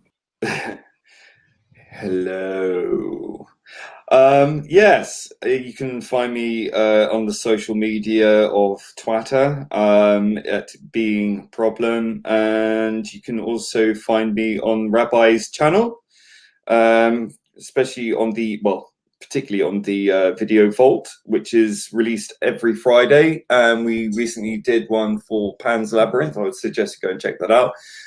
Even if you haven't watched the movie, if you're on the fence or you don't know about it, go and watch that. Get your penny's worth of our opinions, and watch it. It's a great movie. It's a classic that deserves far more recognition than it currently has. What else? You can find me on a rather long, if you got the stomach for it, 4-hour long stream with The Wolf and the Storm on her channel. You can check her out.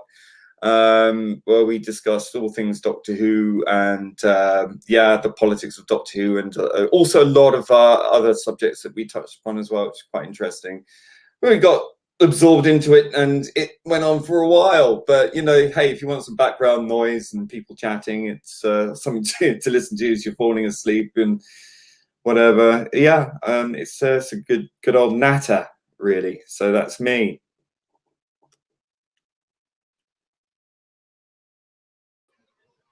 Hello, I'm Super John. I'll be in Noel's channel next week. Probably on Friday, or probably for Saturday for the watch along. Got a YouTube channel, and I've got a Twitter. You can find me under Real Super John on Twitter, and that's about it basically. Good night from there.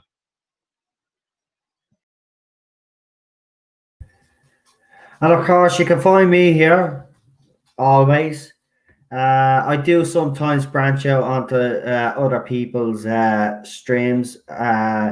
Did one recently on Bounding into Comics channel, and we did one on Bear Nerd Fun's channel as well. Actually, I was on their channel as well. That was a really that was an early morning stream. Actually, 5 a.m. for me. Actually, it was. We were talking original series Star Trek. Quite an interesting conversation. Very good. Also, we're back here tomorrow. Tuesday, I have Comic Division. We're going to be doing a late night stream. We'll be on this channel. So check us out. You can find me on Twitter or Twitter, Null Zone. Everybody not listen on Public Enemy #1. I'm sure you know if you Google me, you'll find me everywhere on the social media and all of that. And I think that's about it really. We'll have more streams, obviously. There's always something out there that will annoy us that we'll have to talk about, or some controversy, because Hollywood and the BBC can't do anything without any sort of controversy. But I have to say that Wonder Woman 1984 trailer actually is a bit of a letdown. The CGI on the cheetah there looked a bit. I still don't like the old Thunder.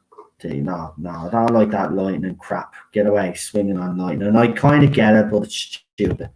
But yeah, that's me. I'm not going to go on another rant now. I'll bring the lads back in again. There he is. There's the problem being. Don't forget you got Parler as well now as well. Oh yeah, I'm on Parler. Obviously, like I don't interact too much on Parler yet. What we're kind of all doing is we're kind of all building it up a little bit. You see, it's not like Twitter when you put up a post. It's not like you can see what people. Well, you can see what people post, but it's not as interactive as Twitter. But so my page is kind of barren, to be honest with you.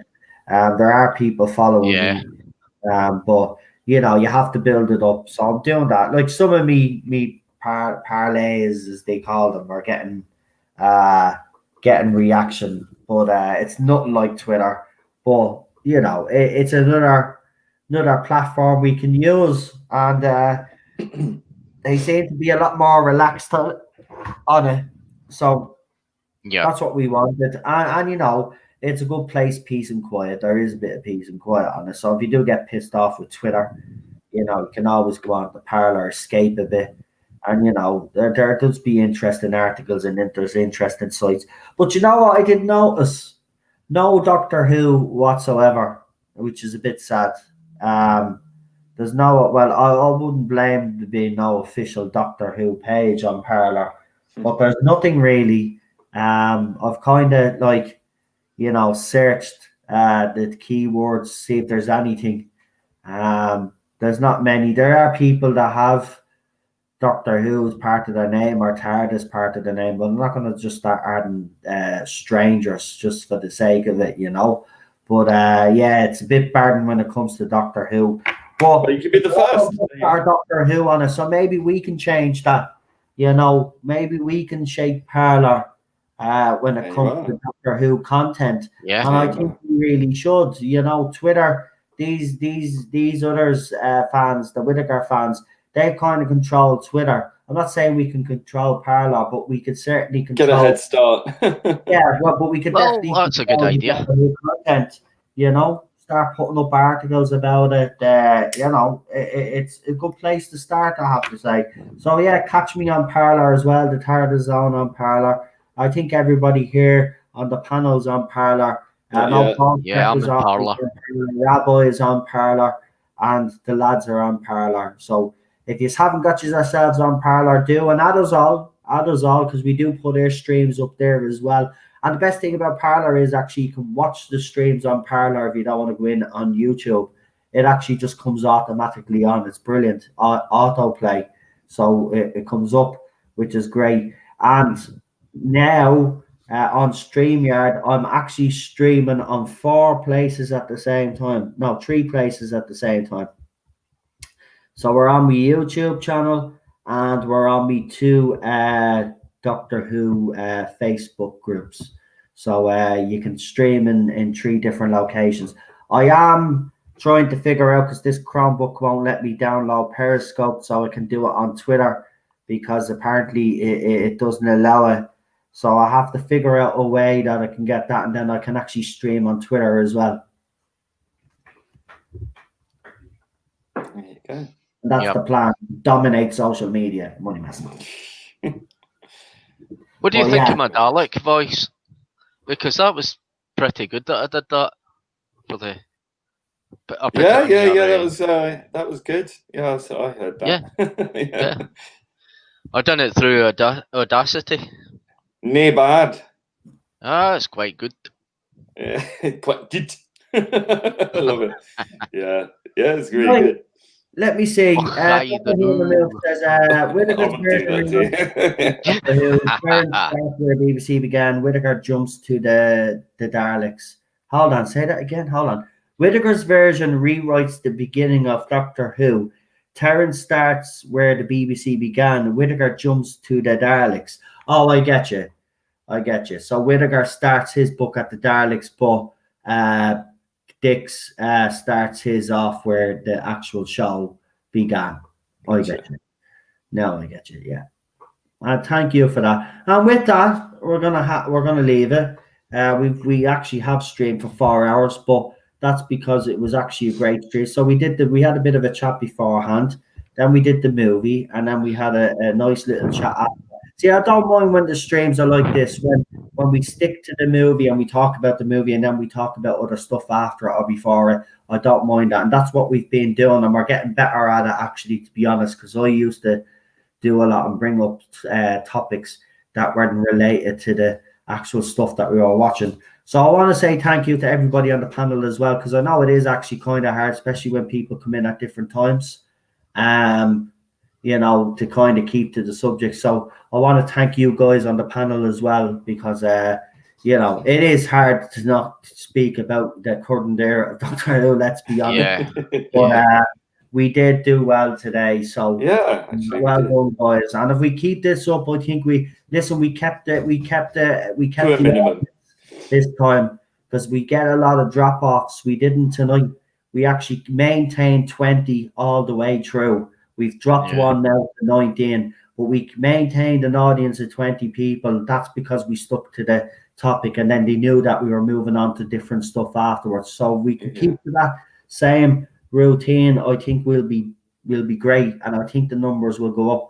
Doctor Who on the Move with a $20 Australian super chat, and it's just blank. Thank you, Doctor on the Move.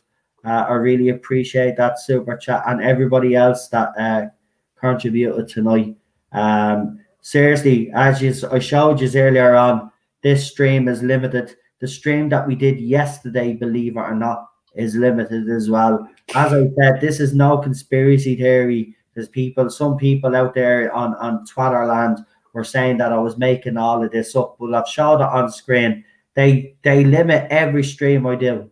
It doesn't matter what we talk about. I could talk about snow and rain, and they'll still limit me stream.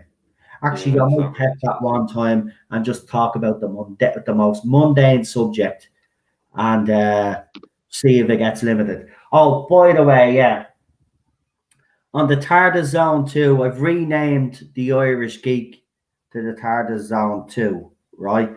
Now, I don't know why I renamed it to the TARDIS Zone 2 because the idea that I have for the channel doesn't correspond with the name of it.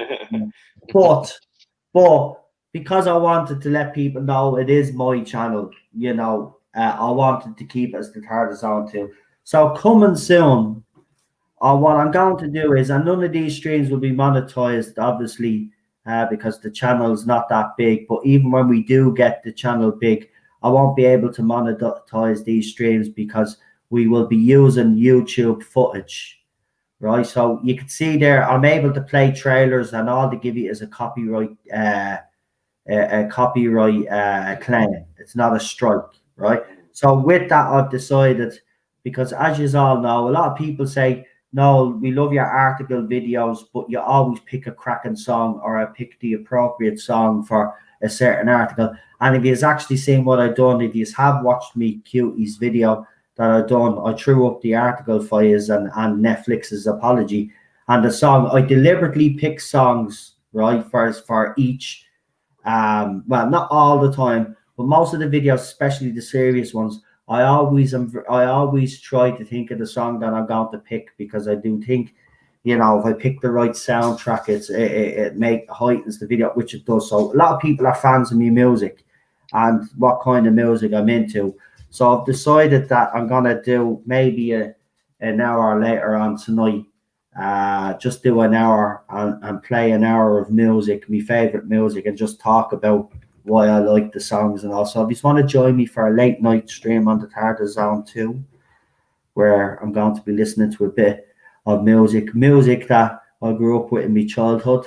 There'll be some songs that some of you might know, some that you mightn't know. So if you are into that, you are more than welcome to join me later on for that. I'll be listening.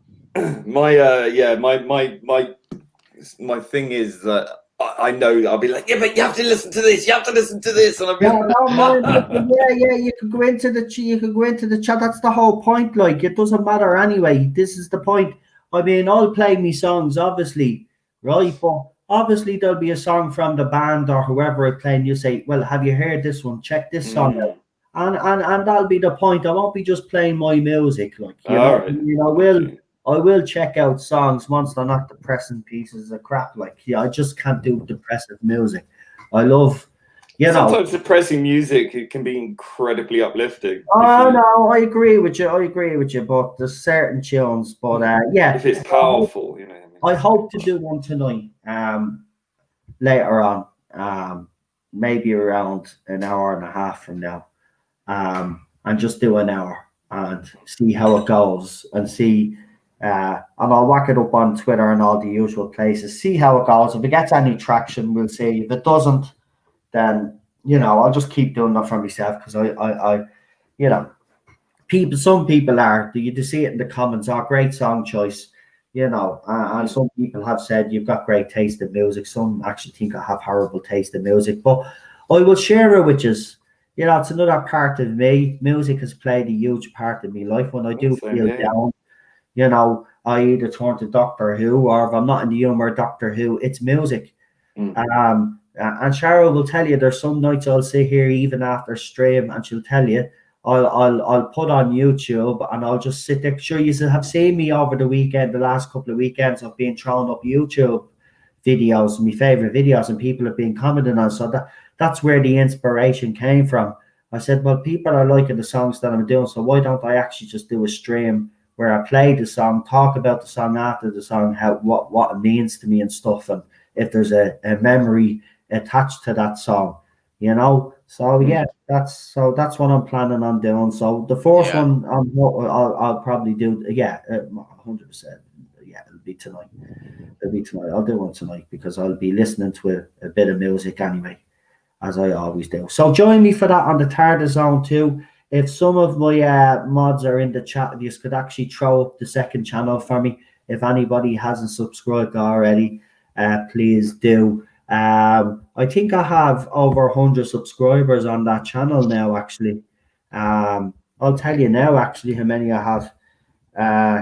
Because for a second channel, considering I haven't used, see, I want to use it, and this is the way I know I'll use it.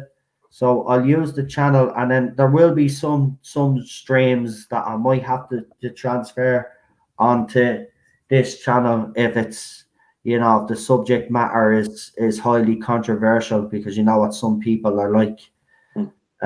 So on the Target Zone 2, I have. Am I saying that right? Because that's after jumping up again. Okay, according to this, I have 127 subscribers now on my second channel. So that's actually very good. Now, I haven't changed the cover photographs yet because I don't know. I don't want to use the same one so people get confused.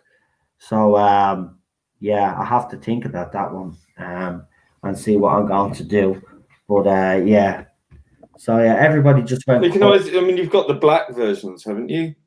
Oh, but that's Revolution of the Whovian. No, I got rid of it because you told me you didn't like the black one, so I got rid of it. I didn't say you get rid of it. I know, you said you didn't like them, you preferred the white one. I said the black one, but you prefer the white ones, and I used your white one. And I just said it pops better than that. With you. 100%, the white one's much better. Well, as a B side. Anyway. Yeah, well, the problem is I tried to use one of them, the Dimension. Listen, it's got all that crap again. Oh, yeah. I'm sick and tired of it. They can't even make it easy where you can use any picture and you can shrink the picture down yourself or something within you think they'd have some editing. Biggest bloody spider ever. Oh my god. Ugh. So, sorry, crawling across the floor. I don't like spiders. And with that, I'm going to leave you with that image of Lee being afraid of a spider. It's a beast. And listen, thanks for joining us tonight. We really all appreciate it. Super John, thank you again. No bother. And Lee and everybody that joined us on the panel, Ballstreck Rabbi from Another Planet, as I said, Super John, Problem Being, and of course, the Nerd Father and Autumn. I can never say his second name. Mirabilis. There you go. Thank you all for joining us, and everybody in the chat. And Daniel, thank you, you little star. He has also put the second channel. And do me a favor, Daniel. I hope you've been plugging your own channel as well, there, mate. That's why I give you modship as well. Anybody that is a mod on my channel, if you have a channel, that's kind of the whole point of why you're being mod as well. Don't forget to flog your own channel as well. Always take advantage of a situation like that, I don't do it myself, to be honest with you. I'm mod on Gary's channel. I don't think I've never put the link up to my channel, but I have said if people want to sub or I have an upcoming stream, but I've never put the link up myself. I always leave that to one of the other moderators if they choose to do it. Because I'm there to do a job. Well, the rest of them do it. I just tell people smash the like button now. Because the mods are on it. Very well, Noel. No, but here's the thing. Someone will put up a message that's offensive, and before I get a chance to go remove someone else has done it. By 15 other people. Like it's like they're on the ball. Like it's brilliant. It's like they scan. No bad message ever seems to get through. So yeah, I'm not at that stage yet. So we'll see. There you go. Don't forget to subscribe to Daniel's channel. He threw it up there. Yeah, Daniel's a good moderator. He finds them out and he deletes them. That's the bad it. Comments. He's yeah, really when good. Chris is not here, the two of them do a great job. But when Chris is not here, Daniel always. I can always rely on Daniel to make sure that the chat is spot on. He's a little legend, exactly. Yeah, a legend. A legend. Yeah, the one that came up with was it him who came up with constipated scrunch face? I think it was Daniel. That was Daniel. Yeah. So we owe Daniel for that because that actually caught on, believe it or not. Because some people use that now when they're doing their Jodie Whittaker posts, so that actually did catch on. So yeah, I get accused of making all sorts of crap up and all of these sort of nicknames, And little do they know that.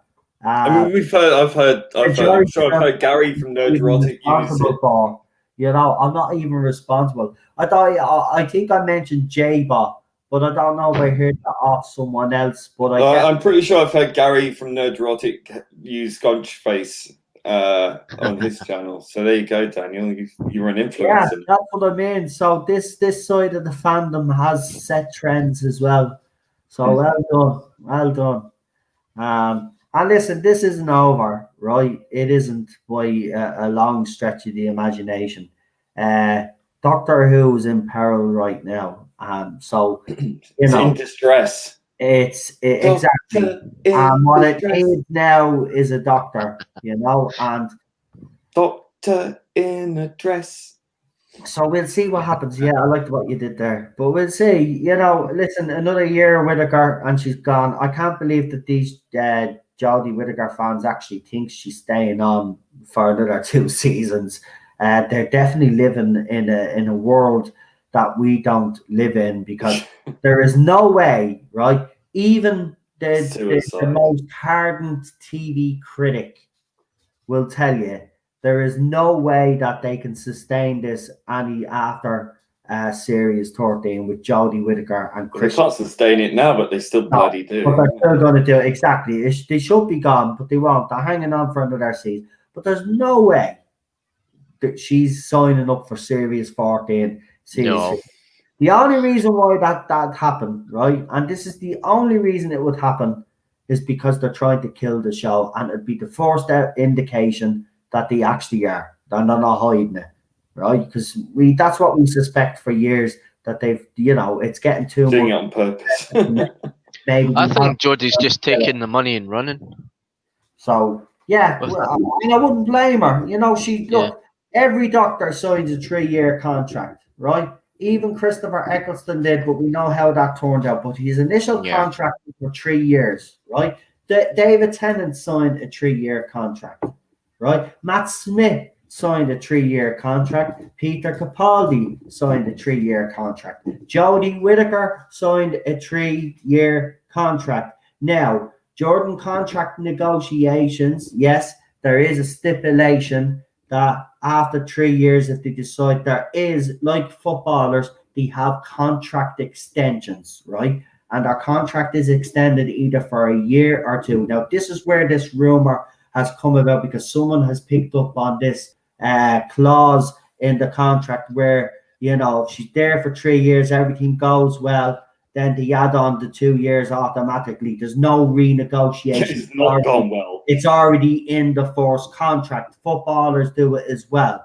right? They always put contract. The clubs always put an extra couple of years on, so they don't have to renegotiate a contract, right? So this is where they got it from. She is not going to do the extra 2 years because the show has not fulfilled expectations. Therefore, she will be replaced in Series 13. Now, you could say online all you want. The numbers just don't add up to justify. And I'm telling you, I will be surprised like a lot of this fandom if she sticks around past Series 13. I'm telling you now, she's gone after 3 years, and this will be her 3rd year, and she'll be gone. And Chris Chibnall should be gone with her as well. In fairness, I don't know him, but she definitely will be gone for after Series 13. There's no way she's staying on any longer than that. No, it can't come soon enough. I tell you, I just wish it was now. I agree, but listen, 3 years. She'll do the 3 years. Get rid of Piers Wenger as well, for heaven's sake. Yeah, in fairness, the first year they should have got rid of her and said it was a mistake, but they decided to go and do another season, so they have to stick with it. So they will give her her 3rd year begrudgingly, but they will give it to her because that's what she signed up for. Because then they'd have to give her compensation. And I don't think BBC want to shed out. I think I want compensation for the fucking damage that's been done to my mental. Right? They have to give. Destroys your psyche. Yeah, exactly. It's too high a psychic price. Yeah, but they probably have to give Christopher Eccleston compensation when they got rid of him. Then when David Tennant left, he left. He decided to leave, so they didn't have to give him compensation. Matt Smith then he decided to leave, fair enough, but Peter Capaldi was shunted.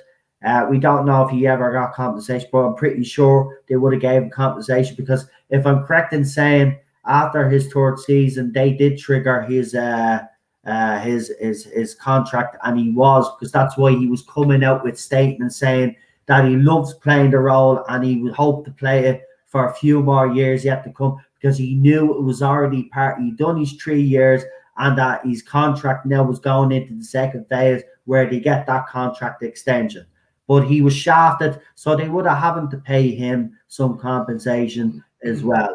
So I don't think they want to do it with Whittaker. They'll give her a 3 years, say, well, that's part of the original contract. We did say if it went well, and then they'll just say to her, well, listen, the numbers don't add up. And they'll say to Chris Chibnall then, well, listen, the numbers don't add up. Can't hide behind this, that, and the other anymore. She's done the 3 years. We fulfilled their obligation. She's fulfilled hers now. On your merry way. Good luck, Chris Chibnall. See you later. Now let's get someone in that knows what they're fucking doing. Yeah, right. I mean, that's in a sane world. Yes. Bearing in mind, we're living in a clown world, overrun by a bunch of clowns from Common Purpose who dictate all of these policies, and it's all ideological. And when you've got an ideological mindset in there, it's a religion.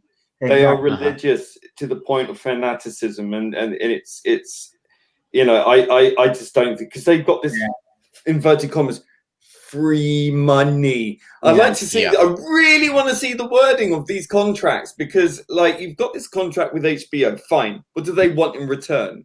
What are they getting? I mean, I want the actual wording. I know that they've got the rights to show it, but I mean, there has to be something else. And China.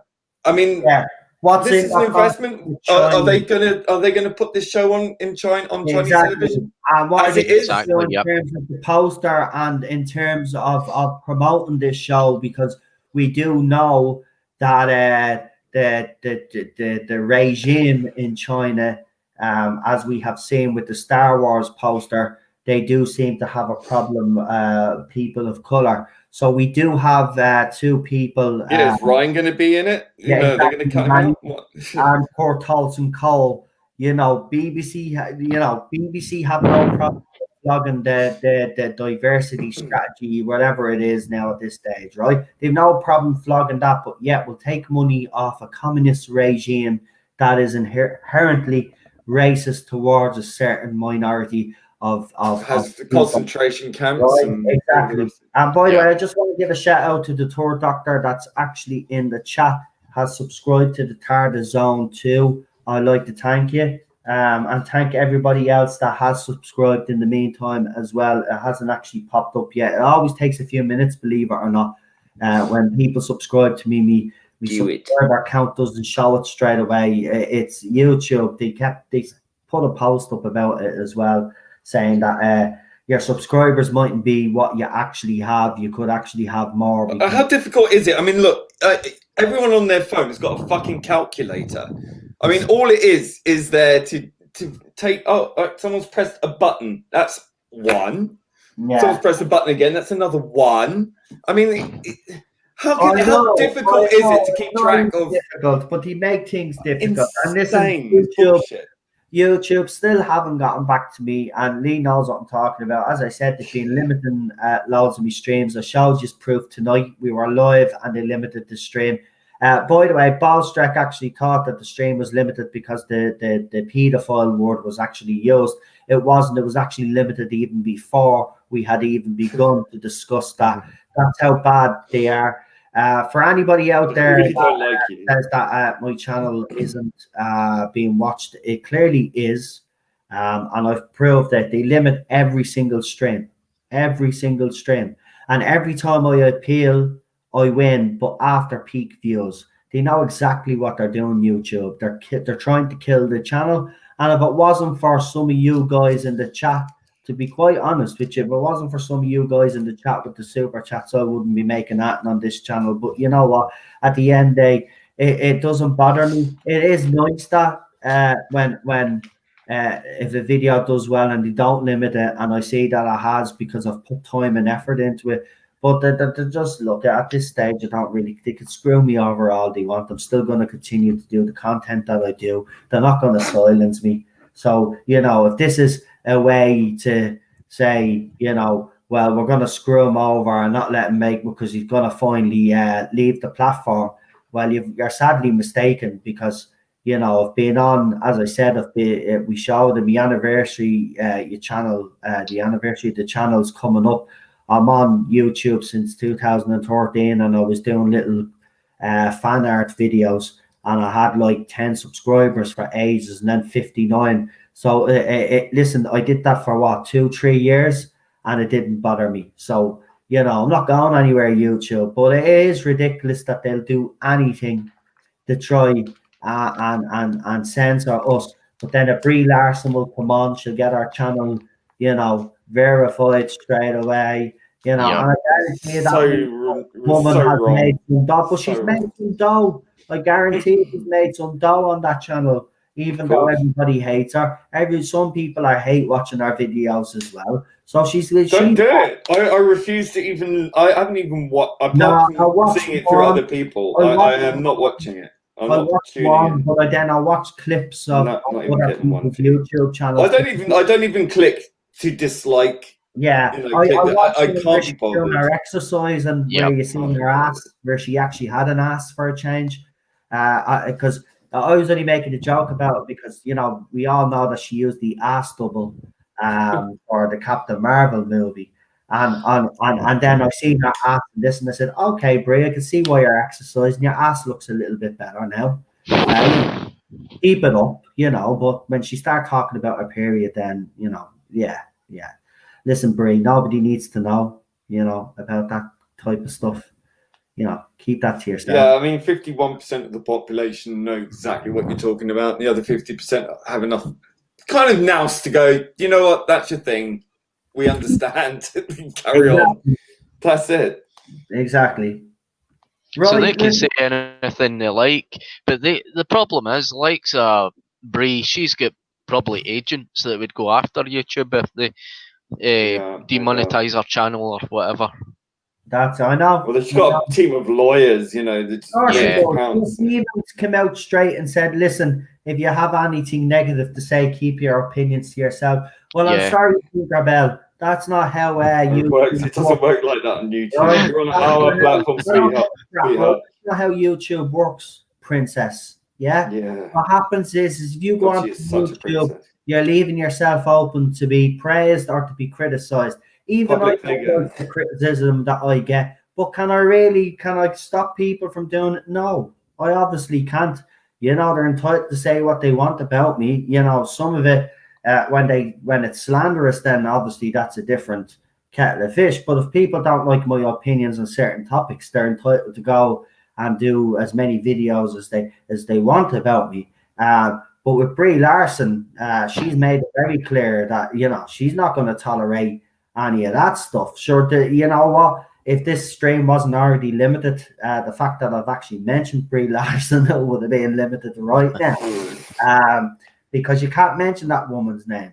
The only problem I have with her is this: she's got to be the most privileged person on she YouTube is. right now. And not only that, listen, I know that little Miss Princess there had a bit of a tough time with it, and was told no a few times. I don't think she's been told no enough, quite honestly. No, sorry, I disagree. I think she has, and I think that's what grinds her up the wrong way. Because that's what having no talent brings you. Like her though, that they have this ego. She's mediocre at best. I know, but she like Jodie. Yeah, but hang on. These actresses think they're the greatest actresses in the world. This is the problem. Yeah, I know her mother thinks so. We need Ted channel. Ted does have a channel. What are you talking about? Ted does have a channel. It's Irish Terrier Tales. Ted does have a channel. Cheryl set that channel up for Ted. There's actually a couple of Ted videos up. We will get you up a few more Ted videos. We haven't put up some in months. I've actually been throwing some up on Twitter. To be honest with you, we miss Teddy. We will try. I know I keep saying I'm getting a camera, but I have to say for it, So I will get a camera, and we will be back on camera. It'll be a wider lens as well, because I've been sent a lot of stuff as well. So I want to get a couple of shelves up and start doing a nice little background for you, because you know, when I watch other streamers, Gary had a great one. He's building his one back up again. The lighting is a very important thing. Has a deadly one as well, with all his figures in the back. It just looks so much better when you're doing streams that everybody sees your geeky stuff. And I want to show off me DeLorean as well, because obviously I worked on that, and yeah, it's right in front of me TV. I look at it every night. I'm just like a little kid again. I swear that movie trilogy just is listen, it has its problems, but for me it's perfect in every way. It's one of those few trilogies that actually work. Yeah, I love it. I remember watching it at the cinema. I know. It just everything. It's like Ghostbusters. Saw that at the cinema when it came out. It was so joyous. Yeah, Ghostbusters as well. They're just feel good movies, and they just don't do them anymore. And with that, I'm going to actually say good night, because we could be here for another. Well, I did say 4 hours. We were at the 4 hour mark. Well, it's nearly 5 hours. No. So now we're nearly 5 hours. But that's what happens when you have good conversation. But listen, don't forget to like, share the crap out of this stream, because there was some good and interesting topics spoke about tonight, and also we have that watch along in between it as well, and some interesting comments as well. So thank you everybody in the chat for the super chats, and everybody, Daniel and all my moderators. I think Daniel was here most of the night, so I'll give you a special thanks, Daniel. Fair play to you, man, for keeping the chat all nice and hunky. Yeah, he already said Ted has a channel. There you go. Ted's channel is up. Daniel put Ted's channel up, so go and check it out there. Bree got implants but in the wrong place. We all say yeah, she should have, no, but then she'd look like Kim Kardashian, wouldn't she? We don't want another duck or J-Lo. Yeah. Oh well, J-Lo's one. And a diamond encrusted toilet seat. J-Lo's one I think is natural anyway, though, I think, isn't it? I would think so. J-Lo, actually, she hasn't aged a bit. That woman still looks stunning, man. It's amazing what money can do, isn't it? Well, I don't know if she's had any of that stuff done to her. You don't have to. I mean, you can eat well. You know, you can have a personal trainer, dietitian. You're right. Yeah, the food. And a little bit of nip and tuck that no one will notice. There's brain food out there. There's food to keep your body. There is, man. I'm trying to be a little bit more healthier. I'm not going to cut meat out totally, but I am trying to eat more vegetarian options.